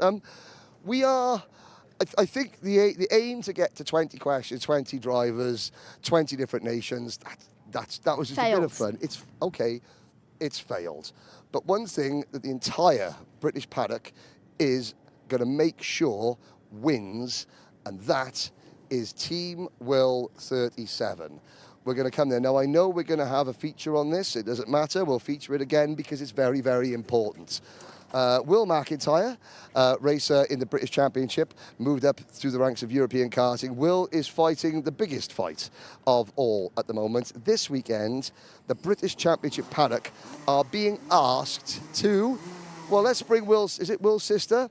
Let's bring Will's sister. And I will not try and over-egg the pudding and say anything that is going to, be upsetting. However, you are asking the British Championship to help save a life, aren't you, this weekend? Particularly, namely, your own brother's life. What can anybody who is involved in karting, who is coming to Kimbolton to watch tomorrow, or even can get in touch, what are you asking the British karting community, any driver between the age of 16 and 30, to do to help save your brother's life? Take it away.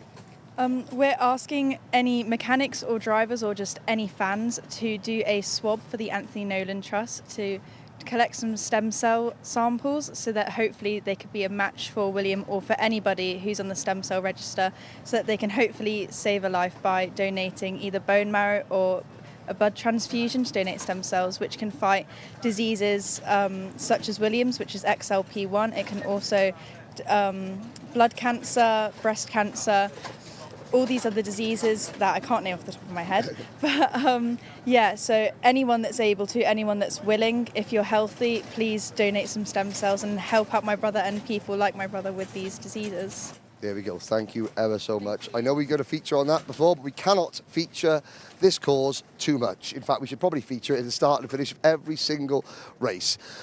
Oh, 20 minutes goes by in a real hurry. You can see the drivers that are now heading in to start their qualifying session, or is this the first round of heat races this afternoon?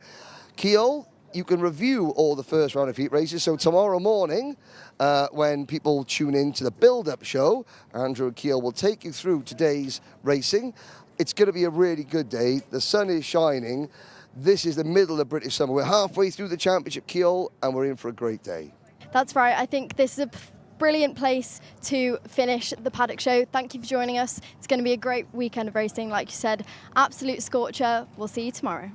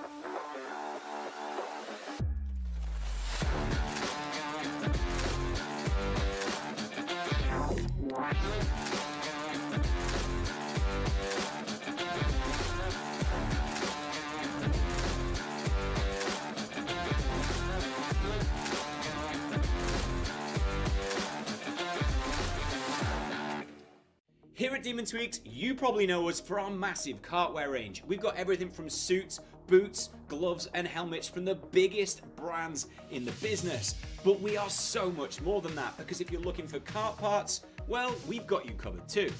We've got everything from Rotax parts, sprockets and chains, discs and pads, data loggers and dashers, fuel tanks, steering wheels, bead breakers and loads more. But of course, it doesn't just stop at the track, and if you're looking to build your skills in the sim, then we've got everything you're going to need to build the ultimate rig. So whether you're just getting started or you're already at the top of your game, Demon Tweaks has got you.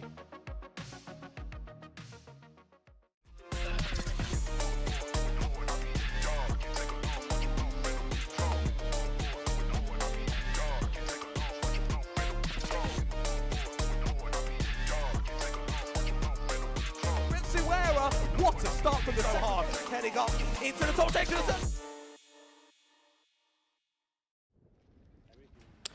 Welcome back, everybody, to live pictures here at Kimbolton, the home of Hunt's Kart Racing Club, for event 5 of the Wera Tools Motorsport UK British Kart Championships. We've had a great weekend so far here under sunny skies. The temperature's a little bit cooler today, though, and that's a good thing for the drivers ahead of the hottest races of the weekend in terms of what is at stake. Air temperature 27 degrees ahead of our first set of finals here today. We'll kick off with the junior Rotax final that's due to go off in just under 6 minutes' time. Myself, Andrew Mather, Henry Beaudette alongside in the commentary box, and Ceol Lynch out there as well. Keeping on top of all of the situations, the stories, going on here. Henry rejoins me in the box. Junior Rotax to get us going. It's been a bit of a topsy-turvy weekend so far for the Junior Rotax drivers. Not quite sure what we're going to see in this one. Important race, though, for championship leader Charlie Wolfett. He does start 9th in this race, but this is a big opportunity. Title rivals further down the order than him. This could be a big day for him. Maybe not to take another race victory, but to extend his championship lead. Yes. Recovered from a retirement yesterday, broken track rod, to charge through the order this morning. Finley Lines, who was black flagged whilst leading the pre-final, his superheat rather, starts 33rd out of 36. You can see the karts making their way out onto the grid. Ceol Lynch is down there standing by, but this isn't a round you can win the British Championship. It is a round where you can make it very, very difficult for others to win. And that is what has to be on the mind of Charlie Wolfett. Get through turn 1 cleanly. Once again, you'll see them lining up 2 by 2 on the grid. We will then have a single file start. This was a decision, as you can hear, actually, let's go quiet because Lee Manchester is briefing the drivers. We don't want to interrupt him.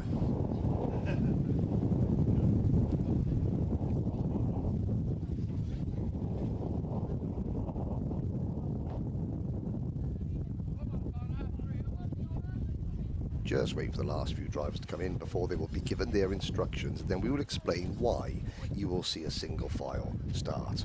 It was a decision made by Nigel Edwards, Senior Race Director, this morning, just for today, based on the racing that we saw yesterday.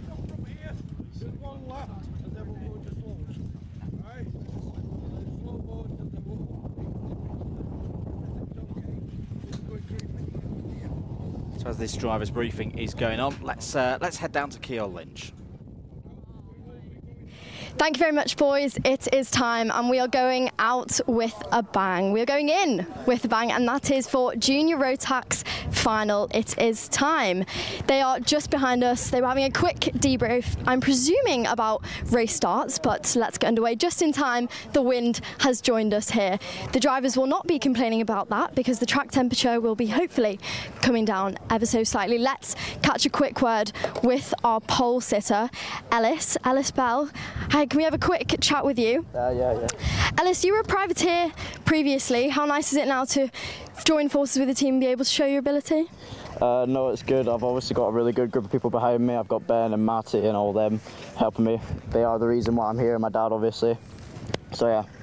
I know you're getting ready, but what has that taught you? I know you and your dad worked really hard for years to get to this stage. Is that going to help you in this final? Yeah. Just try not to lose focus. It's a really, really long race and stuff like that, so I just need to keep my calm and hopefully come and win it. Thank you very much. Yeah, thank you. We'll let you go on and get ready. Now let's move along to the other side of our front row here. We've got Fletcher Jameson. We'll come to you while you're getting ready. Fletcher, how are you feeling? Confident, to be honest. Yeah, pretty confident. Of course, with Jack's Motorsport on the new Max engines as of this year, you must be happy with what they're providing you? Yeah, they're doing a lot for me at the minute, so I'm really happy with the kit they're giving me and really happy. And this heat's been difficult so far this weekend for people. How have you been holding up? Pretty well after, obviously, shenanigans on the first corner, like usual, but been getting on with it and managed to start P2 for final. Thank you very much. Good luck. Thank you. And before we go, we're going to have a quick chat with Emerson. The whistle has blown. Emerson, we're going to grab a quick word before you go. I know your dad's saying good luck. How are you feeling? You've had a really good heat earlier. That must be making you feel confident. Yeah, I feel pretty confident going into the final and confident that we can get a good result. Thank you very much. Good luck. Thank you. All right, that is all we have time for. It is time to begin the finals for Event 5. Back to the box. Thank you very much, Ceol, down there with our drivers. A mixed up grid in places here, Henry. Yes. We've just been analysing and looking through some of the best results for drivers in the British Kart Championships, there are quite a few at the front of the field who have not won a British Kart Championships final before. I make it of the top 10 starters, no, in fact, the top 12 starters, the only drivers of that top 12 who have won a round of the British Championship in previous years. Emerson McAndrew Uren, Cian Bernard, Charlie Wolfett, and Riley Murrow. Yep. Here we go then. First final of the day here at Kimbolton. It's Junior Rotax.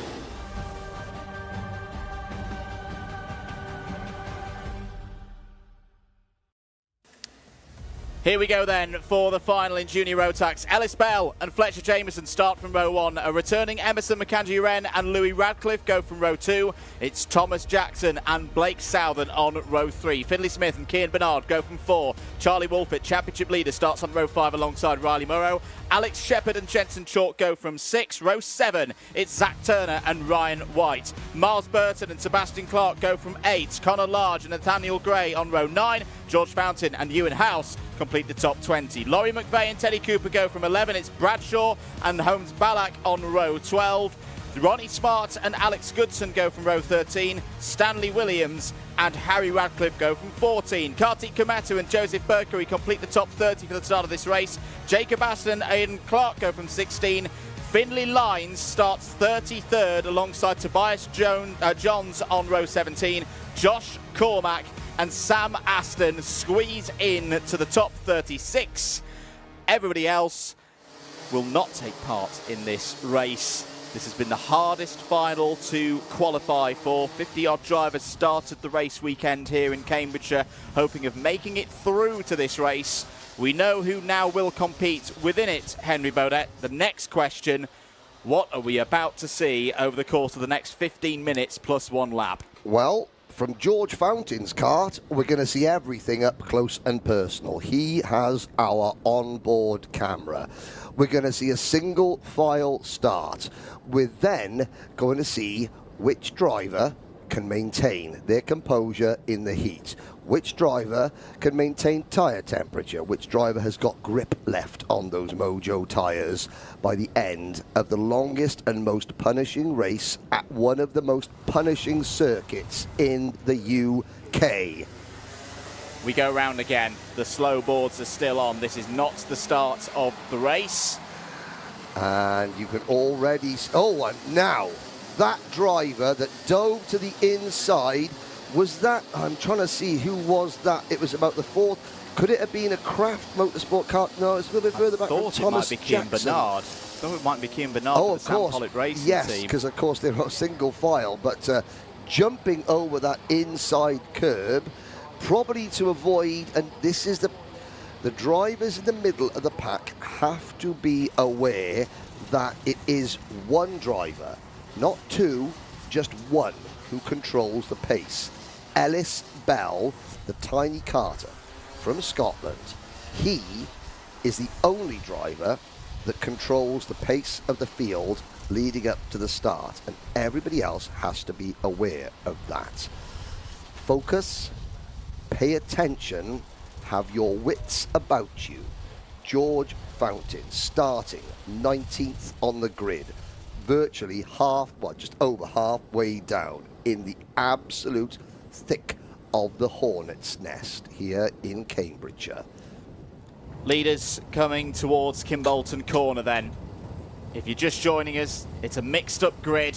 Championship contenders further down the field. What can the likes of Wolfett, Chalk and Lines do in this one? Are we going to see a new winner here today in the British Kart Championships in Junior Rotax? The under-starters orders, we are green, we are racing at Kimbolton for 15 minutes plus one lap. There's a bit of a melee in the second half of the field, but at the front of the order, it's a good start for Bell. It's a good start for Emerson McAndrew-Wren, who is challenging for second place round the outside through the willows and immediately on to Derricks. It's a good lead for Bell, but look at Emerson McAndrew-Wren right in there, went round the outside of Fletcher Jameson into that left-hander and has taken second place. He's been out of the British Kart Championships paddock for a while, but he hasn't been out of racing in Europe, racing in the FIA Championships. He's here for one job and one job only, to get his 8th win of his British Kart Championships career. However, Ellis Bell stands in his way. Ellis Bell, pole sitter, leads at the end of lap 1. Bell already under pressure. Can a driver who has never won a round of the British Kart Championship hold off a driver who has won more than most? That's the 262 Kart. Out of the race early. Ewan House for Jack's Motorsports retires on lap number 1. The field being led by the Ultimate R kart of Ellis Bell, with George Fountain thick in the pack, chasing them all down through Kestrel Corner. Bell on the anchors. He knows who he's got behind him. He knows he cannot give Emerson McAndrew a sniff of the inside line.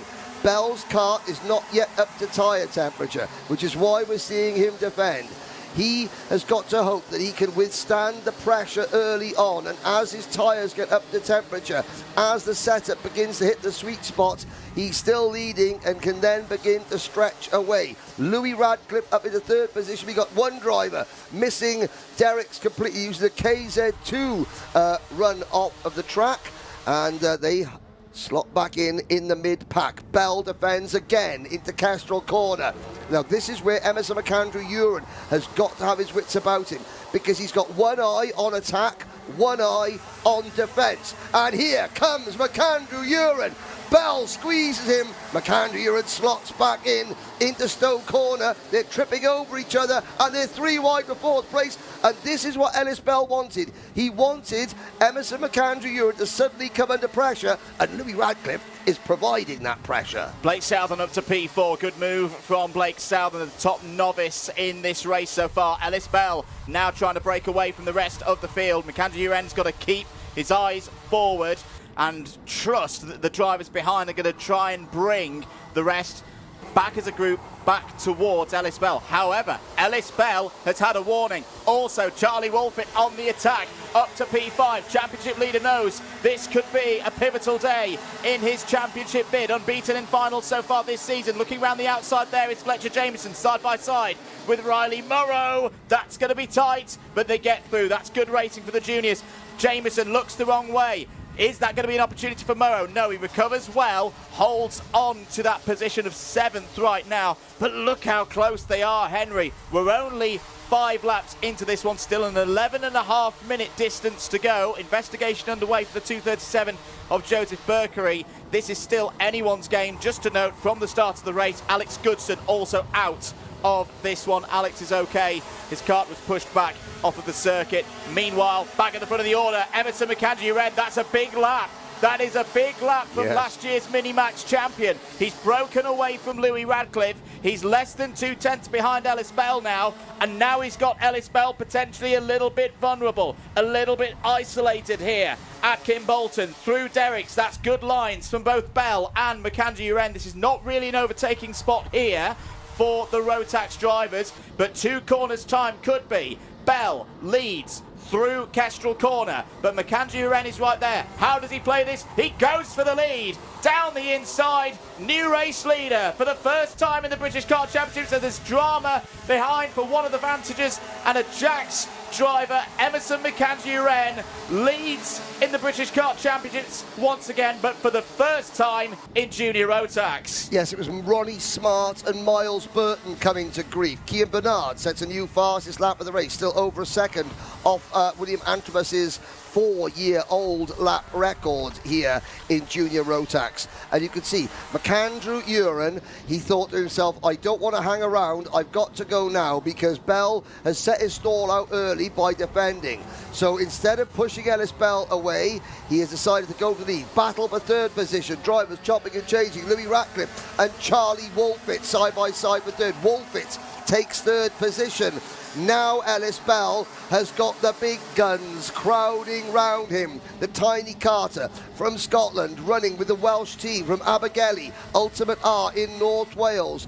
Ben Hingley, Bonner Hingley, his dad, Matty Hingley, Ben's younger brother and senior Rotax driver, all combining forces to help this very young, talented Scottish driver, Ellis Bell, to maybe break through and take his first British Championship victory. I'm thinking back, I don't think Ellis Bell's ever stood on a British Championship podium before. So this could still be a career day for Ellis Bell, and they're closing in on a slower kart who is a lap down. Miles Burton, it's Miles Burton in the Vantage Racing Team 643, the wildcard here this weekend. Driver we need to keep an eye on in the lower reaches of the top 10. Cian Bernard up to P7 in the white helmet there, the Sam Pollitt colours of orange, blue and white. Bernard is flying. Bernard has done a 41.601 as the fastest lap of this race. That was last time around. He set a personal best whilst overtaking other drivers. Bernard has not won a round of the British Kart Championship since his MiniMax days in 2023. He's been knocking on the door. You think back to about 12 months ago, second at the Grand Prix at PF International. He desperately wants that win, but that's not going to help him. That was Thomas Jackson in the Craft Motorsport 216. Going back through into 6th place, but we need to keep an eye on those drivers. There's some pace in the second half of that top 10, and we've still got 8.25 minutes to go. If you give Cian Bernard any clear track, then the lap record is looking shaky. 40.85. There is Miles Burton out of the race, damage to his Vantage Motorsport kart. Don't forget that engine cost £1 in a raffle, and it got him to a British Championship main event. As they cross the line, Blake Southern is now up in the 3rd position. Ellis Bell on the podium. It's a Dan Holland Racing 1, 2, 3 as they float through the Willows, with Cian Bernard still in 6th with the fastest lap. He's now tagging on to the back of Louis Ratcliffe. The lap record 40.85 seconds, set in May 2023 by William Antremus. George Fountain picks up a position. He's going to pick up a couple of more, because just in front of Fountain there was a little bit of a schmozzle going on into Derrick's, and he picks up another few places. There's Riley Murrow, the human highlight reel coming through your screen. Zach Turner behind him in 10th position. Fletcher Jameson from the outside of the front row has slipped back to 7th. There's Jensen Chalk, the MLC Motorsport Team, the 2023 MiniMax Grand Finals winner. And Jensen is up into 11th place. Jensen Chalk losing points, though, in the championship stakes to Charlie Wolfett. Just to note on Finlay Lines. Lines is moving forward. He's up into the top 20. This is a damage limitation day for Finlay Lines, 3rd in the championship before the start of today. But he's still losing points to this man here. Kart number 6, the number 6 seed from last year. 3 final wins on the spin in the British Kart Championships for Charlie Wolfett. But if he's going to make it 4 here today, if he's going to win the first 3 finals of this season, he's going to have to work really, really hard to catch his teammate and then overtake him. It's not necessarily the easiest circuit to overtake on the calendar this year here at Kimbolton. Keeping an eye on Bernard as well. Bernard has cleared the non-DHR runners. Bernard is now up to P4. I like the look of that Sam Pollitt racing machine here this afternoon, Henry. Yep. Bernard is looking focused. Bernard is looking locked in here. This could be a 5 3/4 minutes for the ages. 4 drivers, 3 of them with wins before. The one that is the fly in the winning ointment is Blake Southern, who's not been in this position before. Any one of these could win this race. Yes, they can. No team orders in karting. There is a Dan Holland Racing 1, 2, 3. The drivers will have been told, do not take each other out, but race as hard as you can. And that is what they will do if they can catch Emerson McAndrew-Ure. At the moment, it's Wolfett versus Southern versus Bernard versus Bell. There comes Fletcher Jameson back up into the top 6 at the expense of Louis Radcliffe. Thomas Jackson for the Craft Motorsport Team now, right behind Jameson, going into turn number 1. Behind them, it is Louis Radcliffe and Riley Murrow. Battling for 8th and 9th, Zach Turner is the next kart in line in 10th. But as you can see, disappearing out of the camera shot, Emerson McAndrew-Ure has the lead. Jackson makes the move into Derrick's. The resistance is broken. Cian Bernard has broken the DHR stronghold on the podium and is up to third place. Is now cruising in on championship leader Charlie Wolfett. Now, is this where Charlie Wolfett now changes his tack? Is this where Charlie Wolfett starts to think about championship versus final victories? To win this championship, you have to have consistency. You have to make sure that you keep that points tally ticking over. That's what Jacob Ashcroft did 12 months ago on his way to the British Junior Rotax title. Charlie Wolfett right now has a good lead, 373 points on the live scores versus his closest rival is now Ellis Bell on 349. That's a good lead to have at this stage of the season. How much does Charlie Wolfett risk? It doesn't look like he's got the pace today to live with Emerson McAndrew-Wren. What a performance this has been from Emerson McAndrew-Wren. He's been out in Europe, he's been successful on the Euro Trophy scene, he's been having a hard time running in the next level up in the FIA Championships, but back here in the British Kart Championships, this is another stellar performance from all four of these drivers, because Blake Southern's still there as well. 3 minutes and 20 seconds of this race to go, Henry. It's looking good for Emerson McAndrew-Wren, but I'm still intrigued as to what the tactics are now between Wolfett and Bernard. Do they work together to close down the 233? I don't think Gold Chain Charlie will have a choice about working with Cian Bernard. Now, he doesn't let Cian Bernard go, and that allows Blake Southern to snatch third place back. I was about to say, oh, here comes Cian Bernard. You cannot. He is simply irresistible today, flashing through the willows now. Wolfett may not have the speed to bring Emerson McAndrew-Wren back to the pack. Cian Bernard might do. 2.5 minutes plus a lap to go. Cian Bernard has now got to get back to Charlie Wolfett, past Charlie Wolfett, and maybe Charlie Wolfett's best chance of winning this race is letting Bernard go and following Bernard up to the leader, because Cian Bernard, certainly what he does note, he no longer has the fastest lap of the race. Finley Lines from 33rd on the grid now into 17th position has the fastest lap of the race, just half a second off the lap record set 4 years ago.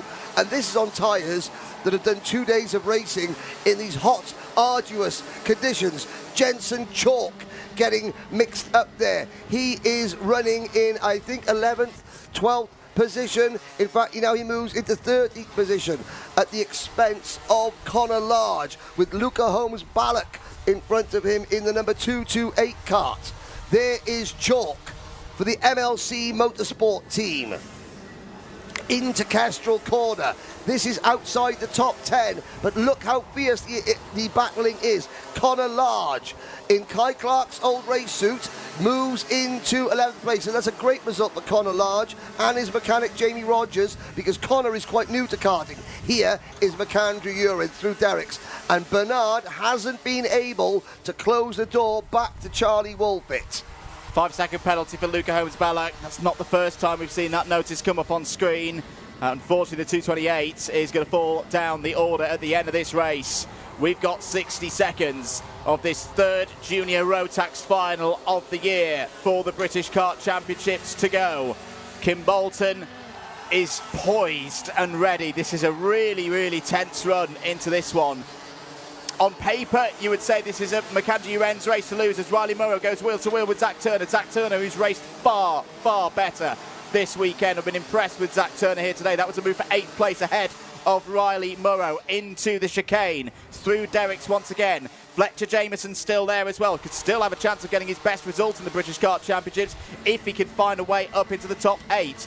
20 seconds to go. The laps go quickly here round this sub-1 kilometre circuit here in Cambridgeshire. 2 more laps to go. Emerson McAndrew-Wren, 1.4 seconds clear now of Charlie Wolfett. Has Cian Bernard got any more pace left? Well, he's just set a new fastest lap of the final so far, a 41.409, but my fear for Bernard at the moment, Henry, even if he passes Wolfett, the gap's too big. I think it's going to be another, at best, second place here today. I think so. As we watch the battle of a second, Wolfit leads into Dan Weldon corner. Bernard hot on his wheel tracks, but in front of them, that disappearing figure, the Kart of number 233, Emerson McAndrew-Uren, getting smaller and smaller in the eyesight of Charlie Wolfit as he continues to pull away. Let's not forget that in April 2023, the debut of the MiniMax class in the UK was here at Kimbolton. The winner on that day, Emerson McAndrew-Uren. He went on to become that year's MiniMax British champion. A year later, MiniMax British, 2 years later, MiniMax British champion. He is the great-grandson of gentleman Jeff Uren, who was one of the earliest British saloon car championships. The Uren legacy continues. Wolfit holding up Bernard and Southern for second. Ellis Bell is fifth. But Emerson McAndrew-Uren is about to cross the line. 8 days ago, he was at Silverstone awarding the trophies to the F1 drivers. Today, here at Kimbolton for the 8th time, Emerson McAndrew-Uren is a winner in the British Kart Championships. It's the first victory for Emerson here in Junior Rotax, and he just took it away from all of them. He was a cut above the rest here today on his British Kart Championships return. It's a 1-2 for Dan Holland Racing. Charlie Wolfit's winning streak in finals is over, but that is still a very, very good result. If he wasn't to win today, there's one driver he would have been okay with beating him, and it's that young man there. Emerson McAndrew-Uren takes it for DHR. Charlie Wolfit very much extends his championship lead. It is now, 34 points ahead of the next driver. That is the kind of territory that takes a little bit of the pressure off for Wolfit in the second half of the season. Keir Bernard back on the podium, P3. Brilliant drive for Sam Pollitt Racing. Other highlights, Finlay Lines gains 20 places, gets points for 13th. He's going to need a pretty much perfect run now for the rest of this season, but he's not out of it yet. The rest of the order, the key runners in that one. Where did Jensen Chalk finish? 14th. Ellis Bell will take second place in the championship tonight with 5th place in that one. Blake Southern, the driver who 2 years ago was in Arrive and Drive karting, leaves Kimbolton halfway through the British Kart Championship season 3rd. What a tremendous effort that is from Blake Southern. This is no driver who's not got the experience, not got the speed in owner racing anymore. He is a bona fide runner here at this level.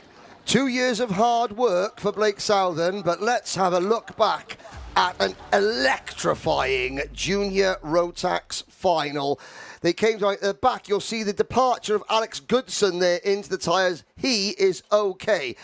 Emerson, well, he tried to go to the outside. Ellis Bell, the pole sitter, setting his stall out early. I think Ellis Bell, like we did in the commentary box, knew that he doesn't have the pace to hold off Emerson McAndrew-Uren over 15 minutes. So he defended and tried to drag Emerson McAndrew-Uren into a battle. And for a time, it worked. You can see there, side by side, that was Louis Ratcliffe getting involved as Thomas Jackson in the Craft Motorsport 218 was battling.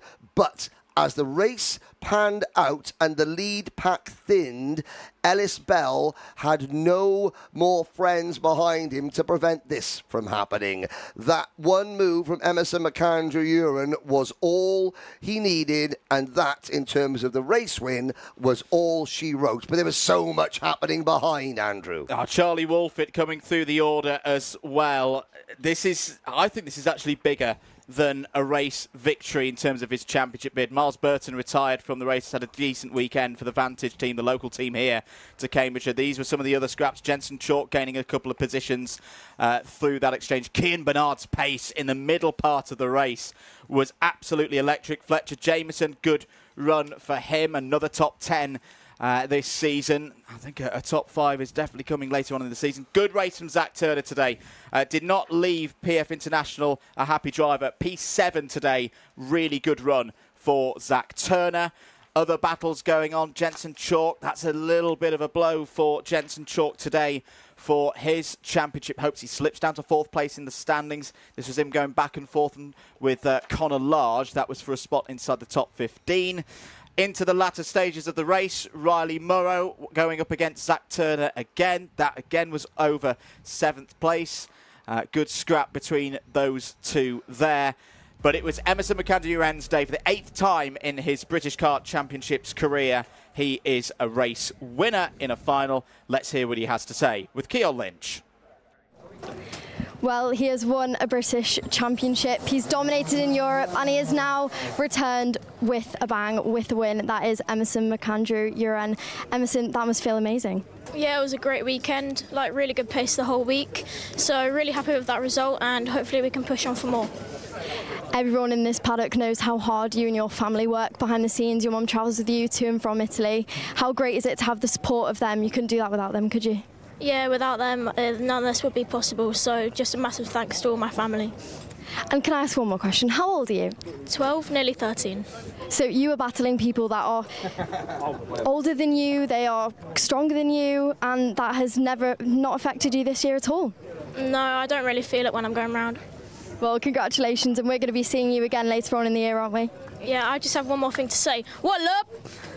Well, thank you very much. That was an abrupt end, and head back to the box. Wallup is back for the 8th time this season in his career. First time this season. And, yeah, for Charlie Wolfett, just to go through the championship scores before we move on to senior Rotax. Wolfett, 373. Bell up to 2nd place in the championship now on 349. Blake Southern, 3rd, 332. Jensen Chalk drops to 4th place, 329. Louis Radcliffe up to P5, 322. Sebastian Clark, Findlay Lines, Zach Turner, Fletcher Jameson and Connor Large complete the current top 10 on the provisional results for the championship scores. We will see these drivers race again later on in the summer. Henry Beaudette rejoins me in the box. That was a really positive finish, I felt, for Junior Rotax as a race. Yes. The best race of the weekend from the Junior Rotaxes was the final, and that's what we like to see. Quite rightly so. The second race you're going to see, the Senior Rotax final, will also start in single file. Everything else will go off 2 by 2 as normal. And as you can see, the assembled media, you've got the Orange Army and the Pink Army.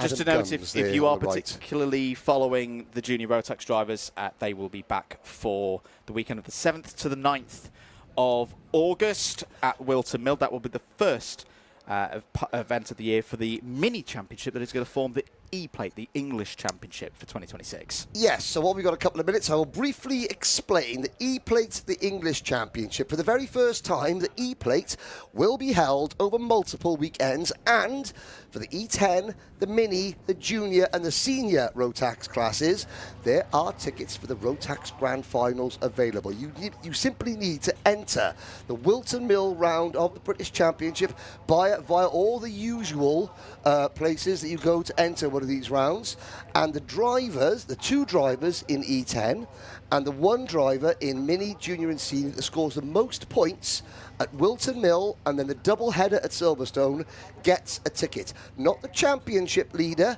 necessarily. If you haven't even entered the first half of the season, you can still go to the grand finals by virtue of entering at Wilton Mill and at Silverstone. You not only become the English champion, the E-Plate holder, you also get the ticket to the grand final. It is open to all members of Team UK. You know, you don't have to just be English to win the E-Plate, but it is a championship within a championship. It's perfect for, say, a driver at the start of the year in MiniMax, had a growth spurt, and then moved up a class halfway through the season. So that's the E-Plate. There'll be more information available. There, walking out, is the driver that not just in the UK, pretty much in the world of Rotax racing, has to beat at the moment. Freddie Lloyd. He was a champion in the other half of the British Championship last year. He's now looking to make it a Rotax title in 2026. But There are so many rivals. However, Freddie Lloyd walking, sunglasses on, at the front, his mechanic Marvellous Marv Parrott watching on, and this is a psychological thing for Freddie Lloyd. Walk to the front, ignore everyone, thumbs up. I'm as cool as a cucumber. It's hot, the weather is glorious, but I'm just taking everything in my stride. And you're going to turn round, they're going to put that kart round first, and 35 other drivers will have to walk past Freddie Lloyd. And Andrew Mather is also looking at the window, because I want to see Lloyd's actions as his rivals walk past him. He isn't even looking at them, going about his business, helmets being put on. Other drivers continue to walk up the grid. They all have to walk past the Evolution Racing number 371. And they have to look at that kart. They have to look at Freddie Lloyd, who has been untouchable almost all week. And one of our cameramen has just fallen over Leon Hastie's kart. I'm so sorry. Leon Hastie and his mechanic Jamie Dyer looking down at one of the Alpha Light cameramen has just gone clean over his NASA panel. Or we try to get you as close as possible. Well, as close as possible. So close, he's actually inside the karts. So the rest of the grid forms up then. If the junior grid was a little bit jumbled up in terms of the form book, this is the absolute opposite. Lloyd, we've talked about. Harry Freeman has had a great week. That row 2, Leon Hastie and Guy Cunnington, both of them winners at this level in the past. Could they break through the ranks? Jack Lilly and Albie Lapper, that could be quite an interesting scenario. Strawberry Racing teammates 5th and 6th on that single file run down towards turn number 1. Don't sleep on Macaulay Bishop in this race. He won here 2 years ago with a splendid performance. Similar to what we've just seen in the juniors from Emerson McCann. He got to the front and he just went bye-bye to everybody else.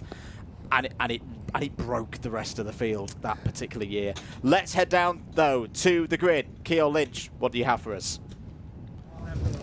Thank you very much, boys. Back down on the grid, Senior Rotax, and it is a familiar face once again. We saw him recently in the other half of the British Kart Championships, and that is Freddie Lloyd. Freddie, back on pole position? Yeah, I mean, it's been really good so far. The starts have not been, let's say, fair. But see if I can make it past first corner and then extend the gap and, well, see if I can drive off.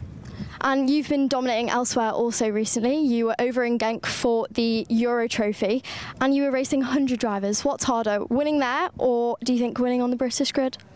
I mean, most of the Euros is filled with the British drivers, so it's technically just racing the same people over again, but you get a few wild cards out in Europe that are very fast, but nothing I can't really beat. Deja vu for you today then? Yeah, I'd say so. Right, best of luck. Thank you. Good luck. But we are going to go over now to the other side of the front row. That is Harry Freeman. Harry, you've looked really strong so far this weekend. How are you feeling? Yeah, all right. We've made some changes for this because I don't think we were quick enough. But yeah, we should be good now. And if we look back on your story a bit, a lot of people paid attention, felt for you last year at the Rotax Grand Finals. You were 2 corners from that win, and tell us how much it would mean to you to get the chance to go back there again. Yeah, I think it'll be really big for me. But yeah, it's going to be hard this year with all these good drivers, you know. And are you feeling that pressure this year on these grids, or are you trying your best to keep focused? Yeah, just try do my thing, but yeah, it's definitely a lot harder than junior. Well, good luck. Cheers. And of course, that is Harry Freeman's first year back in senior, so extra challenge for him there on the front row. We are last going to chat to Guy Cunnington, though. Looks thrilled to see me here on the grid once again. Guy, good to see you back. Thank you. And it has been 6 years since you've won a final in the British Kart Championships. Can that be done today? Yeah, we had a good pre-final. We drove, well, led every lap and managed to get a penalty somehow, so that's interesting. But we're off 4th. We'll see if we can make a few up on the start and then see if we can chase Freddie. And I know it's been a hot topic so far this weekend, but the heat, a lot of drivers are struggling with that. Has your experience helped you there? Are you feeling it? Yeah, it's been good. Obviously did a fair share of European racing where it was warmer than this, so this is this is good for me. Thank you very much. Good to chat to you. We have a very experienced senior Rotax grid. Whistle's blown, let's head back to the box. Good stuff down there on the grid ahead of this senior Rotax final. Pretty much perfect conditions, I'd say, Henry, for kart racing here today. 27 degrees air temperature, track well rubbed in, but not too hot for the drivers and for their kit ahead of this race. No, I mean, we've seen the tyre abuse that has taken place on these Mojo tyres getting, luckily Mojo built a very, very good kart tyre, and they needed to be good this weekend here at Kimbolton. You can see the runways, the tarmac runways from the old RAF Kimbolton off the side of the circuit. 36 seniors line up, and we're about to go racing.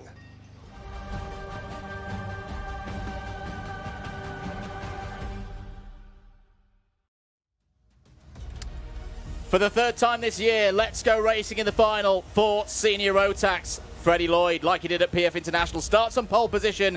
Today, he shares the front row with Harry Freeman. Leon Hasty and Guy Cunnington go from row 2. Jack Lilly and Albie Lapp are on an all-strawberry row 3. Macaulay Bishop and Joshua Graham go from row 4. Oliver Liversidge and Victor Hansen on 5. Harrison Whitcomb and Joshua Smith will carry us through from row number 6. Cian Geraghty and Jack West go from 7. It's Noah Barham and Finley Jones on 8. Antoine Lemieux is the first of the Canadians in this race on row 9 alongside Jared Fox-Whiteley. Row 10, Daniel Kilpatrick and championship leader Matty Hingley. Will Archer and Oliver Smith go from 11. Josh Turnbull and Matteo Palazzo on row 12. Ewan Charman and Harrison Crowther go from 13. It's Jack Thompson and Pearson Bullock-Carter on row 14. Mikey Walker and George Cole complete the top 30 for the start of this race. Hugh Moulton has gone into the final. He's sharing row 16 along with Lorenzo Cordal. Miles Roby and Rex Ashley squeezed through onto row 17. Charlie King and James Tester, they're the last of the qualifiers for this top 36 final here in senior Rotax. It is a stacked grid, Henry Beaudette, in this senior Rotax category. We've just seen a brilliant run from the juniors. What are you expecting here from the seniors? Well, the first thing that we can all expect, barring a catastrophe for Freddie Lloyd, at the end of lap number 1, Freddie Lloyd will be your new championship leader. Matty Hingley comes into this race 8 points ahead of Lloyd. Hingley starts 20th, and there is a retirement, the 390.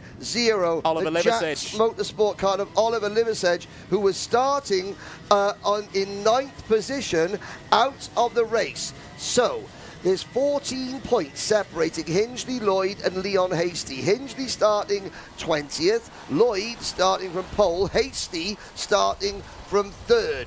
Josh Turnbull is another 10 points further back, and Turnbull, looking down, where is he starting? The answer is 23rd. So there's going to be a huge shift in the point standings. As we said before, Andrew, you can't win a British title today, but you can make it very hard for others to win. I think in senior, there's so many contenders. There are 9 drivers separated by 44 points. And at the end of this race, we are halfway through the season. So the drivers are under starters' orders here. Do we go racing at this time? We're asking. Yes, we do. The final is underway for senior Rotax. Good start for Freddie Lloyd. He's spread the field out there nicely through the first couple of corners. Guy Cunnington's getting involved. Is immediately up to P3. Leon Hasty has gone up a position as well. It was Harry Freeman who lost out in all of that. But that was a perfect start from Freddie Lloyd. He timed the acceleration to perfection. He can breathe a little bit in the early stages of this race. He leads by probably about 5 kart lengths or so.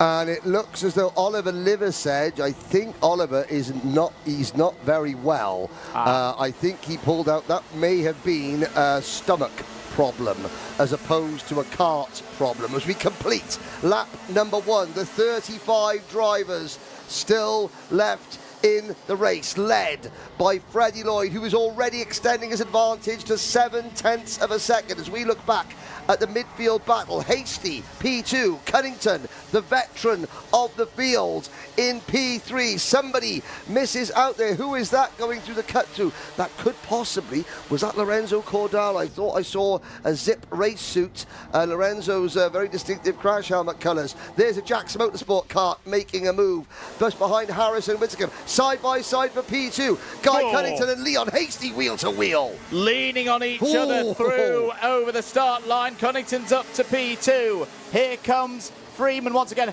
Oh, brilliant from Macaulay Bishop and from Albie Lapper as well. Bishop gains 2, Lapper gains 2 as well. The wind is building here as well. It's a bright sunny day. That's all getting a little bit too close. And Jack Lilly's going to be out. Joshua Graham out of contention as well. Jack Lilly's hopeful final started from the top 5 is hopeful no more. He cascades down the order, out of the running here today. To give you an idea, number Albie Lapper in 5th position, number 397, when Guy Cunnington, who's running in 2nd position at the moment, started karting, Albie Lapper wasn't even born yet. And here is Lapper closing in on Cunnington. Has been Whittingham in the barriers for the Origin team, and he's taken Josh Smith with him. Oh, Josh Smith, the KX UK team, up and out of the race. That could be disastrous. There's our onboard camera, and one of the flip-flops that is at the side of the circuit to demark some of the bigger curbs here at Kimbolton has been uprooted and is lying just off the apex of Derrick's. Lloyd continues to extend his lead. Great battling back in the pack. There's Matty Hingley. He is already where he started 20th. Hingley is up 8 places to P12 through turn number 1 at the start of lap number 5 with 12 minutes plus a lap to go. Freddie Lloyd leads by 1.2 seconds. The sector time's pretty even between Lloyd and Cunnington. Change for 3rd place. Macaulay Bishop is through and past Scotland's Leon Hasty. That could be a big move now. Does Bishop work with Cunnington here at this stage of the race? These two drivers know each other very, very well. Bishop, the 2024 senior Rotax champion. Cunnington, back in the first year of the modern era, 2019. And they've got a big job on their hands today. They've got to reel in the reigning Senior X30 British champion, who has been the top man in form so far in 2026. Recipient of the FIA President's Medal. He was the top performing British driver across the whole array of karting categories last year. He got that medal given to him last time out at Larkhall. But here goes Bishop. Here's the answer. Down the inside. Bishop knows only one thing, and that's going for big moves and taking people's positions. That was brilliantly done by Macaulay Bishop, up to P2. Now, does Guy Cunnington now just sit there? He's a wise old head in this sport, Henry. Yes. He knows that Bishop is going to get his head down. Lloyd has not got this thing won yet. 10.5 minutes to go. The gap is 1.5 seconds. I think Guy Cunnington is a very intelligent, analytic kart racer. He will have deduced that Macaulay Bishop, over the course of a lap, is probably a tick quicker than him. Guy Cunnington's best chance of winning this race is sitting behind and pushing or following Macaulay Bishop. There is the number 9 kart of Jack West for Strawberry Racing, moving up, passing Harry Freeman for 7th position. Now West sits behind the number 7 kart, his Strawberry Racing teammate Cian Geraghty. Albie Lapper runs in 5th position, so Strawberry Racing karts 5th, 6th and 7th. There is the leading KR Sport machine of Harry Freeman, now down to 8th. Then you've got Noah Barham and Jared Fox-Whiteley with Matty Hingley at the back of this pack, now trying to retake his championship lead. At the moment, Lloyd leads on 351 points, with Hingley running in 11th place. He's got 346. Matty Hingley can still retain his championship lead in this race, but he's got to pick up at least another 3 or 4 positions to do so. Well, there's one of them. There's Hingley up the inside of Jared Fox-Whiteley, puts the North Walian from Abergele into the top 10. Harry Freeman moving up the order order as well. Crucial to remember that at this stage of the season, Freddie Lloyd has a 30th place in the final from PF International on his scorecard at the moment. That is effectively, on a damage limitation day, what Matty Hingley is racing against here today. Towards Kestrel Corner they go. Is there going to be another move coming in from the number 5 seed? It's not an easy driver to overtake in the shape of Cian Geraghty is through there. That's a nice move from Finley Jones in the 323 up into the top 11 now. Freeman defends from Noah Barham. This is all over 7th place. And crucial point to Matty Hingley. Hingley's got through. That's a brave move. That is a brave move. Cian Geraghty complies and said, yep, let's work together. We're 2 more experienced drivers. Who's that going off in the background and down the KZ2 route? We'll clock that in a moment. But this is good stuff for Matty Hingley. He knows that the win is going to be beyond him here today. But if he's going to be British champion at the end of this season, he's got to keep doing this efficient work up through the field. The trouble at the moment, though, Harry Freeman being really defensive ahead of Noah Barham. Look at the gap up to Jack West now, nearly 2 seconds. Yep, Matty Hingley swings to the outside. Watch the undercut coming through Stowe Corner. Has Hingley got the line? No, but Noah Barham does get past Harry Freeman through the willows, down the straight towards Derek's Corner. Hingley to the inside.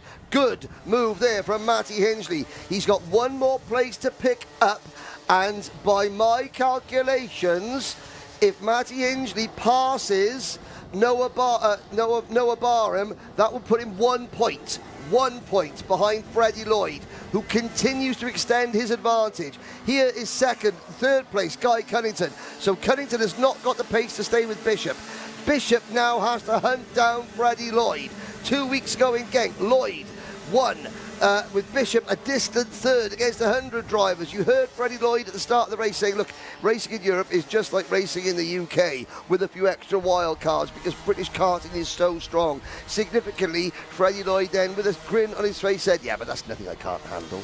A couple of messages coming in. +5 second penalty for Harry Freeman. That may be for over defensive driving. Possibly, yes. The 365 of Jack Thompson has had one as well. Unfortunately, Jack is running down in 33rd in the order. New fastest lap from Freddie Lloyd. Oh, is this the point where Fred starts to go fast? Even faster than before. Look at this scrap down towards turn 1. Harry Freeman in the middle of it all. You've got Jones in there as well. Looks like Jared Fox-Whiteley has got through. Yes, he has. He's up to P9 with that one for the Jacks Motorsport team. Great drive from Ewan Charman as well there for Hunter Motorsport. Yep. In the orange and yellow helmet. 13 positions gained for Ewan Charman up to into the top 12. And let's talk a little bit about that bright yellow and purple kart of Finley Jones. That is a privateer run entry. That's a privateer run entry running in the top 12 of the British Championship for in the strongest national championship. We have had a change. The change is for 4th position as Albie Lapper, 14 years old, probably the youngest member of the senior grid, moves into P4 and is now chasing down the oldest driver on the senior grid, Guy Cunnington. Like I said, Guy Cunnington was racing cadet Honda karts for the BRK racing team before Albie Lapper was born, and now Lapper closing in on Cunnington to try and pass him and get onto the senior Rotax podium. However, Cunnington, who has got over a dozen podiums, in fact I think Cunnington has got nearly 20 British Championship podiums in the modern era to his name. He will not give up a podium without a fight. There is one of the Hunter Motorsport karts flashing through, battling with Cian Geraghty.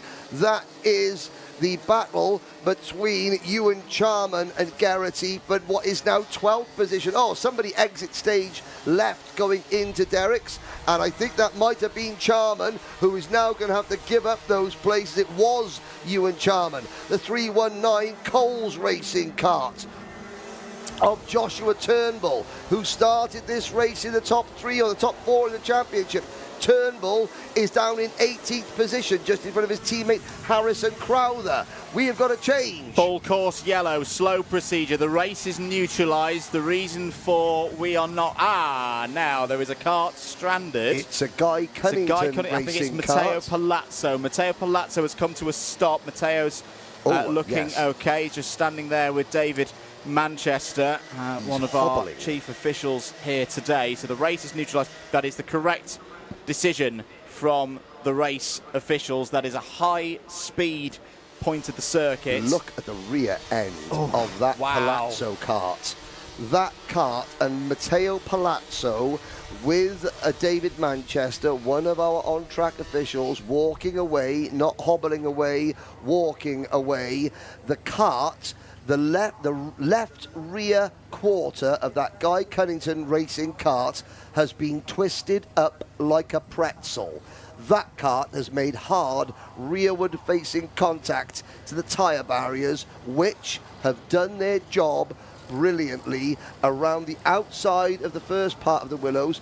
This part of the circuit at Kimbolton has just been, it's been landscaped, they've made improvements, and those improvements could have just saved Matteo Palazzo from potentially nasty injury. There is the kart. You can see how difficult. The marshal has just managed to get it to the back of the marshal post there, but watching that member of the Orange Army struggling with it, that's the bit of the kart that is still relatively straight. Right, straight. It's the other half. Oh, there is Joshua Smith's kart. The front right-hand track rod has broken on that machine. And what has broken on the track? Somebody's kart has cut out. It is a number 338 Evolution racing kart of Oliver Smith. And that has caused a problem. Smith looking down, the kart has died. It's caused a lot of the drivers behind to slow down and have to pass him. And there's another one out. We're into the final 2.5 minutes of this race, Andrew Mather. And that is under caution. The kart dies and... well, one Evolution racing kart leads this race. The other one has just ground to a halt. The irony there is Freddie Lloyd is understandably taking this pace lap as slowly as possible because he's trying to wind down the 2 minutes and counting on this race. Of course he is. I suspect his teammate there has just oiled up effectively, and it's conked out on him. So his own teammate has effectively put him out of the race here. But again, this is Freddie Lloyd's job.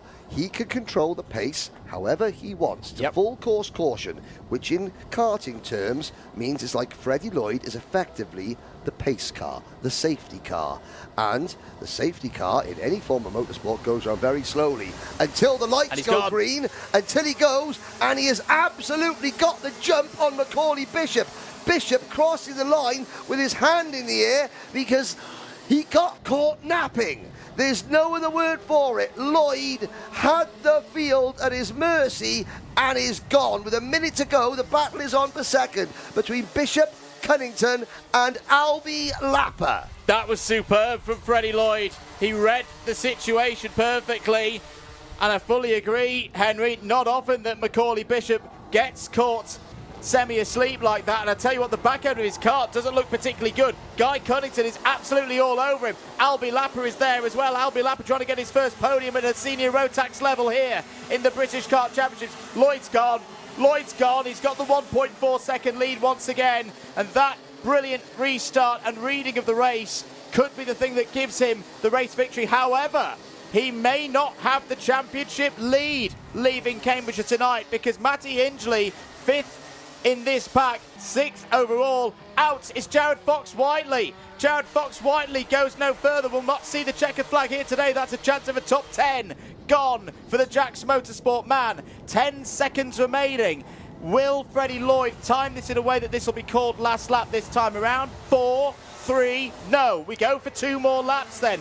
Bishop is really having to work hard here, Henry, to defend this second place. Yes. Now, critical 2 laps for Matty Hingley in kart number 5. At the moment, Hingley, running in 6th position, is tied for the championship lead with Freddie Lloyd. But because Lloyd is winning this race, Lloyd would take the championship lead. Hingley, who got a huge break when the safety car came out, or we went to full course caution to close the gap. He's already passed Jack West. He's now going to get past Scotland's Leon Hasty in the Craft Motorsport number 383. 1 pass for Hingley gives him the championship lead. And Freddie Lloyd tried to slow down on the start line, but missed it by 2 seconds. Lloyd on the final lap. This is a move. There Hingley. Now Hingley will retain the championship lead by 1 single point over Freddie Lloyd if things stay as they are over the final half a lap. What a brilliant start to the summer part of the season we've had here for Senior Rotax. We're on the final lap. Freddie Lloyd is 2.3 seconds clear. And like Macaulay Bishop here 2 years ago, this is more than just a race victory. This is a statement to the rest of the Senior Rotax class of 2026 that Freddie Lloyd, for the 2nd time this year, takes the win in the British Kart Championships in this category. And it was never, ever in doubt. Macaulay Bishop comes home P2. That feels like Bishop's win here in 2024 to me, Henry. It wasn't the one that gave him the championship. That came later on in the year. But that for the rest of the field, and you can see the respect that's being paid there to Freddie Lloyd by the other drivers. They know they have taken one big beating today by this young man. Freddie Lloyd, going into the second half of the season, is now a firm favourite for the title, but he does not lead the championship yet. He still carries the P30 from PFI on his scorecard. Matty Hingley still has the championship lead, but he knows as well he's going to need to go to that next step, that next level or two, if he's going to hold off the second half of the season charge from Freddie Lloyd.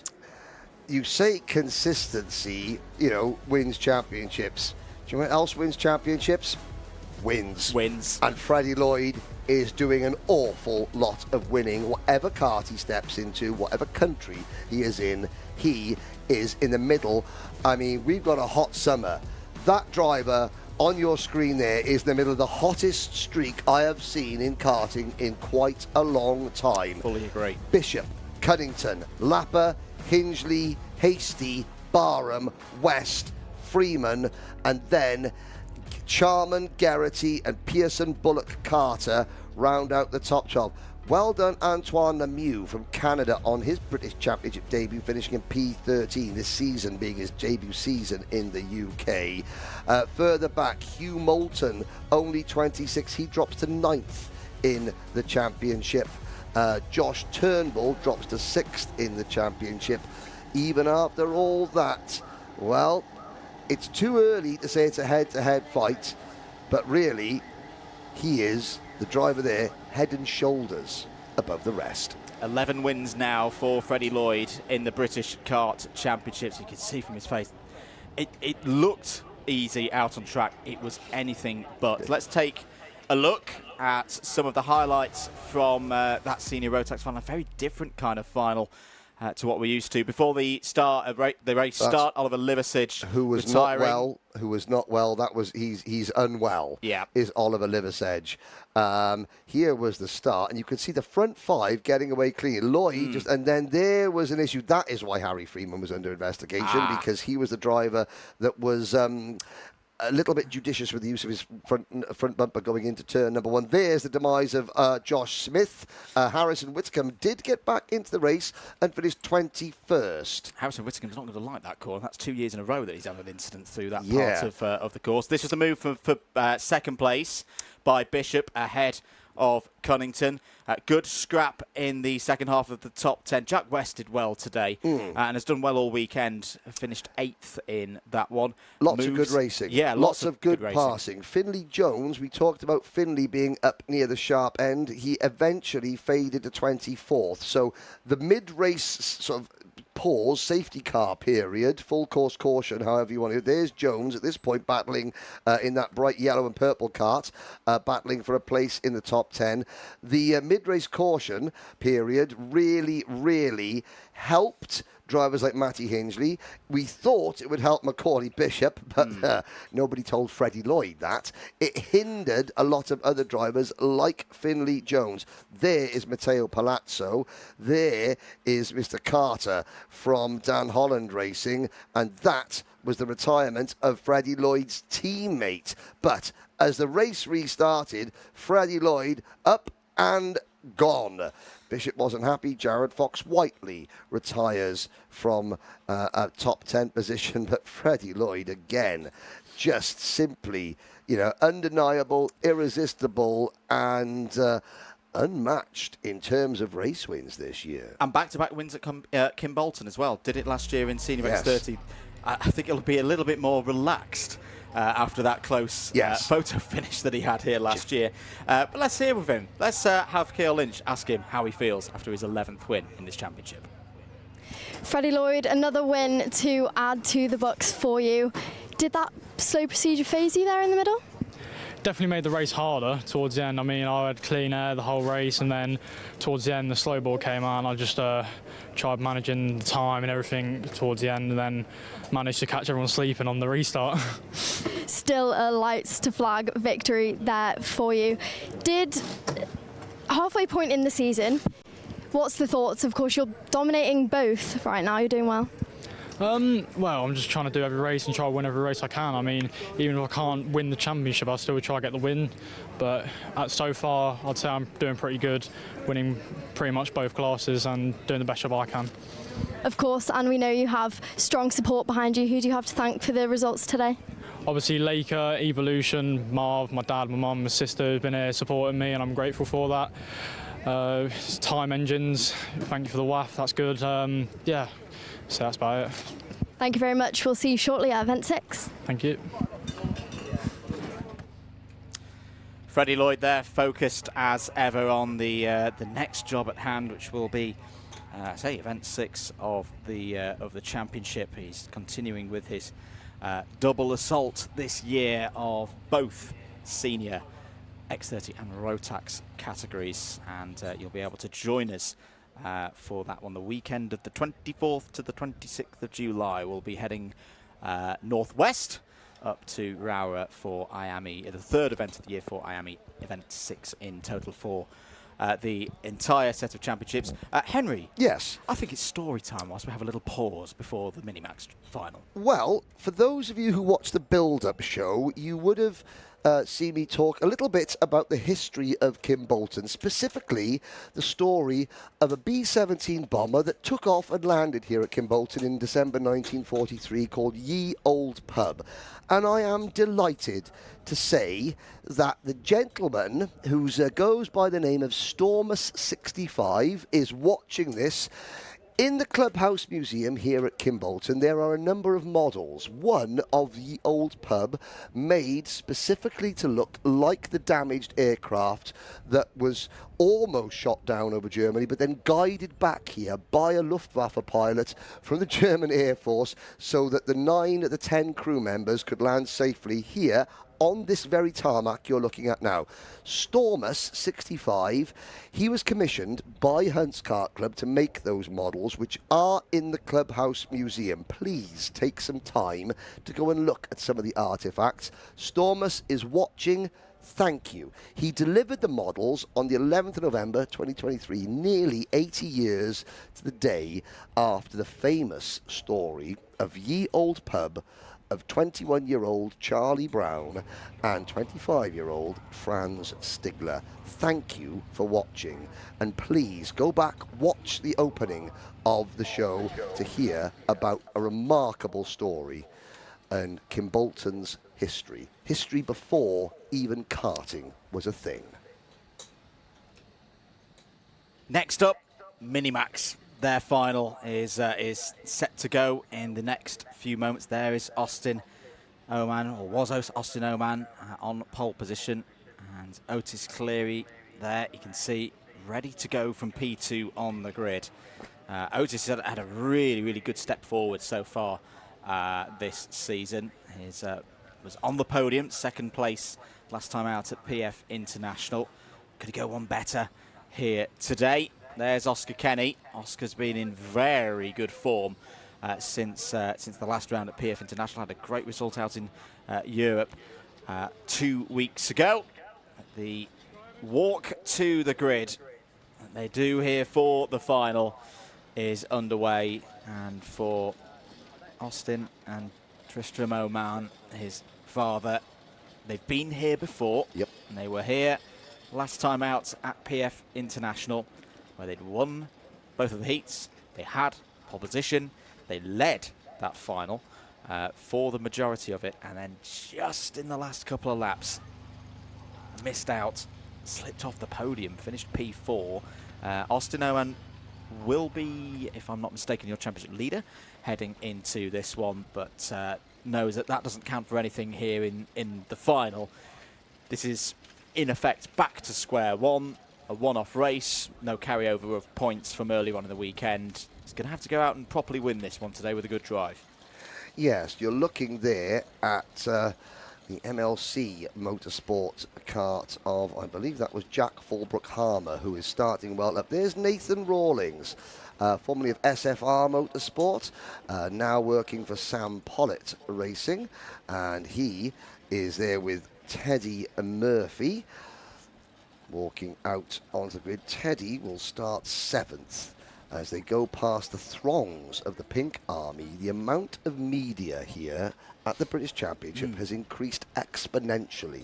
There are now several media agencies, on Track Marketing, on Point Media, Kirsty Hockley's company, Parallel. They are all here, and the amount of coverage these karters are getting, including Dian Singh Bahal, the Sword of Kandar at the back of his crash helmet, the symbol of Sikh warrior strength, and that is actually a special Dallas Cowboys, believe it or not, liveried helmet, because the Dallas Cowboys NFL team has the Kandar on there to warrior spirit.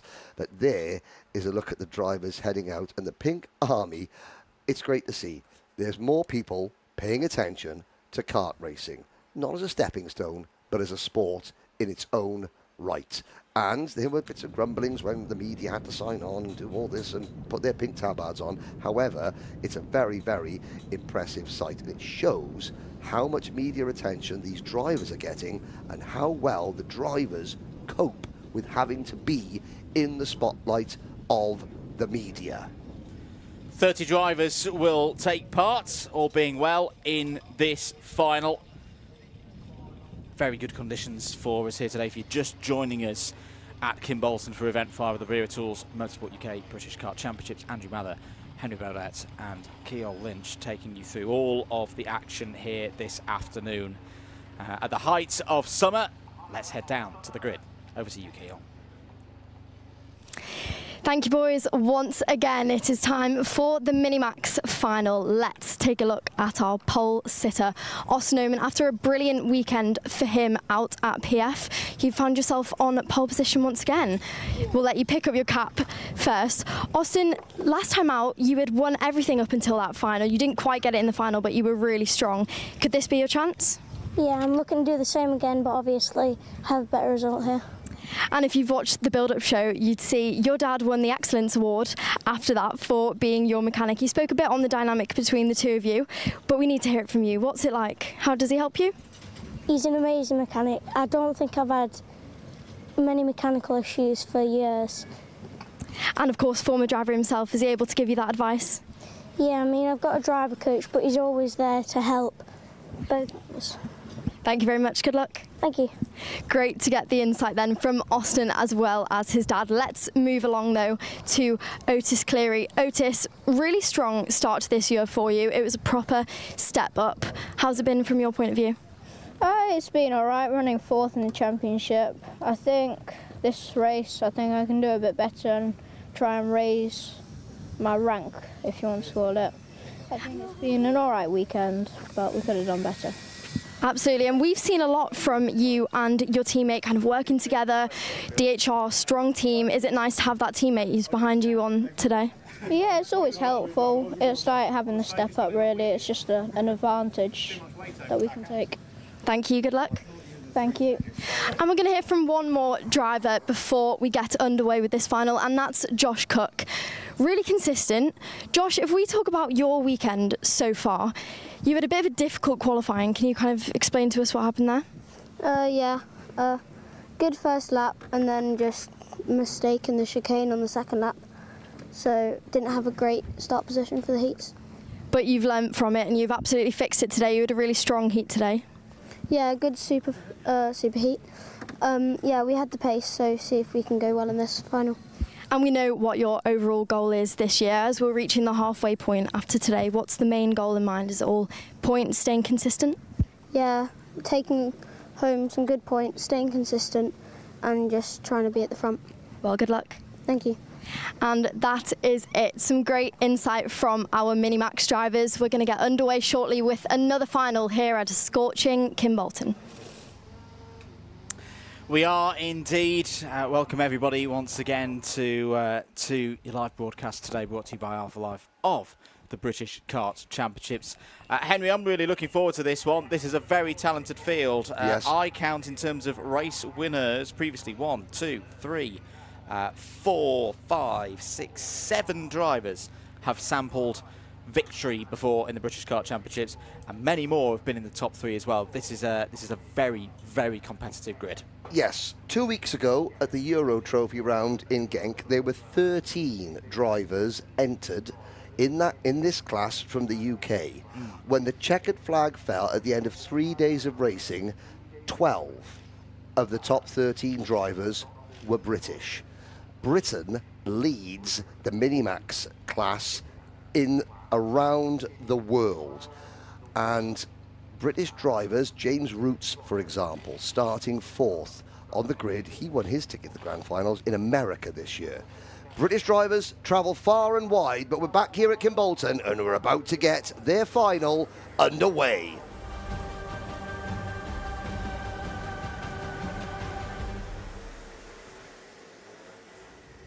Here's your grid for the MiniMax final. Austin Oman starts on pole position. Alongside him on the front row, Otis Cleary. Joshua Cook and James Roots go from row number 2. Oscar Kenny and Jack Fulbrook-Harmer start on row 3. It's Teddy Murphy and Dean Singh Pahal from row 4. Dimi Uzanov and Charlie Page start on row 5.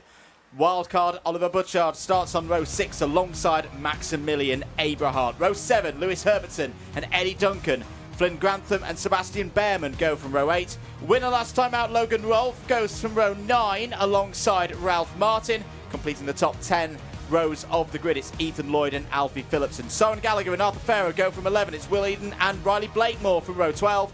Hugo Torpy and Jensen Skeffington on 13. Maria Roberto and James Devereux on row 14. Jackson Hilton and Ayrton Galsworthy complete the 30-strong field here for the MiniMax final.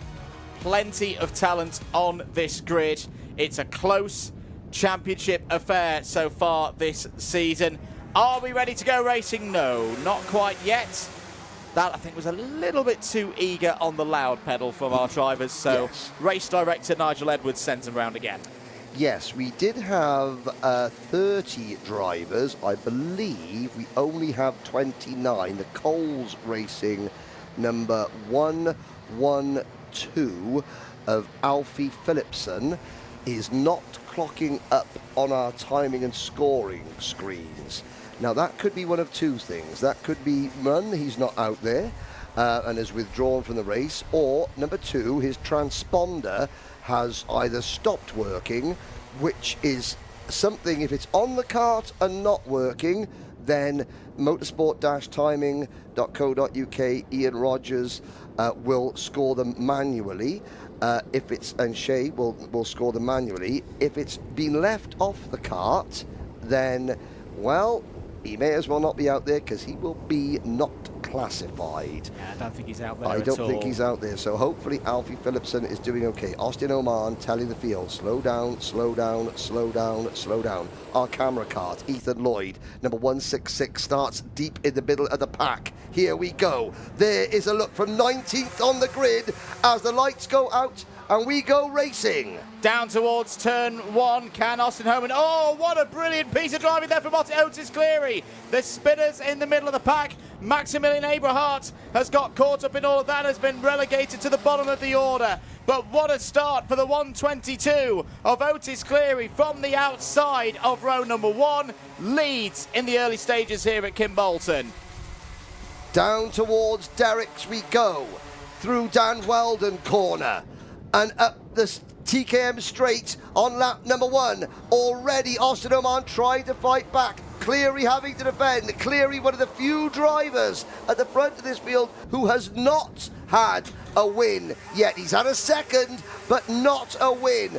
Oman looks to the outside. The Scotsman tries to tuck back underneath, coming out of Stowe Corner. Does he take the lead? No, he doesn't. I thought he was alongside. Cleary holds on. They're lining up behind them. Look at that. 2, 4, 5, 12 of them. Make that 22 of them. Going into Derrick's all in a single file. Somebody bails out through the middle of the chicane there. Oh, and there's a problem. That's Dean Singh Pahal. Grass tracking up over the back of the number 177 Kart.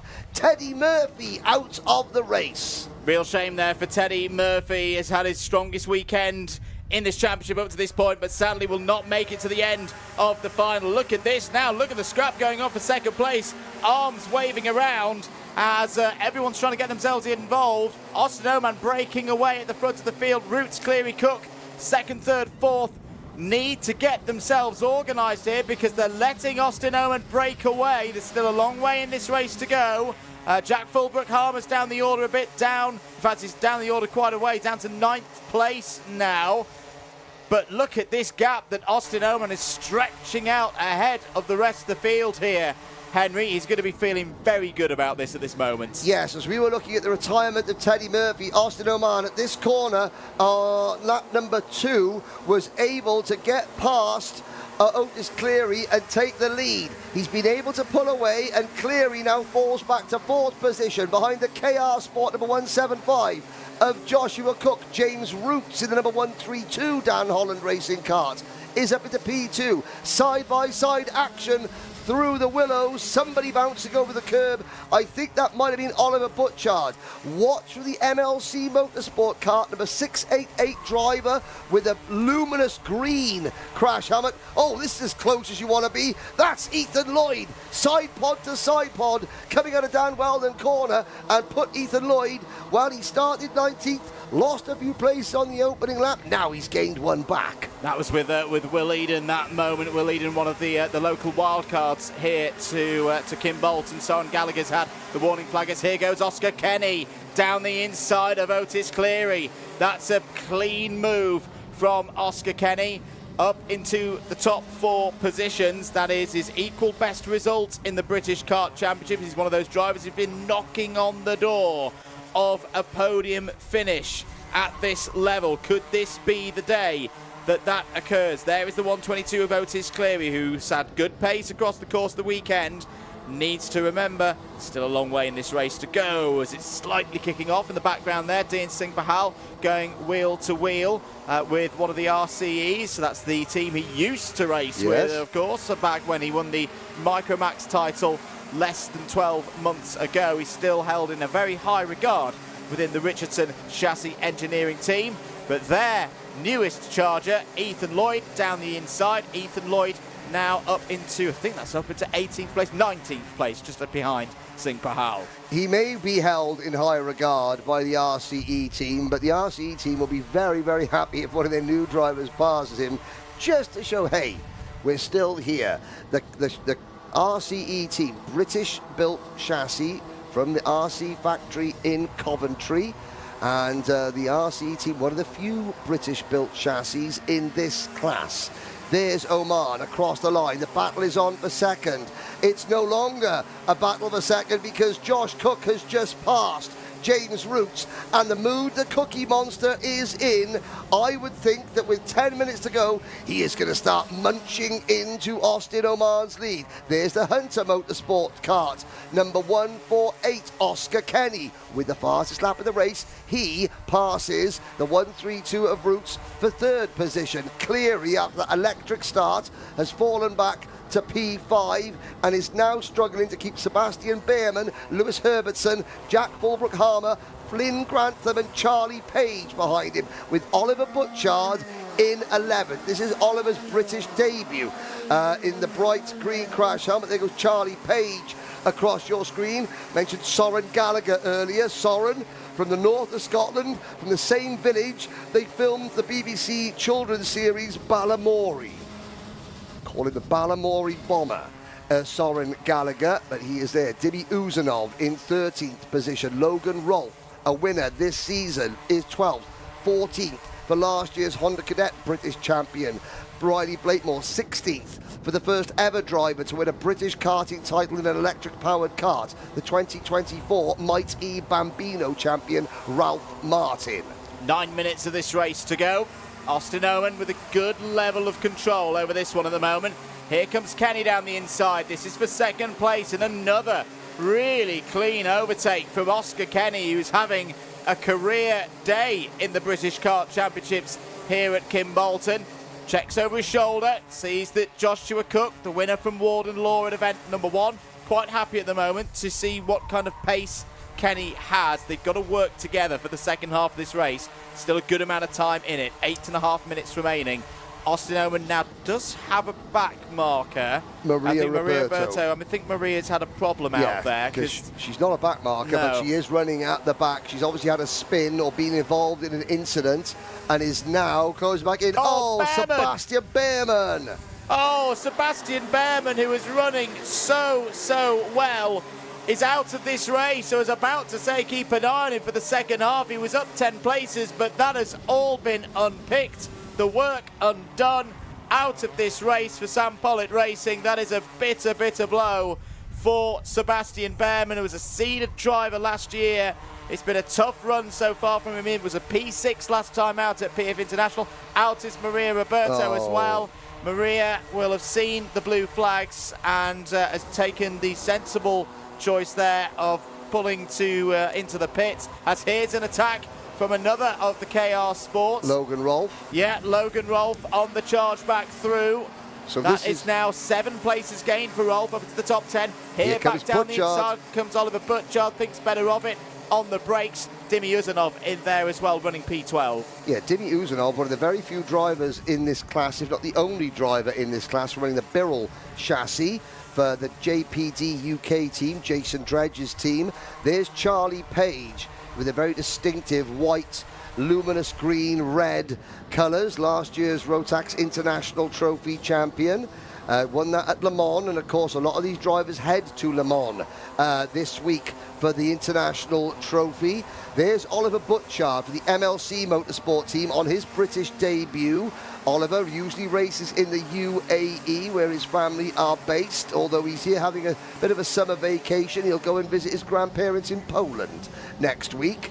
But this is just a brief pit stop. Why not? Come to the UK, see your uncle and your family and your granddad, and then do a bit of karting before you go to visit the rest of your family in Poland later this summer. The number 194 of Jack Fulbrook Harmer for the MLC Motorsport team. He is running in 6th position, now trying to chase down Otis Cleary with the Thule Motorsport kart of Flynn Grantham right behind. We look back to Dimi Uzanov with a black crash helmet. Uzanov is in, I think, 11th or 12th position. It's 11th position for the Anglo-Bulgarian driver. Through the willows, Austin Oman's lead over Oscar Kenny is shrinking. Kenny was magnificent 2 weeks ago at the Euro Trophy round in Genk. He got his ticket to the Grand Finals to represent the UK, and I think that performance 2 weeks ago has just brought Oscar Kenny to life. He is closing in on the race leader lap after lap, and he's just done the fastest lap of the race, a 43.7 for Kenny. Logan Rolfe makes a move, picks up another position at the expense of Lewis Herbertson. Good stuff there for P9 here, down into the first couple of corners. Flynn Grantham up to P6, past Fulbrook Harmer. As oh dear, out is one of the hunters. It's the 168. Riley Blakemore. Riley Blakemore, who has changed teams for this event. Well, that's not how he would have wanted this last third of the race to begin. Drops out of the top 20. There is Dimi Uzanov, not wearing a jet black race suit like he was in Wackersdorf 2 weeks ago, which was a choice because they wanted to get the new suit out. Got a bit warm in the European heat wave. 4.5 minutes of this race to go. Down towards turn 1 again. Here's Charlie Page trying to find a way through and does so. Good move there from Charlie Page up to P7 now, ahead of Jack Fulbrook-Harmer. This is the 9th and 10th duo of Rolf and Uzanov. Two very experienced drivers for their ages. They'll try and work together to close in on Page and Fulbrook-Harmer and Flynn Grantham. Then a bit of a gap up to the next group, where you find Otis Cleary 1.7 seconds ahead. So I think it's going to be a bit of a tall order for Rolf to get back into the top 5 here today. He's giving it a good go. And I tell you what, I tell you who's giving it a good go. Maximilian Abrahart, who was facing the wrong way at turn 1 and lap 1, has got back to P13. Now, one side of the coin is what does Maximilian Abrahart have to do to get a bit of luck before the middle part of one of these finals, because it's not been given to him so far this year. But when it does, keep an eye on Abrahart in the second half of the season, because his race pace in these longer races has been very strong indeed. It is, but this is the battle for the race lead. 3.5 minutes plus a lap to go, and Oscar Kenny has caught the Sam Pollitt Racing number 6 of Scotland's Austin Oman through Kimbolton Corner, around the curve onto the start-finish straight. They begin lap number 17 of what will be probably a 23-lap race, something like that. 3 minutes plus a lap to go. Kenny has time on his hands, although he was a little bit ragged through the willows there. You can see the car bouncing from curb to curb. That's going to unsettle things a little bit, but he is closing in. The Hunter Motorsport team from Karting North East at Warden Law. That's a Cosmic chassis, is that? It's got a Venator engine on providing the power. It is a Carlos Sainz 55 chassis. It's one of the OTK families. Kenny is wheeling his way towards Austin Oman, and he's bringing Josh Cook with him. Roots in 4th, Cleary in 5th, Grantham in 6th, and everyone else on back are fading away. But Joshua Cook in 3rd place knows he must stay within striking distance of these two, because when these two start battling, Oman and Kenny, that will open the door for the 2024 Micromax Rotax Grand Finals champion. If you're new to karting, you know what the Grand Finals are. That is Rotax's version of the Karting World Championship. It's country versus country. Only the champions go, and Oscar Kenny has just made the move for the race lead. Oman grabs the position back. Battles on here, and there's a championship element to this as well. Oman has a 13-point lead over Cook as things stand. Oscar Kenny would be charging himself into an outside bet for the championship with this kind of result. Austin Oman's got to keep it calm. He's got to learn from the lessons of PF International, where he was in this position with a couple of laps to go, was out of the races, Dean Singh Pahal, after a technical flag was shown for the 1-2-3. There is Joshua Cook. Joshua Cook knows what it takes to win in this championship. Won the first round of the season at Warden Law. Into Kimbolton Corner again. There was that switchback between Oman and Kenny a few laps ago. Not this time around. Josh Cook took a long look over his shoulder coming off Dan Weldon Corner on the previous lap. He now knows he has got clear track behind him. He can set up his attack accordingly. He watched for Cook to try the crossover and get 2 positions for the price of 1. He'll take a wide line when he sees Oscar Kenny make a move and Austin Oman defend. You'll see Josh Cook take a really wide line into a corner to try the undercut and get 2 for the price of 1 coming out. It won't happen here. It may happen going into turn number 1, but it all depends on if Oman defends from Kenny. Let's have a look. Cook is in the catbird seat here, believe it or not. 2 laps to go then. Austin Oman still has the advantage. I've got to say, the last lap and a half has been very, very good from Austin Oman. He's looked good. The body language is positive. The pace through the corners is strong as well. Oscar Kenny hasn't really been at that point where he can bravely go for a move. Hugo Torpy is out of this race. Hugo Torpy for the R1 Racing team will go no further. Time is up. 1 1/4 laps to go. Got to think that this is the best opportunity, this corner here. But again, Kenny's not close enough to go for the move on Austin Oman. out of the final corner. It's going to happen in turn number one. Into turn one. Is there going to be a move here from Kenny into turn one? Checks over his shoulder, sees where Joshua Cook is, but again, he's not close enough. He's not close enough to realistically go for a move on the brakes. That's one overtaking opportunity for Kenny gone. Austin Oman, can he start to tick the corners off now? He's not had a win since his MiniMax days. Through Derek's corner, towards Dan Weldon corner. This won't be the overtaking chance, but this is where Oscar Kenny will try and set it up for 2 corners time. We've got 3 corners to go.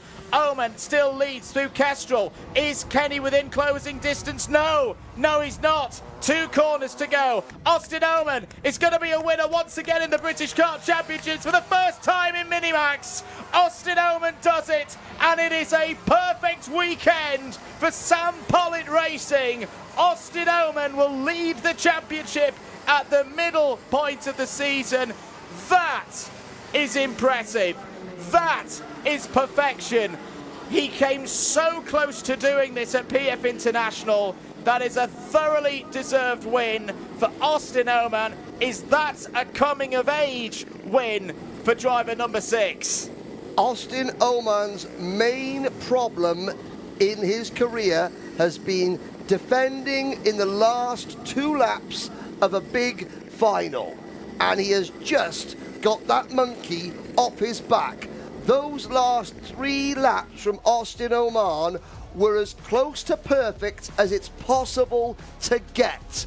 And even his dad, Tristram Oman, one of the greatest British drivers of his generation, will have to doff his cap at Austin Oman there. What a final 3 laps. A first podium as well for Oscar Kenny in the British Kart Championships. A brilliant drive for Oscar Kenny. That'll give him a lot of confidence going into the second half of the year. Joshua Cook on the podium again, and will leave Cambridgeshire second in the points tonight. James Roots, Otis Cleary, Charlie Page, Flynn Grantham, Jack Fulbrook-Harmer, Dimitar Woodenov and Logan Rolfe all in the top 10. Oliver Butchard 11th, Lewis Herbertson 12th, Eddie Duncan, Maximilian Aberhart and Ralph Martin in the top 15. Ethan Lloyd, Jackson Hilton, Arthur Farrow, Soren Gallagher and Will Eden take us down to 20th place. James Devereaux, Riley Blakemore, Jensen Skeffington, Ayrton Galsworthy were your finishers, 24 of them. The retirements, Hugo Torpy, Dean Singh Bahal, Sebastian Behrman, Maria Roberto and Teddy Murphy. One did not start, was Alfie Phillipson. What a drive, and there, there he is now. We'll wait to see. Tristram will be there, and a good look at that. There's Oliver Cook, Josh's dad, giving him a big pat on the head, a well done, and instantly chatting to his teammate about that race. Let's see if we can hear him.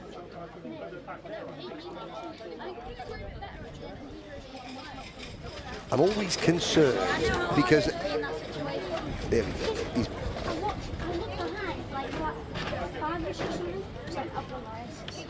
He's so far behind.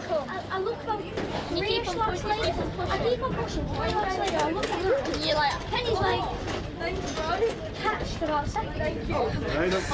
It's great, isn't it? And I looked behind and he wasn't there, and I thought, I've won the race. And then I looked back again, he's like, oh no, he's there. It's right there.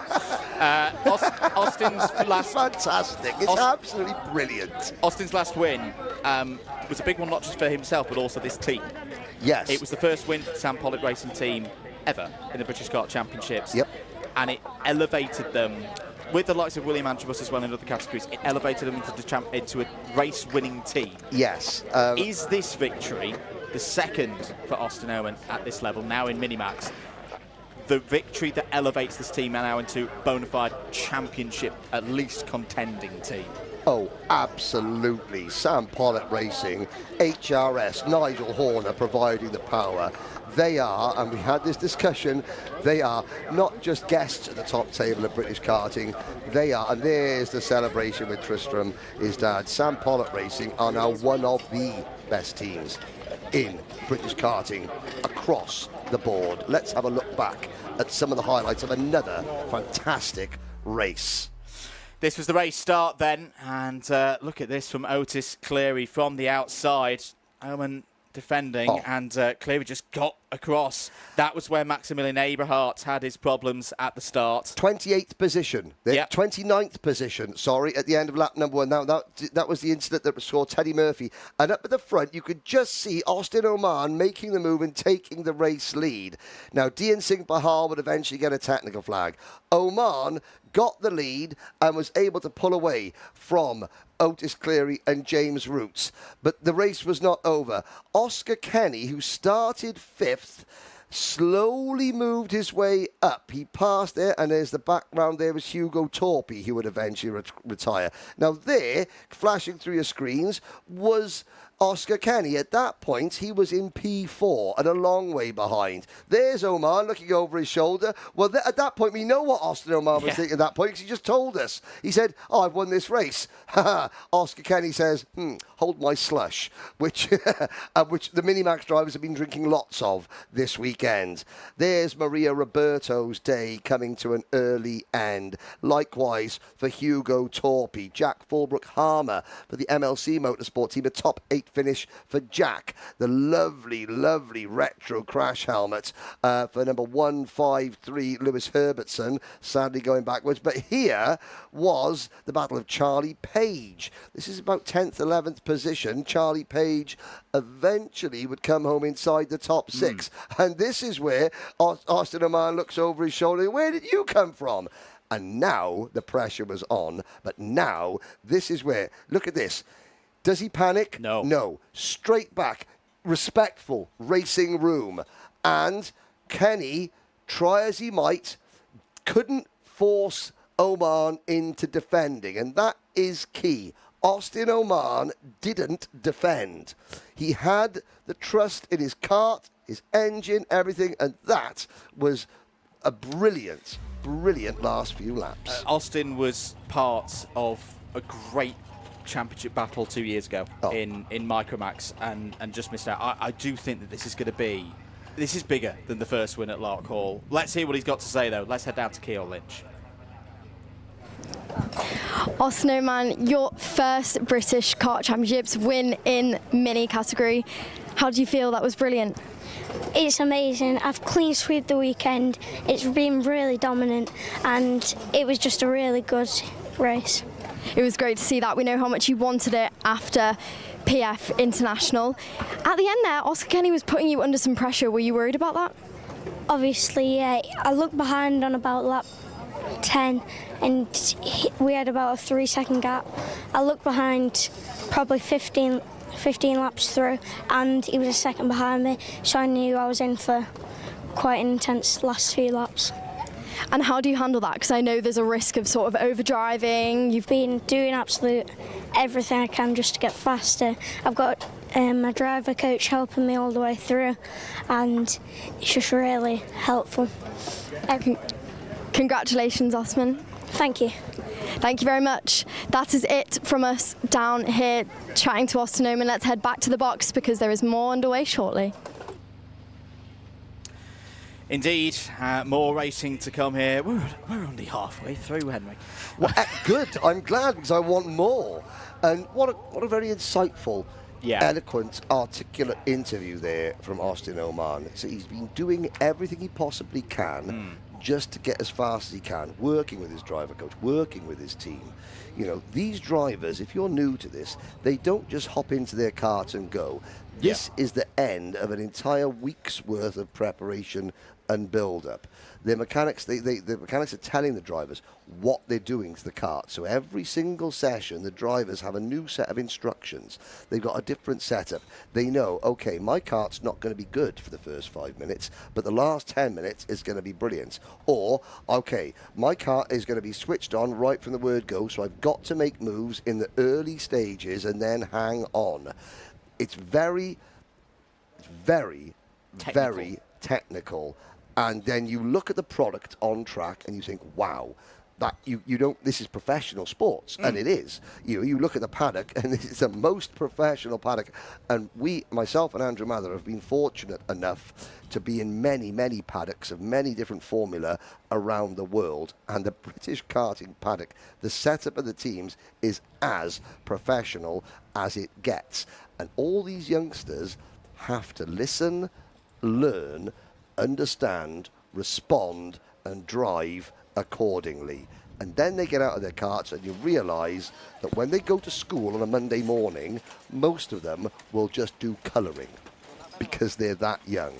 And then they do this on their weekends. There, Benjamin Schliever proudly carrying the Bosnian, Herzegovinian colours on his race suit. He was a winner at the start of the year. And you can see his mechanic, Lewis Mailing, a new dad. I think his daughter is now 12 weeks old, helping and assisting with the number 44 kart, J.M. Prakash, to get the kart down. Prakash potentially could be the driver to beat here, even though he is starting out of position. And of course, you have your wild cards. Lenny Barton starting. He's the little driver with the green and blue and the green and white race suit, just sitting at the front, outside of the front row, about to get into his kart. First season in the British Championship, but then the Richardson Chassis Engineering team, the reigning MiniMax Championship winning team, they have pole position with Caden Hanley. You've picked one already, Henry, in terms of the surprises, the pleasant surprises from the heats. Lenny Barton, for me, is one of them, as you mentioned, in his first season. Huge step forward this weekend. Best result so far this season was P10 at Warden Law. And through the heats and the finals. So this is really, really good new territory for Lenny. You know, he's gone from being 25th in the heats at PF to being on the front row. And from one event to the next. That's astonishing. The other one as well, on debut, there's no records in the DDMM database for Kaya Vieira on debut at this level. P6 on the grid for this race. That's fantastic. For Evolution Racing, the team who have just guided Freddie Lloyd to yet another victory. The rest of them, you've got a number of previous race winners. Schliever, Prakash, as mentioned. Freddie Baker's had a win at the cadet level so far this year. Albert Farrow a little bit further back in the field. You could see, sorry, Andrew, you could see the mechanics. You could just see there, J.M. Prakash, his mechanic talking to him, giving him instructions. There's Joe Bleakley sitting on Arthur Bowers' kart, calming. This is where the mechanics, the coaches, they come into their own to keep these drivers calm as we head down to Ceol Lynch on the grid. Thank you very much, boys. It is time for MiniMax, the youngest drivers we have out with us this weekend. And to add to that, our pole sitter is a rookie to this championship, and that is Caden Hanley. Thank you very much. Caden, are you enjoying your time in the British Kart Championships? Yeah, I'm very excited. And you're on the front row. You're with a good experienced team. These won the championship last year. What has the advice been that RC has given you? Make us just go and just go. And how's the heat been? It's very hot out there. Are you enjoying it? Would you like it to be a little colder? Yeah, it's a bit too hot today, and I'm trying to just go and just go. Well, that is a good plan. Good luck. Thank you. Good luck. Great to hear from our rookie. He is looking forward to it. His plan is to just go. But next to us on the front row of the grid with another very experienced team is Lenny Barton from Strawberry Racing. Talk to us about your weekend so far. You've been really consistent. Yeah. Practice, yes. No, practice on Friday wasn't perfect, but yesterday on Heat 1 wasn't that bad, but then Heat 2 I poled it, so I'm feeling quite good for the final today. And starting on that front row, turn 1 is always an interesting one here. Do you have a sort of plan? Are you going to be patient, go right in? Yeah, I'm just in car cross and then hopefully just hope for the best. Well, thank you very much for the insight. Best of luck. Yeah, thank you. Oh, and he gets his fan out. There we go. That is Lenny Barton for Strawberry Racing. I want to hear from one more driver, though, before we get underway, and that is J.M. Prakash, who has had a bit of a mixed weekend so far, but really good last heat from him. He took a really good win, looking positive. J.M., you've had a bit of a mixed weekend so far, haven't you? Yeah. First heat, I won. Second heat, I got taken out the first corner, and the super heat fills me with lots of confidence. Yes, exactly. You took a win earlier today. That must be making you feel good, giving you confidence. Do you think you can get through this field? Yeah. Thank you very much. Good luck. Thank you. Good to hear then from our micros. The vibes have been brilliant down here on the grid. Let's get underway shortly and head back to the box. Thank you very much, Ceol. Getting ready for our last internal combustion powered Rotax race of the day before we go into the E10s and championship scenario. This is again another one that's quite close going into this race and going into this weekend. But as we've been mentioning across the course of the day, if you can get a win here, you can get a top 3, start to get that momentum going for the second half of the season. I'm very interested. Look at Callum Hardgrave still sitting with Lenny Barton. That is to calm Lenny down. Other drivers, their mechanics step away. Callum knows that this is a big deal for Lenny, so he wants to keep him talking. He wants to keep him distracted. He's given his instructions. Now it's a case of don't let the driver get into their own head. Stay with them as long as you can, just chit-chatting away. Same with Joe Bleakley and young Arthur Bowers. And just before he's about to start the biggest race of his life, Caden Hanley, give him a quick thumbs up to our cameraman. It's incredible. 8, 9 and 10 years of age. Here we go then. It's time for the MicroMax final.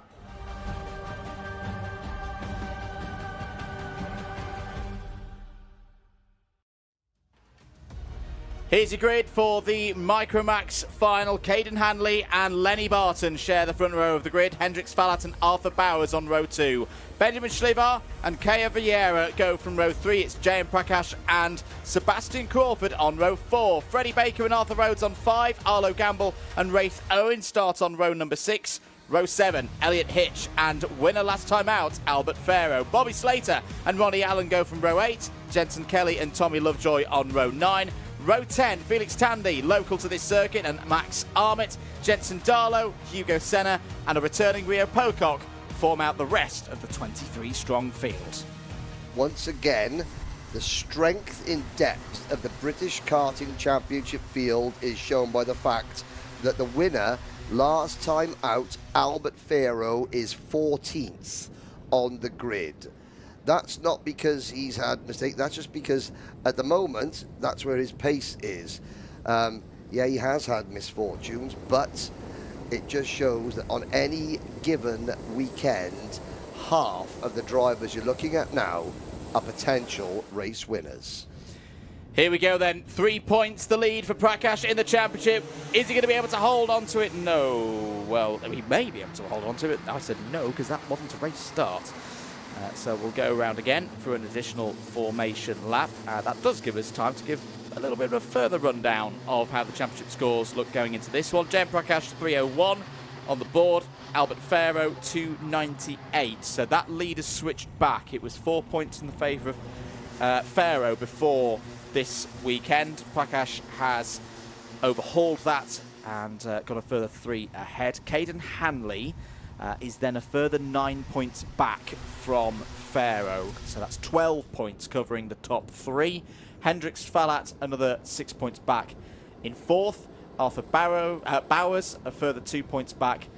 So that's 20 points covering the top 5. That's not a lot at this stage of the season.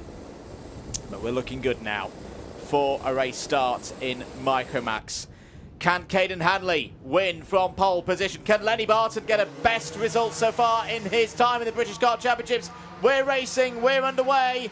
Very good start for Lenny Barton and a good start as well for everybody else. But was that a little bit too good for Lenny Barton? Well, he certainly was able to get across at the start. Caden Hanley has now retaken the lead. Was that Lenny Barton letting him back past, or was that Caden Hanley just getting the bit between his teeth? Let's not forget that Barton has only finished in the top 10 once in his British Championship career to date, and he's starting from the front row of the grid for this one. The rest of the field filed through Kestrel Corner, down towards Kimbolton Corner. At the end of lap number 1, there is the Hugo Senna kart, that beautifully liveried Ayrton Senna tribute graphics kit back for kart number 88. Barton now side by side through the willows, up over the curve for second place. Jayan Prakash from 7th to 2nd. He said he thought he could win. Who's to bet against Prakash here? But watch out, Hendrix Falat for the Tommy Weir Motorsport team on the Pantano chassis, also moving into position. Sadly, out of the race is Wraith Owen. Down to 23rd place goes Wraith Owen after a problem. Looked to be through the exit of turn 1. Here is Barton and Crawford. Sebastian Crawford through into P5. Arthur Rhodes trying to get involved as well there. Down towards turn 1 they go. Hanley leads from Prakash, Bowers, Falat, Crawford, Barton, Rhodes, Schlivar, Vieira, and then Freddie Baker completes the top 10. As things stand, Prakash would extend his championship lead to 9 points. Oh, it's going to be more than 9 points now, because Prakash has gone down the inside of Caden Hanley to take the lead of this race here at Kimbolton. Brilliant stuff on the brakes, the confidence oozing, and this, oh, now, this is not what I had necessarily expected. +3 second penalty. This indicates a start infringement for Caden Hanley. So did Caden Hanley wander out of the tram lines before lights out? Was that what was looking a little bit strange at the start of the race? Caden Hanley can still win this one, but it's got to get 3.001 seconds up the road versus everybody else, as Arthur Rhodes has got through, back ahead of Lenny Barton for 6th place. A 3-second time penalty for a start infringement means that Caden Hanley had 2 wheels out of the white tram lines at the start. All 4 wheels out is a 5-second penalty. 2 wheels out is a 3-second penalty. And of course, the timekeepers, the judges of facts, have got the footage of the start line, the cameras overlooking the start, so they can apply that penalty straight away. It's now a case of looking at where Caden Hanley is. He's 2nd on the road. 3 seconds back would put Caden Hanley down in about 8th position behind Kyle Vieira, as we look at the number 15 Pantano kart of Tommy Weir Racing's Hendrix Falat. Let's have a look back at the start, Andrew. So this is a replay of the... yes, look at that, 2 wheels. And Lenny Barton crossed the start line ahead of the pole man. That will also trigger an investigation. So 2 wheels out of the tram lines for the pole sitter, and the 2nd place starter crossed the line first.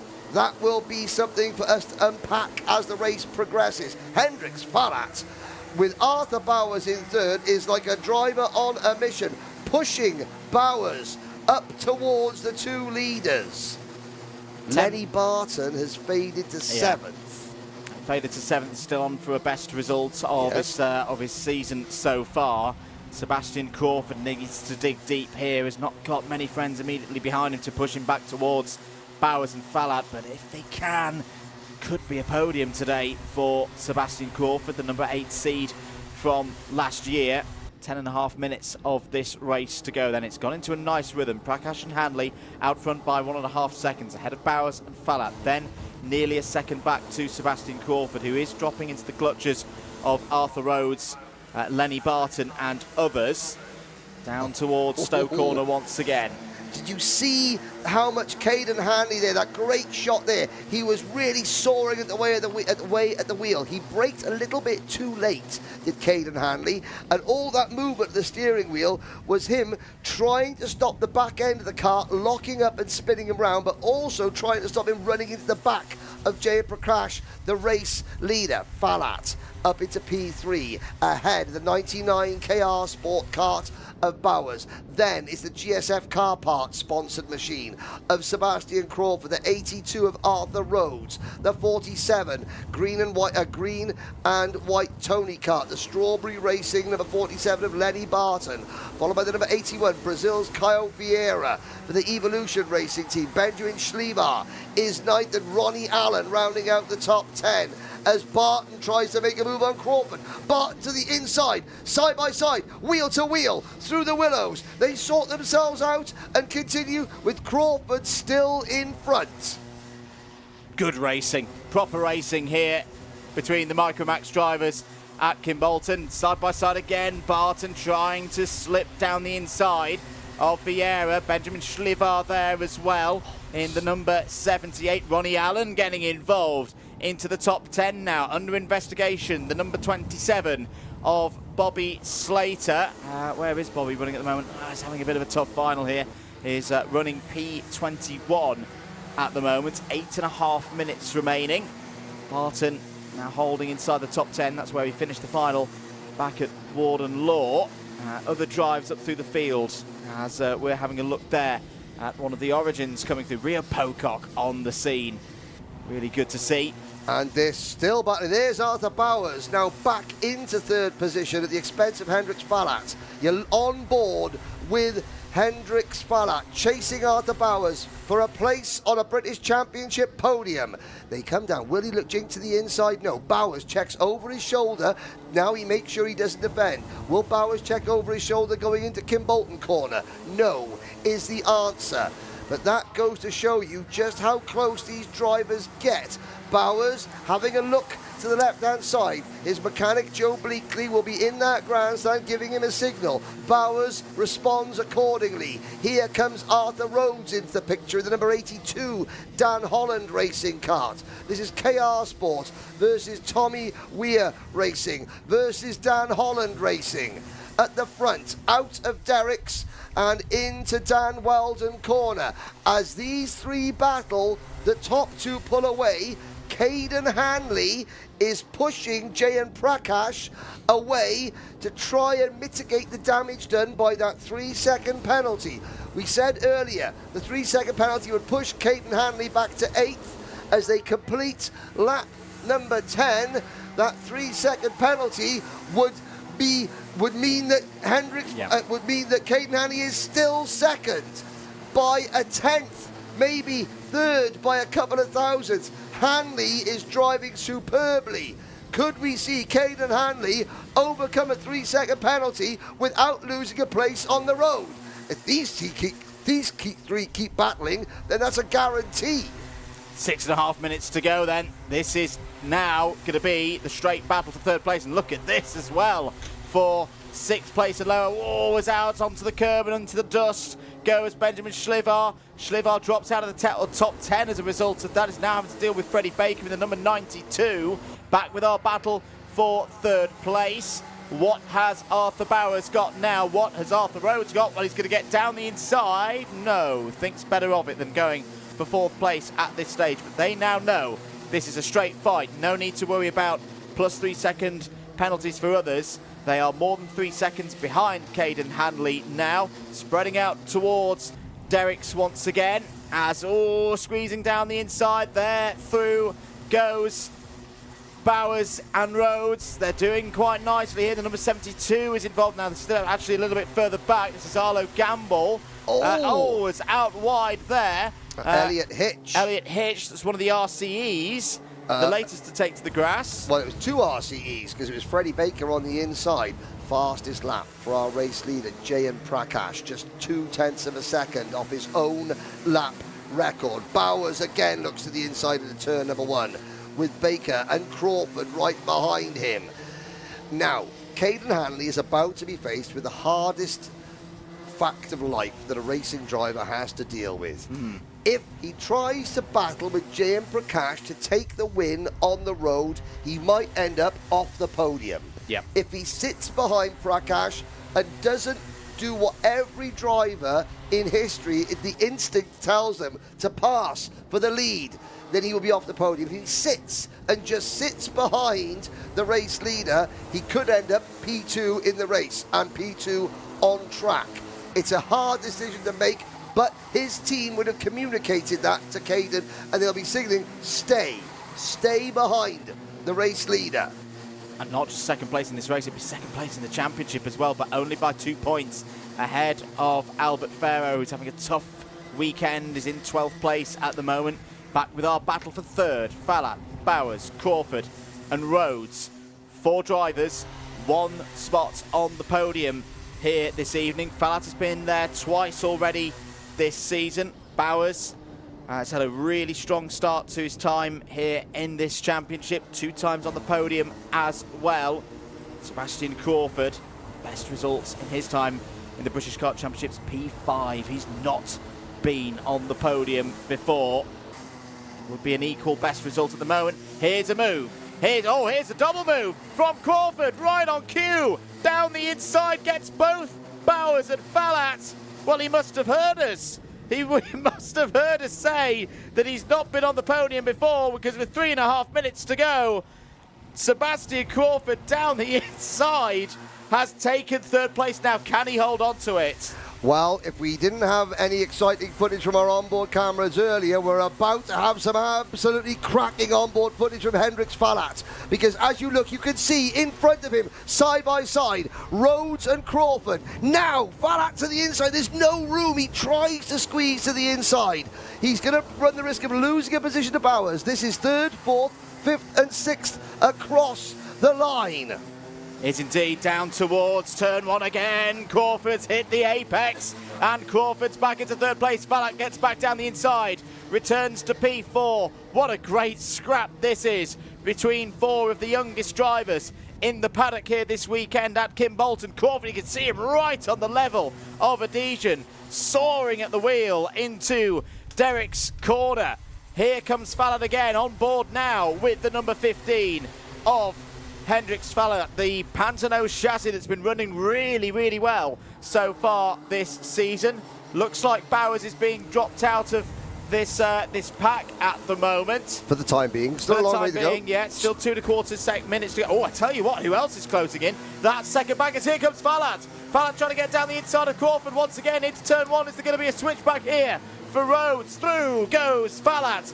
But this battle going on between this quartet is giving life to the racers of Wera, Barton, Allen, Gamble, and everyone else, pretty much down to Felix Tandy in 16th place. Tommy Lovejoy now to 16th place. You could have double figures fighting for this last spot on the podium. Still plenty of racing here to go, Henry. Hendrix Fallat was smart enough to open the steering out coming through turn number 1. He made the move and then he opened the steering out to not compromise his own exit speed and to not give the Origin Motorsports kart, that red and white liveried machine for Origin Motorsports, Sebastian Crawford, a chance to get the crossover done. Hendrix does have a naturally wider exit to Stowe Corner, which makes it even harder for anyone to cut underneath him. Because now Crawford having to get a little bit creative down to the entrance to Derek's corner. Move the number 8 Origin Motorsport kart of Sebastian Crawford back onto the podium. This battle is 7 seconds behind Prakash and Hanley. Hanley has done more than enough to secure second place on the road and overcome the penalty for moving out of the tram lines. And I think because he moved out of the tram lines, that means that Lenny Barton isn't under investigation for a start penalty, because he did what he was supposed to do. The pole man didn't, and even though Barton crossed the line first, it was because the pole sitter was out of the tram lines. So that is an escape for Lenny Barton. Here comes Crawford, Fallat, Rhodes, Bowers, Wera, Barton, Gamble and Allen. With 13 seconds to go, the clock will strike 0 before these two get to the line. Prakash, I don't think will come under any pressure.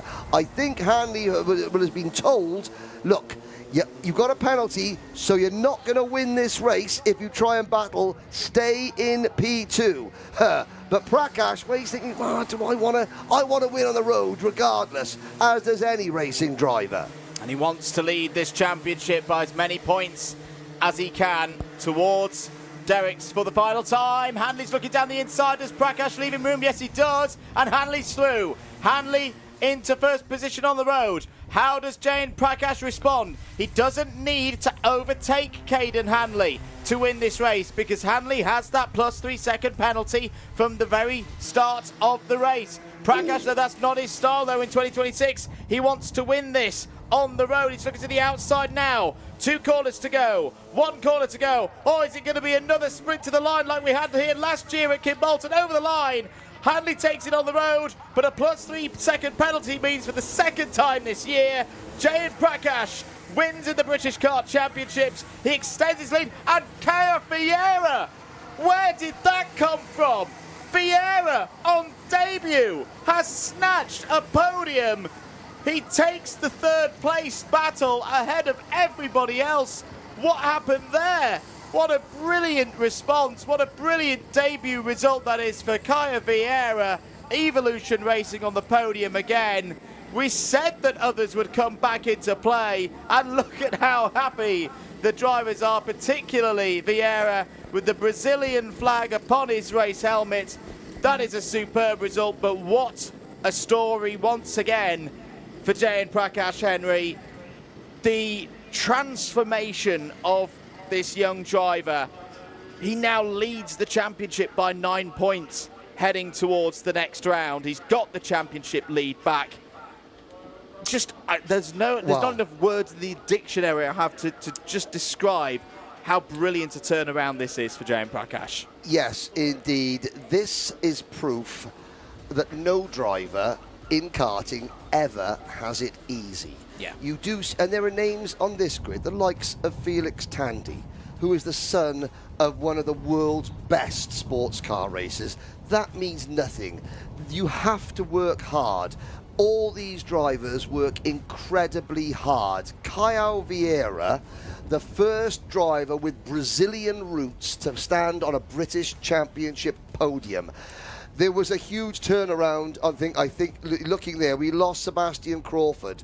We lost, who finishes 14th. We lost Hendrix Falat, who finishes 16th. So while we're focusing on the race leaders, on the last lap, there was a bit of an incident that shuffled things. Albert Farrow capitalizes to a point to finish 11th, and that means unofficially he is still only 13 points behind championship leader Jayan Prakash. Caden Hanley will be 2nd in points as we look down, and of course now we have the very, very thing of Caden Hanley being told he has a penalty, and you have to feel there is his dad just explaining Jayan Prakash, Albert Farrow and Nigel Horner stand, and they know how hard that feels, and there is nothing. Do you know something? We put pressure on these drivers by simply filming them, and they respond magnificently, but then you have, and look at that. Caden Hanley, that is grit and determination. He has just been told that he is not a round winner of the British Kart Championship, and he's got a camera on his face, and he stays professional. Remarkable for that young man. Not a race winner yet. This is a driver who's only been competing. He gets the photo because, of course, it's a provisional result. It's a provisional result. There's Claudia Short. So until that penalty is officially applied, we have to take things as we see them. Jayan Prakash, that's one of the new cool, the cool vests. That Ceol Lynch just yep, this is me, look at that, P3, big smile. Brazil might have been dumped out of the World Cup, but we got a podium finisher. Here's a look at the highlights. There's Lenny Barton leading from the start. Caden Hanley has already earned his penalty, but he comes back at Barton time and time again. Jayan Prakash, though, from 7th on the grid. You talk about Sam Pollitt Racing. They are wiping the floor with the rest of the big guns here. There's Raith Owen out of the race. And what a determined race back for Jayan Prakash. You know, I want to say he was bottom of the order. Had problems yesterday in heat number 2. So to come back from that, you know, it's hard to have those clean sweep weekends.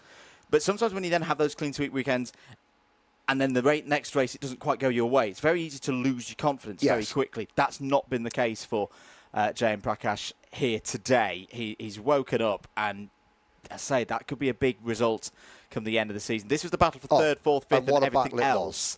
There is Ceol Vieira in the middle of it all. At first, it was 4 drivers, and then with the last 2 laps, it became pretty much the whole of the field, apart from the top 2. And we'll just play these moments through. We didn't see what changed things in the battle for third place as they came around on the final lap. This was Shlivar down the inside of Vieira. And look at the gap that they had between the third, fourth, fifth, sixth battle to everybody else was quite large in the middle part of this race. And Vieira was just clinging on to place the top 10. There he just gets ahead of Shlivar and Barton when Shlivar gets pushed a little bit wide. There's 2 of the RCEs. Now, this is 3 wide into turn number 1. You can see Arthur Rhodes in the number 82 kart getting involved. Crawford looked like he was on course for a podium. Falat looked like he was on course for a podium. So did Bowers. But then still you cannot see Ceol Vieira in the picture frame. As there's Ceol now leading the second group of karts into turn number 1. This is where Falat did a great move, opening the corner out after making the pass at the inside. So now we're into the closing stages. But the last lap, Caden Hanley, he had waited and waited and waited. He made the move.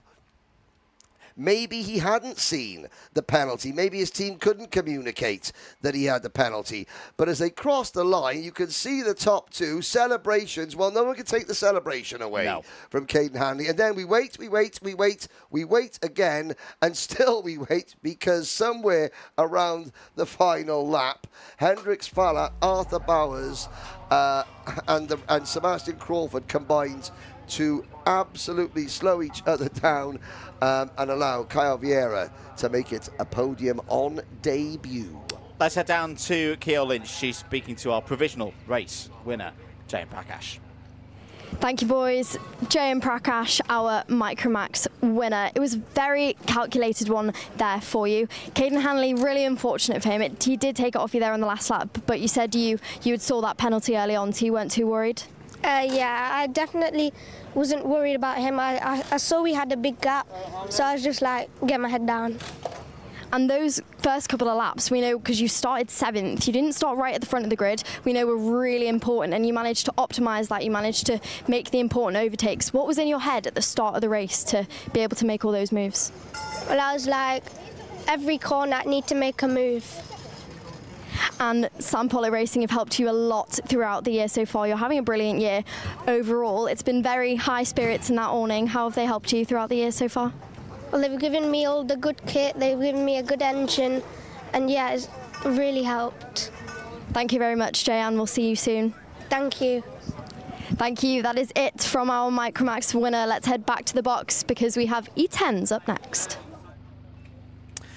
We do indeed. The penultimate race of the day will be the second final of the year for the E10 Cadet Cup. 13 drivers will be with us in a short few moments' time to entertain us and to see if Ansel Murray can continue this really rich run of form so far this season. It'll be an 8-minute plus 1 lap race. And it's been good to have the E10s back once again. Yes. It's been a different kind of set of races to PF International. I think the drivers getting more experience for how to operate their machinery, particularly that boost button that's a little bit different to other classes. Yes, indeed, of course. And the drivers don't get a chance to race these karts with the E10 power unit regularly. Because even though we've got, this is the second round of the E10 British Kart Cup, you know, you don't have club grids with E10s yet. Yeah. So it is continuous. It's not quite the biggest step into the unknown as it was at PF International, but still the drivers are learning. They're learning about all the various little vagaries of these karts, specifically the boost button. The track is quiet at the moment. It will remain quiet during this E10 race, apart from the occasional squeal of a tyre and the drrrr of a tyre on a rumble strip. But of course, this coverage would not be possible without the wonderful support of our championship sponsors. And with 2 races to go, I think it's only fair that we hear from some of them.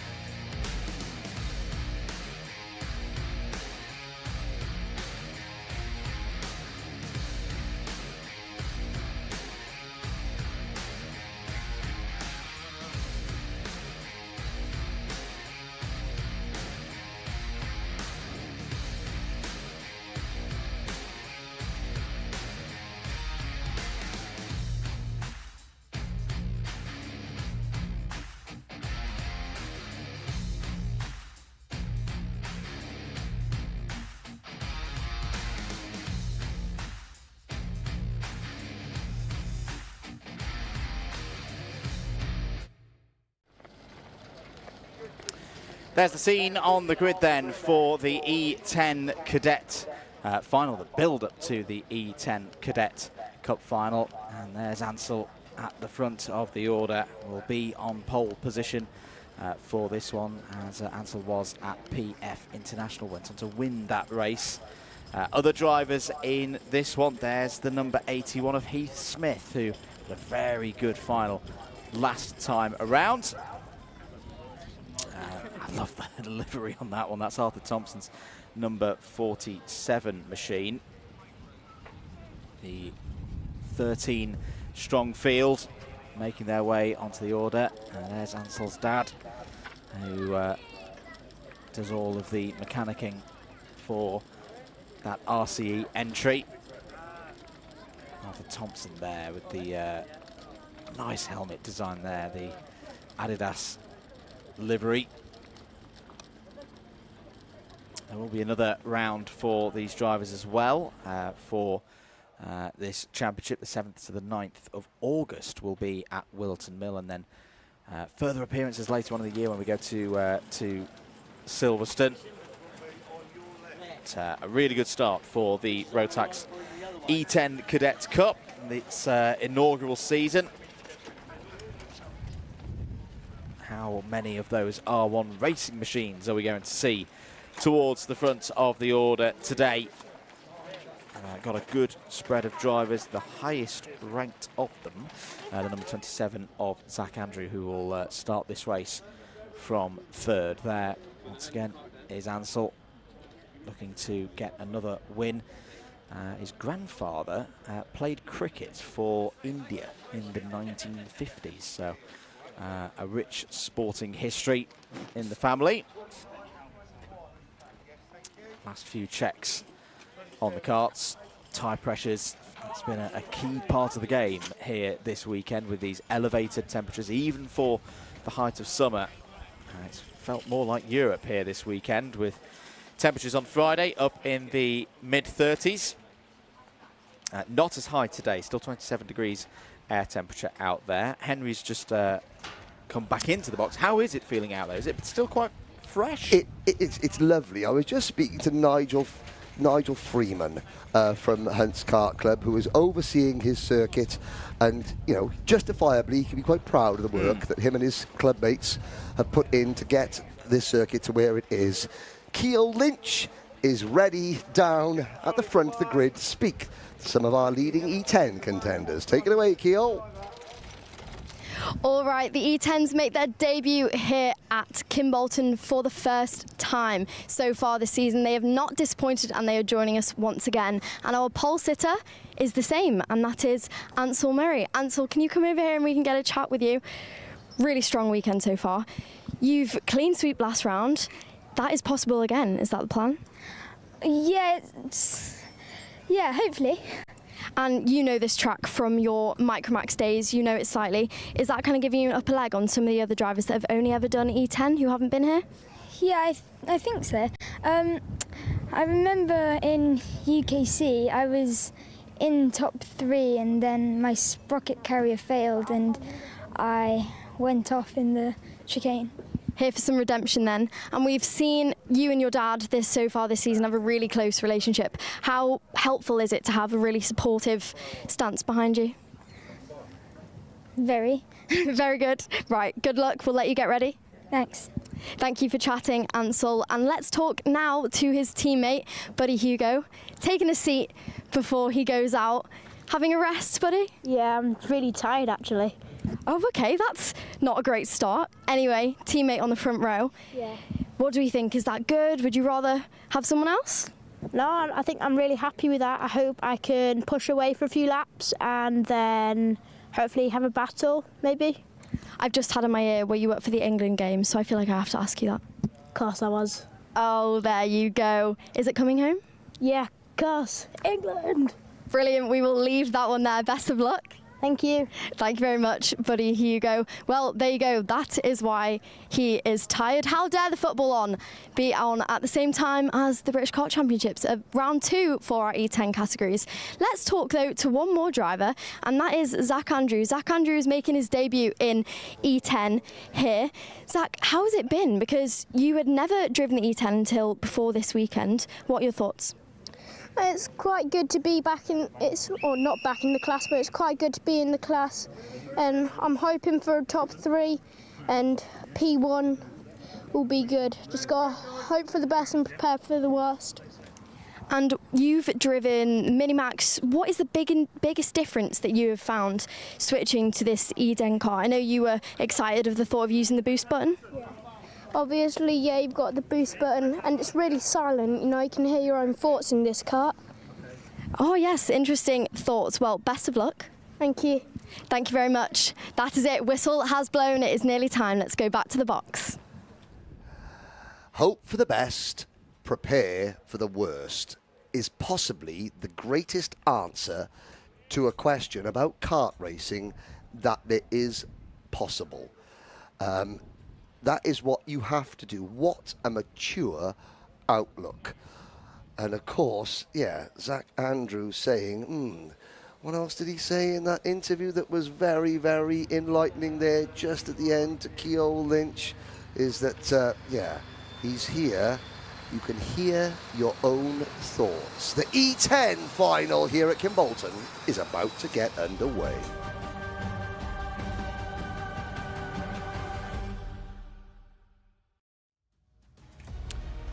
Here's your grid then for the second final in the E10 Cadet Cup season. Ansel Murray and Buddy Hugo on the front row of the grid. Zach Andrew and Jamal Pumaram on row 2. Heath Smith and Stanley Gill on row 3. Arthur Thompson and Leo Hartley on row 4. Adam Elahi and Arthur Jardine on row 5. Freddie Fullerton and Caleb Hiles on row 6. Cairo Zabida finishes the heats 13th in the order. And that's how they will line up for this E10 Cadet Cup final of 8 minutes plus 1 lap. And for Ansel Murray, looking to continue the run from PF International and through the day so far. 195 points on the board already now for Ansel Murray. 179 for the other driver on the front row of the grid, Buddy Hugo. And, oh, now what was that being thrown away by Jamal Pumaram? Yes, something has come adrift on that number 55 Jack Dex racing kart. Pumaram having to throw it out of the kart. I wonder if that will have a significance in the next 8 minutes. Here we go then. Lights are green for the start of the E10 Cadet Cup final, and it's Ansel Murray who will lead down towards turn 1. We've got our answer of what the problem was for the JDR kart. It was a hat. It was a baseball cap. That had got lodged in Pumaram's kart. He's now gone to the back of the field. That's a really, really tough start for Ceol Lynch for the Jactex Racing Team. In all my years of race commentary, Henry, well, I've seen many reasons for a kart to have a problem on a race start. I don't think hat in the pedals is a word I've ever used before. That was strange. I mean, at the start, Zach Andrews said the kart is so quiet you can hear your own thoughts. I'm quite glad that we can't hear the thoughts right now of Ceol Lynch because they probably wouldn't get past the sensors. But he's still in the race. Oh, the number 47, Arthur Thompson, going slowly. I did look.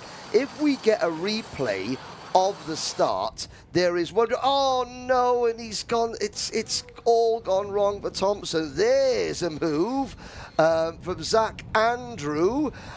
There was a driver towards the back of the field who was obviously on the boost button as they started, because he swept out almost off the track as they crossed the line to pass about 3 or 4 drivers. Ansel Murray has used the boost button to put out a 2-second gap over this train. 2nd, 3rd, 4th, 5th, 6th on back. Hugo, Andrew, Smith, Gill and Leo Hartley. Freddie Fullerton up into 7th position, and Ceol Lynch still there in 8th. Now capless, and hopefully now back to full strength. Here's a final, so there's a little bit more time for the drivers to recompose themselves, and hopefully Ceol Lynch will be able to do that. It's not too far off the back of this pack, fighting for 2nd place. It's looking good in the early stages, though, for Ansel Murray in kart number 96. As I say, we've talked about his family's history. His dad was formerly a player of cricket for India. Ansel likes his athletics as well. Oh, right. Beat his 100-metre record at school on Thursday this week. Oh, well done. So at the moment, he's trying to break his record for biggest winning distance in the history, the short history so far, of the E10 Cadet Cup. And the gap at the moment ahead of Buddy Hugo, currently 2 seconds. Well, it's now 1.9 seconds. So it came down by a fraction. However, with 5 minutes to go, Buddy Hugo, Zach Andrew et al. Need to be taking chunks of time out of Ansel Murray's lead, not just a 10th here and a 10th there. And I can't see that happening. I wonder if these youngsters have realised, if Zach Andrew presses his boost button and pushes Buddy Hugo along, and then Buddy Hugo presses his boost button and drags Zach Andrew along in the slipstream, is that a tactic that the drivers will figure out over the course of the next 4.5 minutes? Ansel Murray will be thinking to himself, well, Henry, I don't mind what they do because I am so far in front, it does not matter. Well, Ansel, he's still got to get round the corners. He's still got to maintain ultimate focus. In karting, a lot of the time you say, oh, just ease back. Just ease back. Don't give it 100%. It's very, very difficult to drive any go-kart at 95% at this level. Here is a move down into Kestrel Corner. Not quite. Buddy Hugo, they get their wheels tangled together. 3 wide. Here comes Heath Smith to play. But they sort themselves out and cross the start-finish line. Now in the fourth kart in this pack, Stanley Gill, number 18. And you can see the top 2. Now that was both of those 2 drivers, the 27 and the 17, using their boost button down the main straight. You saw the gap open up. That 5 seconds, they've got to use the boost button, really opened the gap up, but then the 2 chasing drivers used their boost button coming out of the willows to close that gap back up. And they're still wheel to wheel as Ansel Murray's lead grows exponentially. Buddy Hugo back up to 2nd place then. Proper wheel-to-wheel stuff here in the E10 Cadets. Zach Andrews still running 3rd, then Heath Smith, then Stanley Gill. The 4 of them together mean that they are holding the gap to Ceol Lynch, running in 6th place at the moment. New fastest lap of the race has just come in from Ansel Murray, a 49.93. A warning flag to the number 17 of Buddy Hugo. Just a warning at this stage. Nothing more than that.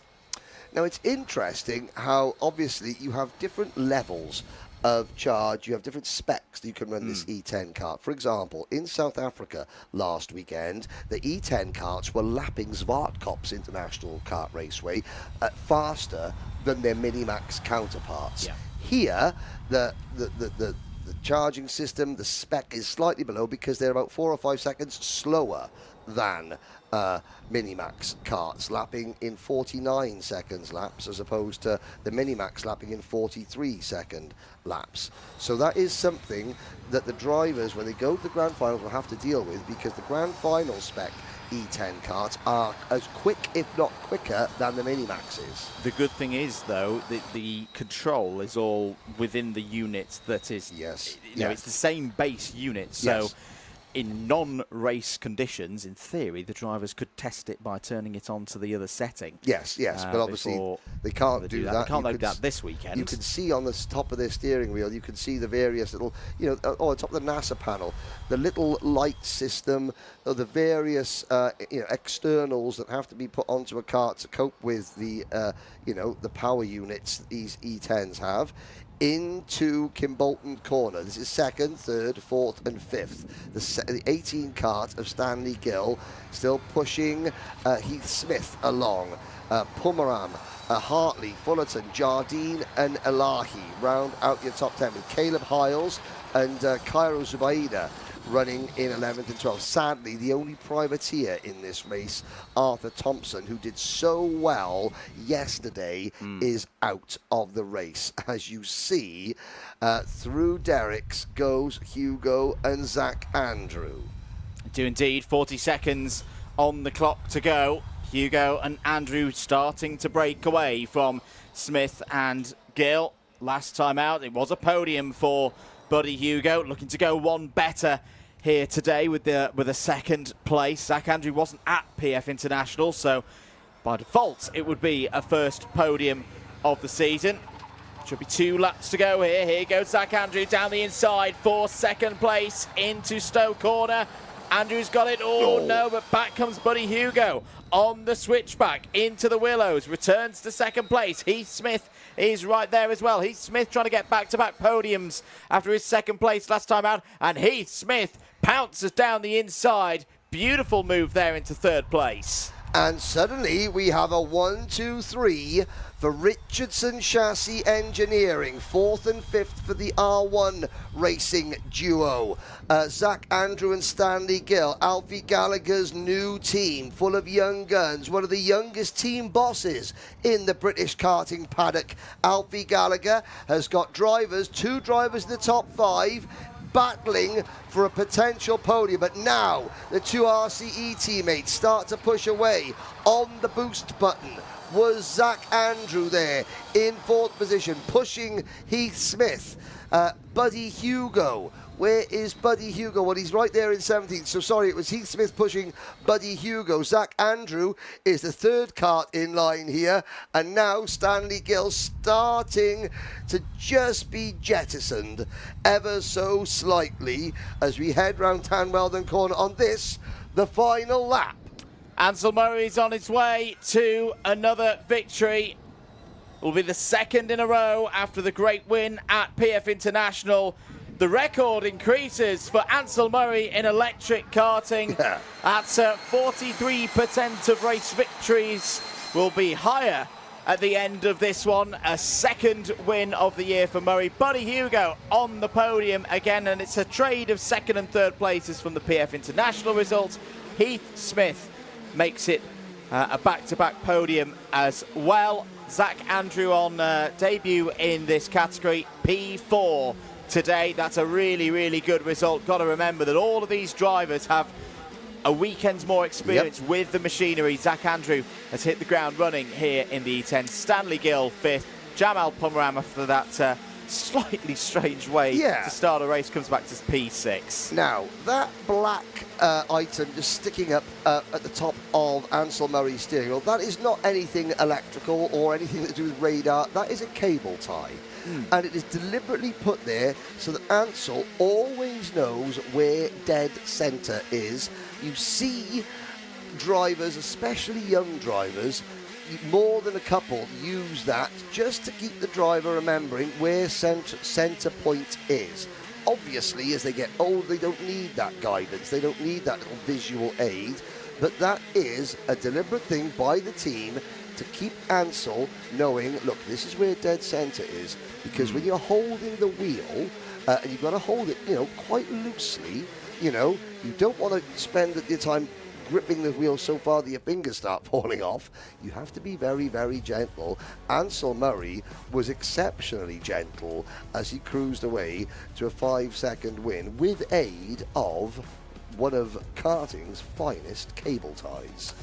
There it is, your results for E10. We'll see them again at Wilton Mill. Can Ansel Murray make it 3 from 3? We'll have to wait till later in the summer. Buddy Hugo and Heath Smith on the podium again. Zach Andrew, Stanley Gill, Jamal Pumram all in the top 6. Leo Hartley, Freddie Fullerton, Arthur Jardine and Adam Elahi complete the top 10. Caleb Hiles, Cairo Zabida and Arthur Thompson wrap out the 13 runners. Thompson, the single retirement in that one with 10 laps from the end. Good stuff there from the E10s, and indeed we will see them again the weekend of the 7th to the 9th of August at Wilton Mill. Here are your highlights. And look at this, it was the number 77, Freddie Fullerton, was on the boost button. You saw him sweep round the outside about 3 drivers, and Freddie would go on. I think that would be his best result of the weekend. He finished in the top 8. Now, Ansel Murray at this point had gone. There is the capless kart of Jamal Pumaran, who would eventually finish. Now, there's one of the R1 racing karts. That was Zach Andrew. Well, Zach said himself, you hope for the best, prepare for the worst. Well, at that moment, it was the worst. It eventually turned out to be, well, maybe not the best, but not the worst. It was a 4th place finish for Zach Andrew. There's a great view of just, there's one set of karts, and the camera goes forward, forward, forward. Oh, yes, there's the leader out on his own. Luckily for you, the viewers, the battle for second was very good indeed. This was side by side between Zach Andrew and Buddy Hugo. Heath Smith getting in there. I thought he was. He just caught the curb. Yes. And lost a bit of momentum there. Didn't quite see that from the first angle that we saw on the live pictures. But luckily, multiple replay angles with Alpha Live. And you can just see the height of the curb. Yeah. That kart was at 30 degrees. 2 wheels on the curb for these small karts. And there is the crossover. That's Buddy Hugo. He says it's coming home. Well, he's going to bring home a 2nd place trophy for his efforts this weekend, which is very good indeed. It is indeed. In terms of championship scores, Murray 260 points, a perfect score from the first 2 rounds of this series. Buddy Hugo 19 points back, 241. Close battle, in fact, for that 2nd place between Buddy Hugo and Heath Smith, 3 points apart. Jamal Pomeram a further 3 points back. Let's head down to Parc Ferme and over to Ceol Lynch. Congratulations, Ansel. You have clean sweeped once again. How does that feel? It feels amazing to just race, really. I'm really proud of myself. And we know the team over at RC are absolutely thrilled for you. You've had experience in micro and then you moved into the E10 kart. Tell us what you like about the electric kart. Oh, I like it because it's got boost and you can really feel the track, because with the micros and petrol karts you bounce a lot because of the revs. That's right, and we do see the tactical thinking with the likes of the boost button, which we know you guys are fond of learning early on. We're going to see you again at Wilton Mill. Is there anything you're going to be working on or changing in between now and then? Well, just looking to continue the streak? Yeah. Thank you very much. We'll see you soon. Thanks. Bye. That is it from Ansel here in Parc Ferme. Let's head back to the box because our final is underway shortly. It is indeed, and we've saved arguably the best till last. Not that we're biased here in this commentary box, no. Henry, but it is KZ2.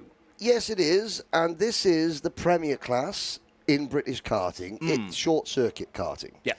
It's the fastest, it's the most spectacular, it is populated by drivers who, some of them are career karters, some of them are on their way to other forms of motorsport.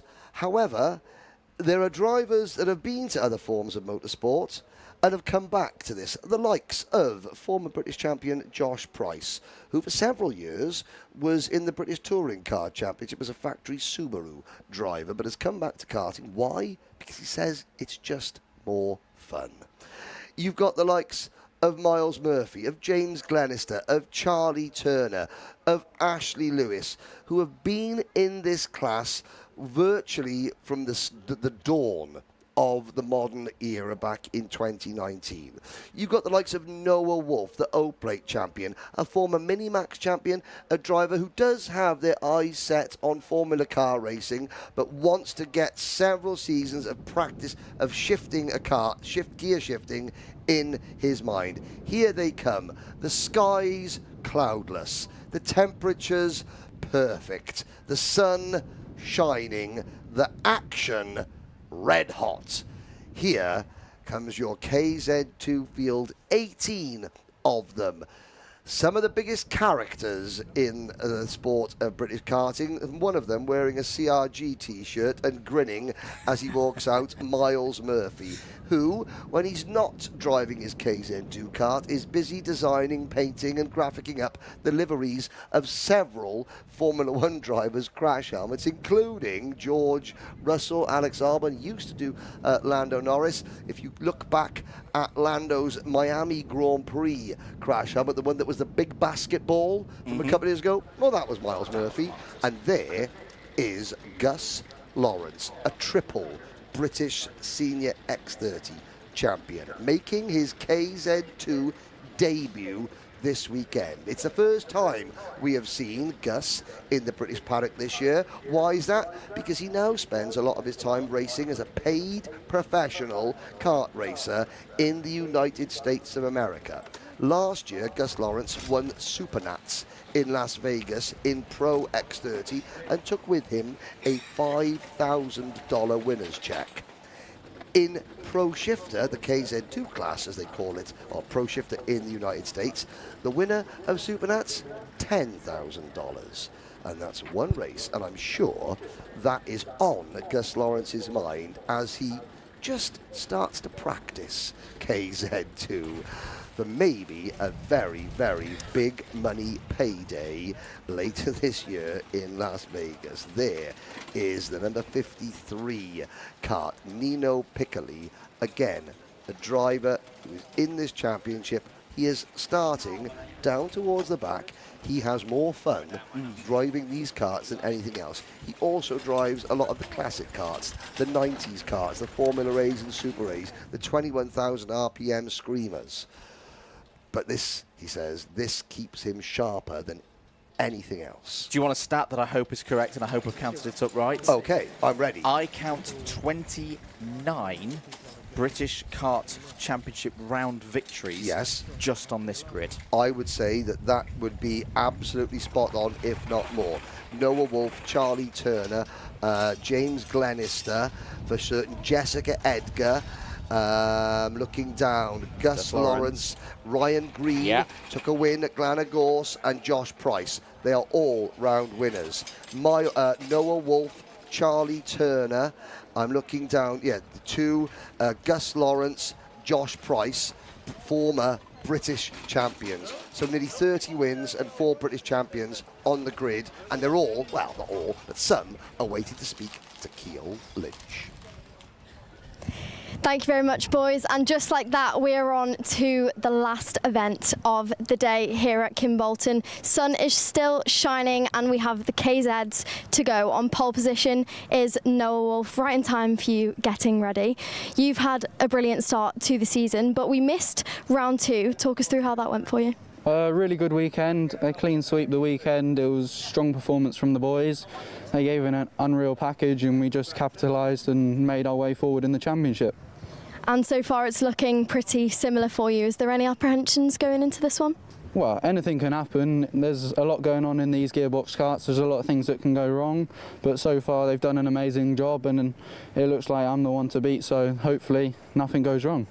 And you have ran the full layout of Kimbolton, not in the KZ, but what's the main difference there? Of course, you miss a whole corner. Yeah, I like the challenge of the bus stop. I really enjoyed it, but to achieve the top speeds of these gearbox, you need to do the full straight, because we're reaching over 90 mile an hour and is a adrenaline rush, which I like both versions. Thank you very much. Best of luck. Thank you very much. We'll let our pole sitter get ready while we move along to Miles Murphy, joining him on the front row of the grid. Miles, are you a fan of this track? I think it's a good track for gearbox. It's good fun, it's fast, it's flowing.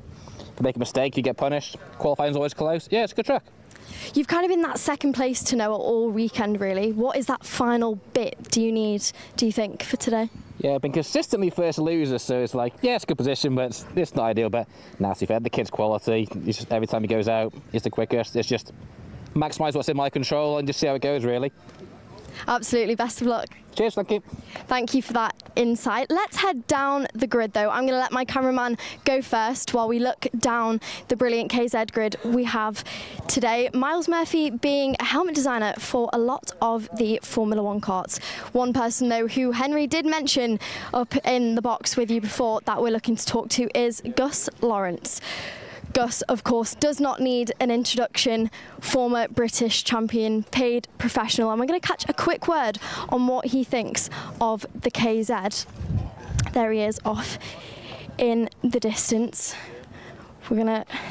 Gus, can we catch a quick word before this one? Of course, yes. What made you want to make the transition into the KZ? Oh, it's just the next class above, isn't it? It's the next step. Extremely difficult, I can assure you that. There's a lot going on, so you just need to make sure it's all running right, and obviously you're driving it correctly. So yeah, just something new to learn, really.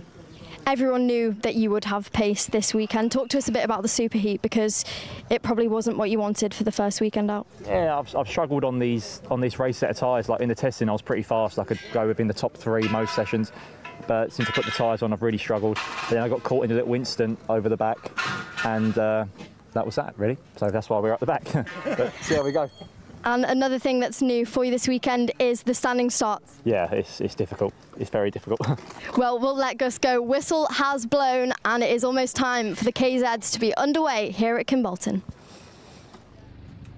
It is indeed. It's a beautiful scene here at Kimbolton for the last race of Event 5 of these Wera Tools Motorsport UK British Kart Championships. Thank you very much if you've been with us all day or any part of the day. We could not do this without you, the viewers. In terms of this class as well, it's quite a quick turnaround for them as well. Yes. A couple of weeks' time, we'll be up in Cumbria for the next event of the whole championships and the next round. But this is it then. KZ2 Kimbolton final is next.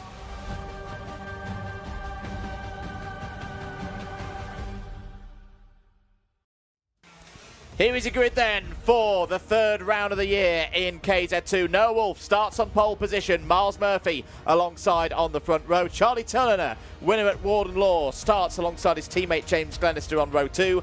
Ashley Lewis has looked better so far this weekend, as has Jessica Adker here today. They're on row number 3. Isaac Smith and Ralph Youngling, they're on row 4. Jensen Pugh and Harry Walsh go from row 5. George Robinson and the stalwarts Lee Ward go from row number 6. Jonathan Railton and Oliver Harris are on row 7. Nino Piccoli and Gus Lawrence line up alongside each other for the first time on row 8. Josh Price has had a tough weekend, but don't count him out. From row 9, joined by Ryan Green. It's an 18-strong field here for the third round of the year for KZ2. Turner took the win at Warden Law. The second round, which was held as part of a club round at Shennington Kart Racing Club, so wasn't part of a Wera Tools weekend, that went the way of Noah Wolf. Could Noah Wolf extend his championship lead here today? It currently stands at 21 points ahead of Charlie Turner. And another 21 points back, you find Miles Murphy. Josh Price, who was on the podium last time out at Shennington, starts this race 4th in the championship standings on 460. Thoughts ahead of this one, Henry? Well, you're looking at our camera cart, Charlie Turner, going around Kestrel Corner. Miles Murphy said it the best. He said the kid's quality. And he was talking about Noah Wolf. Wolf on that Birrell ART kart for the Jade Racing team. 3 years ago, this was the first round of the KZ2 British Championship, and on that day, Ella Stevens shocked the world and took her the first woman only to win a KZ2 final in the British Championship. She is here coaching and helping Noah Wolf and that driver, the second of the red and white Birrells for the Jade Racing team, Jessica Edgar. What price against a podium here for Jessica Edgar? She's got to make a good start, but if she can, then she's got a chance. Look at the angle that Noah Wolf has angled his O-plated kart at, straight towards Miles Murphy across the bow on the front row. This place delivers drama. What are we going to get today in KZ2 here at Kimbolton? The lights are out, we're racing, and it's a brilliant start for James Glenister. James Glenister sweeps into the lead. It's a much better for Noah Wolf start than he saw in the pre-final. He's in second place, but that Formula K machine has been like a rocket this week, Henry. James Glenister, a race winner before in this championship, has bolted to the lead. James Glenister has won more KZ2 races in the British Kart Championship than anybody else. And the number 9 was slowing down there. Ralph Jungling on the Sodi kart may be a problem for the Anglo-German driver. They crossed the line, and already Noah Wolf has passed Glenister. Murphy up the inside. Miles Murphy knows he has to go now or never. And now we look down, 90 miles an hour into Dan Weldon corner for the KZ2s. Noah Wolf has the lead. Brilliant stuff from both Wolf and Murphy. Wolf was in the top 6 in the European Championships 1 week ago in Italy. He's looking for his second win of the year. Other good starts in this final. Harry Walsh is up 2 spots to P8. Lee Ward in the number 80 number privateer machine is up into the top 10. Josh Price up 5 places to P12 as they're going wheel to wheel. The number 73 of Walsh and Isaac Smith in there as well. Gus Lawrence is up 3 places to 13th, so they're both entered as privateers, but they're sharing the same awning. Price and Lawrence potentially looking to work their way up through the order. There they are. They've got George Robinson in between them now, so that's Price through and into 11th position. What a great start we've had to this KZ2 final as the trio of Formula Ks has formed up again. These karts looking good. In the wider sense of KZ Racing, this is a similar setup to that won the European Championship last weekend in the hands of Emilian Denner. A brilliant drive at Sarno. There's been a lot of work that's gone on with this Formula K package here in the UK. Very different type of circuit here in the UK for gearbox short circuit racing versus what you see in Europe. But they're getting there, they're getting closer and closer all the time, but they're also willing to have a bit of a fight with one another as Ashley Lewis tries to get through past Charlie Turner there. End of another lap. Wolf leads from Murphy, from Glenister, from Turner, from Lewis, Edgar, Smith, Walsh, Pugh and Ward. That's your top 10. In a class full of superstar names, Ashley Lewis is often overlooked. And it's Ryan Green on the Daniela Rossi kart who joins the Sodi Vitesse machine of Ralph Jungling out of the race. Ashley Lewis is often overlooked in British karting. However, he has been a national seeded driver, I think, in 5 of the last 6 years. He was 6th last season. I think 1 year he got as high as P4 in the British Championship. And he is right there behind the 2022 British champion, Charlie Turner, behind the winningest driver in the KZ2 class, James Glenister. And he is pushing his 2 Rush Performance teammates all the way as you look at another driver that's often overlooked. Lee Ward up into 9th place now in the number 80 kart, being chased and hounded by ex-British touring car star Josh Price in kart number 27. Gus Lawrence, the back of this group, is up into 13th, but this is where Gus's inexperience at this level will show. And I say that, you know, in the greatest of respects, because of course you've got to think of your shift points and your passing points, but then you can't think about them, because the minute you spend a split second thinking about a shift point, you've missed your shift point and you've cost yourself a 10th. Jensen Pugh gave us a great insight earlier on in the week, but through that corner there, through the Dan Weldon corner, of how complex it is.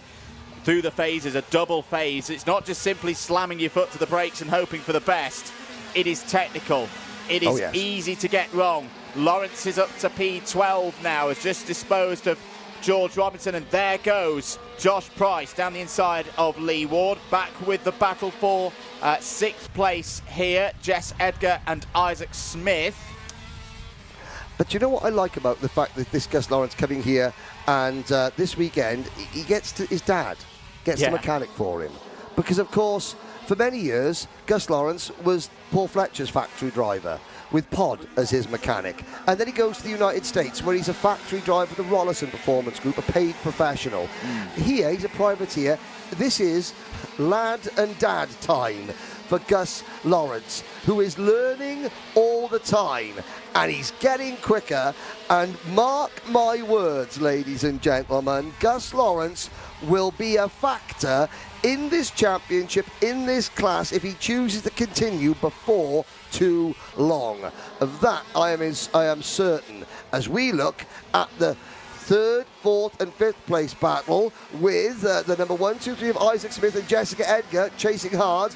Then the next to the red and white cart, that's Harry Walsh, the 3rd of the red and white Birrells, the number 73. Then we have Price. Then we have Lawrence. Lawrence up into the top 10 now with that move past the driver 3rd in the club standings here at Kimbolton at this present time of the year. Jensen Pugh having a good run though, using his local experience around this circuit. 9 minutes of the final to go. Wolf leads for Murphy by 2.3 seconds to the nearest 10th. It's then Glenister a further 7/10 back, then Charlie Turner, then Ashley Lewis. As things stand, the points lead would be extending to, quick maths, 27 points for Noah Wolf leaving Cambridgeshire here this evening. It would be starting to look very, very good for Noah Wolf, but still plenty of racing to go. You've got a race at Wera in a couple of weeks' time. They've then got the races at Silverstone to end the season, and that's going to be, in race trim, a complete unknown for everybody when we head to Silverstone. It's the first time we've had an international circuit that is ready and prepared to run KZ racing. I cannot wait. I cannot wait to see a full field of KZ2s at Silverstone. You know I'm an excitable chap with the best of times, but that is my cup of karting joy overflows at the prospect of KZ2 British Kart Championship at Silverstone. Jensen Pugh out of the race and was running in near 11th place. That could be a problem. The yellow flags are waving. The kart is at the side of the main straight. Luckily, everybody sees it clearly. There it is. You flash past. There, I wonder. We got a chance of an onboard. Do we have onboard replays? Because I want to see how fast Charlie Turner went past that kart. It just shows you that was under yellow flag conditions. We can't there. And now the Orange Army, of course, here in the UK, are amongst the best. We will not get a second chance to see Charlie Turner pass the stricken kart, because the stricken kart has already been moved to a safe place. It's why British Marshals are the best in the world. Here, they come across the line. Turner chasing Glenister with 7 minutes to go. We're only at just over halfway. Andrew, lap number 13. New fastest lap for Noah Wolf. 35.1, 3/10 of Ella Stevens' 3-year-old lap record. You know what you were saying about Gus Lawrence getting on pace? Yes. He's just gone purple through sector, well, not now on this lap, but he's just gone purple through sector number 1. And in terms of single lap pace, is less than half a tenth off the pace of Wolf. If a driver is class, it doesn't matter what class, because they will be class. And Gus Lawrence is high class. And he's joining the back of this train now with Josh Price just ahead of him. It's then Harry Walsh, Isaac Smith and Jess Edgar. A top 6 could be on for either of those Kart Republic drivers or the drivers running on Kart Republics here this weekend. And they often say a KR chassis in the hot conditions is a useful weapon to have beneath you. Yes. 6 minutes of this race to go. This is a good scrap, in fact, for 6th place. They also say that any kart in KZ2 prepared by the Allen family is a useful weapon to have beneath you, as is being shown by a trio of the Red and White Army leading a duo of those KR karts. But for how much longer? Here comes Josh Price. Oh, and that was a jink at 80 miles an hour plus to have a little nibble at Harry Walsh's rear end, and Harry Walsh says, "No, I'll keep my rear end to myself. Thank you very much." We're going to have a quick replay, I think, of what happened to Jensen Pugh. This was coming down the pit straight. Keep an eye out for... Oh, that's a seize. Yeah, that is the engine going, no, I do not want to pump the piston up and down anymore this afternoon. Well done to Jensen. Got on the brakes, kept that thing out the wall for his own safety and that of everybody else. That was some heads-up driving as here goes Josh Price down the inside. Oh, wow. And Harry Walsh has to take to the runoff. Gus Lawrence says, thank you very much. I'll have that position as well. But Josh Price was coming through whether Harry Walsh liked it or not there. And that was at 90 miles an hour. That was the end of the straight. You heard Noel Wolf say at the end of that straight, we're pushing 90 miles an hour. Oh, and there is the number 111 kart of Oliver Harris retiring. That was brave from Josh Price. Think about poor Harry Walsh just sent over the curb. Well, not sent over. He didn't have an option. That he ran out of track. He was holding on until he could hold on no longer. Price on an absolute mission, and Lawrence doing a very, very smart thing. Let's follow my experience. We're privateers, but we're teammates, and Gus and his father both said they wouldn't have been able to do this weekend without the assistance of Josh and his family. And now Price to the inside, runs a little bit wide, coming out of Stowe Corner, is able to get back in front of Isaac Smith before we get to the Willows. And now Charlie Turner can literally tickle the hairs on the back of James Glenister's neck. He's so close, and they're both closing in on Miles Murphy. This is where the Formula Ks have been pretty good so far this week. They've had very good, consistent race pace. Miles Murphy was pretty happy with his pre-final when I spoke to him over the lunch break. He could have his hands full here with two very experienced race winners behind him. Here we are on board with Charlie Turner. This is what 90 miles an hour looks like into Dan Weldon Corner. First dab on the brakes, then a harder dab on the brakes, down the gears. Here's Gus Lawrence doing the same.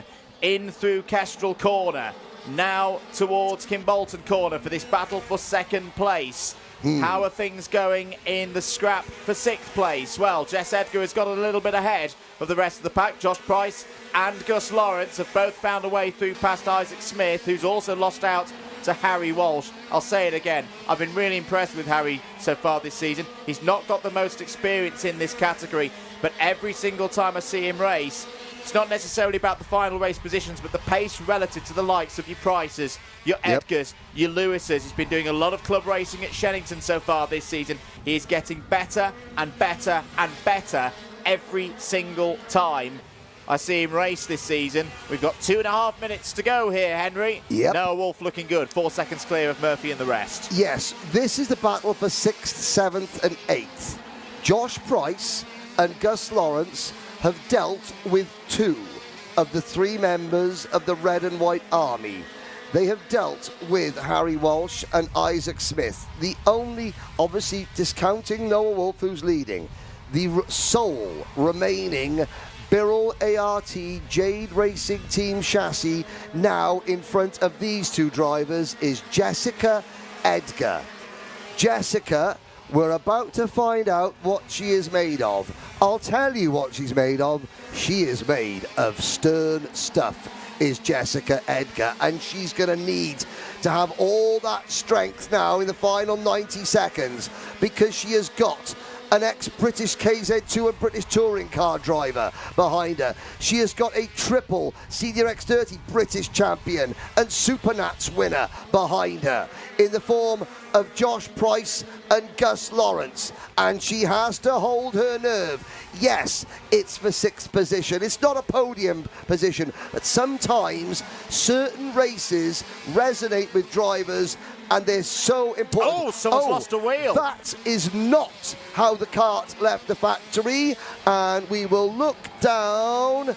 There's a wheel and a driver in the barrier. Isaac Smith, the 123. Oh. Isaac is okay. Yes. That's the most important thing. That is in a tricky position for the marshals here at Kimbolton to recover. So that looks like it's gone on the way in to... My goodness, that'll have been a scary one.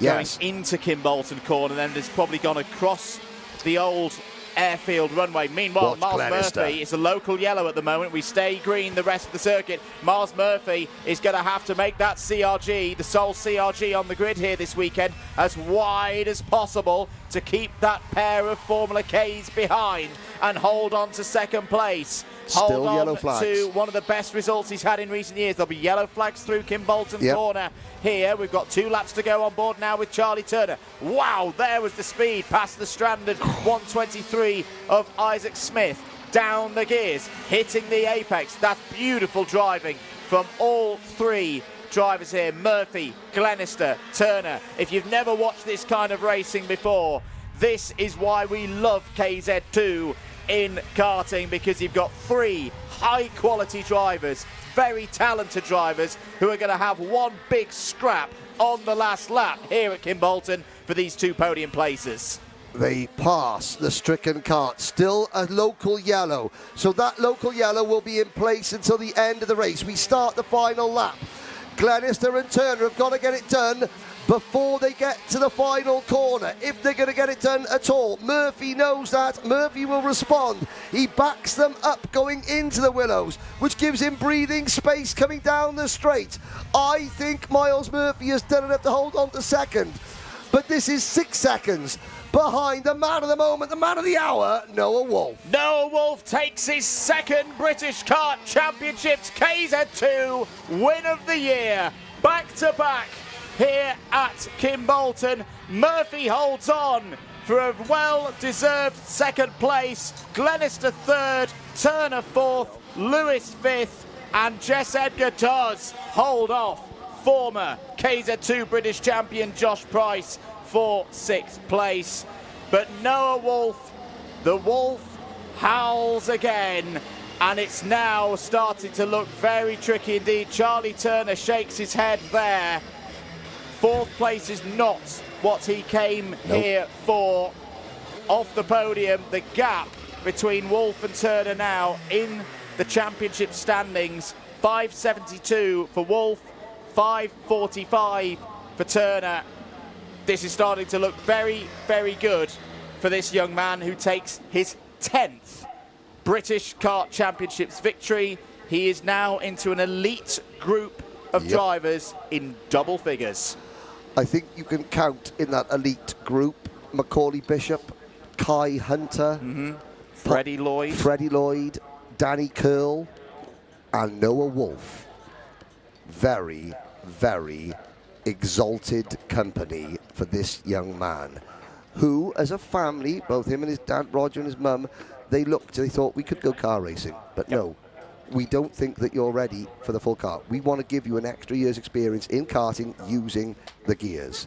And he is repaying that decision tenfold. And this is a really important image here. That's Dimi Uzanov there with his father. Yes.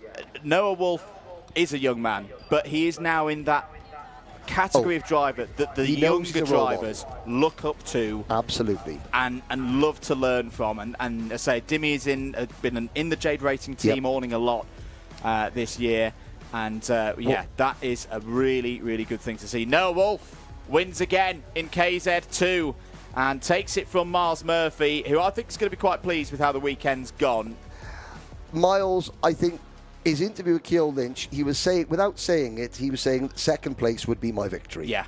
And that was the case. I mean, he got the drop on Noah Wolf at the start, but that driver there, smiling with the letter W using his hands, he understands what it is to be a champion. He understands, more importantly, what it is to be a role model.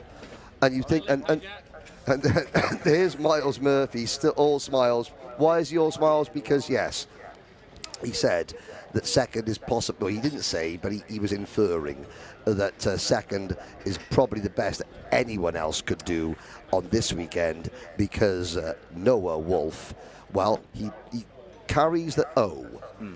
How long before that O becomes a 1? I think possibly another 2 months until we finish this season, as things stand. And of course, lots of things could happen, but certainly as we look back at the highlights now, the start was critical. Wolf didn't get away the best. Glenister from the outside of row 2 got the whole shot. Wolf, though, coming back to the middle phase of the start, and at this point he's second. By the end of lap number 1, he is P1. He made the move down at Kimbolton corner. Glenister now having to hold off Miles Murphy. Murphy not wanting to hang about. He says, if I stay behind Glenister and Murphy did everything he could. One corner after Noah Wolf passed Glenister, Murphy made the move to take second, but it was simply not going to be enough. Ryan Green, Ralph Youngling, they never had a chance to feature. There's Lee Ward in the red and black number 80 machine. He started in the top 10, but again, he was one of the first drivers to fall victim to Josh Price. And here, no, that wasn't the Caesar. That was the same camera angle. There is the number 23 car, George Robinson, who would eventually finish 10th for the Jack Dex Racing team. And is this there it goes. Look at the reaction of Robinson and Lee Ward to get out of the way of that car, because what happened there, the engine sees, there was the move that put Harry Walsh on the grass, but that car goes from 80 miles an hour to stationary within the space of 2 seconds, and you have to get out of the way and have lightning quick reactions. There is the demise of the number 1, 2, 3 Isaac Smith, but as they cross the line, Murphy defends. Now, this is the start of the last lap. Murphy slows them down into turn number 1, gets the power down earlier through the willows, so he didn't have to deal with Glenister and Turner at the end of the fastest part of the circuit. But, yeah, to his young supporters and his mechanics, Noah Wolf takes the win. And again, Dimmy Uzanov and his dad, they soak up everything in this paddock. They're amongst the happiest people in this paddock. Speaking of happy people, how about REM's shiny happy people? Because I'm shiny up here in the commentary box. You're shiny up here in the commentary box. But Ceol Lynch is just a ray of sunshine down the paddock. So, from 2 shiny people to 1 shiny happy person, Ceol Lynch. Congratulations, Noah. Another clean sweep for you. That must feel amazing. Yeah, an amazing result for the team. Working really hard. Still got a few bits to work on. Not completely happy with my performance, but we keep chipping away, and it's a good step forward in the end of the day. I know you're referring to the start there. What are your thoughts on the start? I'm getting better. The consistency is really good. Last week, pretty much every start was mega. It's just this week, the 2 heats was incredible. And then today, they've just not sort of gone my way. The final wasn't too bad. It's just, yeah, it's something to work on still. But I'm looking to keep improving. I'm still not done much in the class, so keep chipping away. You managed to recover it very well, but let's talk a bit about the lap times around here. It's a 35-second lap time. To be out that far in front can't be easy to stay focused. What are you doing to keep your head in the game during a 14-minute race like that? I was just playing a game with myself, how consistent I could be. I just kept seeing the same time on my dash, and I knew I was doing a good job. And then, yeah, I set a few fast laps at the end to improve, but ultimately my key was just consistency, keep doing the exact same lap time over and over and over again. And looking ahead to the rest of the season, you're joining us at Wera in only a couple of weeks' time. Is there any track in particular you think you can do this again at? Yeah, 100%. Every track there's a possibility. I'm really looking forward to Wera. It's a lot more technical and twisty than this. This is very high speed, so I'm really looking forward to the challenge, and it'll be a bit more what I'm used to. Thank you very much, Noah. We'll see you soon. Thank you very much. Thank you very much for chatting. That is it now from the action here for Event 5 of the British Kart Championships with our Rotax, KZ and E10 categories. What a brilliant weekend it has been here at Kimbolton in the sun, and we've officially reached the halfway point of the season. Here is where it gets tactical. Here is where it gets intense for some of the teams and the drivers. We are back again in just 2 weeks' time at Wera. We hope to see you there shortly with the other half of our British Kart Championships. But from myself, Andrew Mather, Henry Beaudette and the team here at the British Kart Championships, thank you very much and we'll see you soon.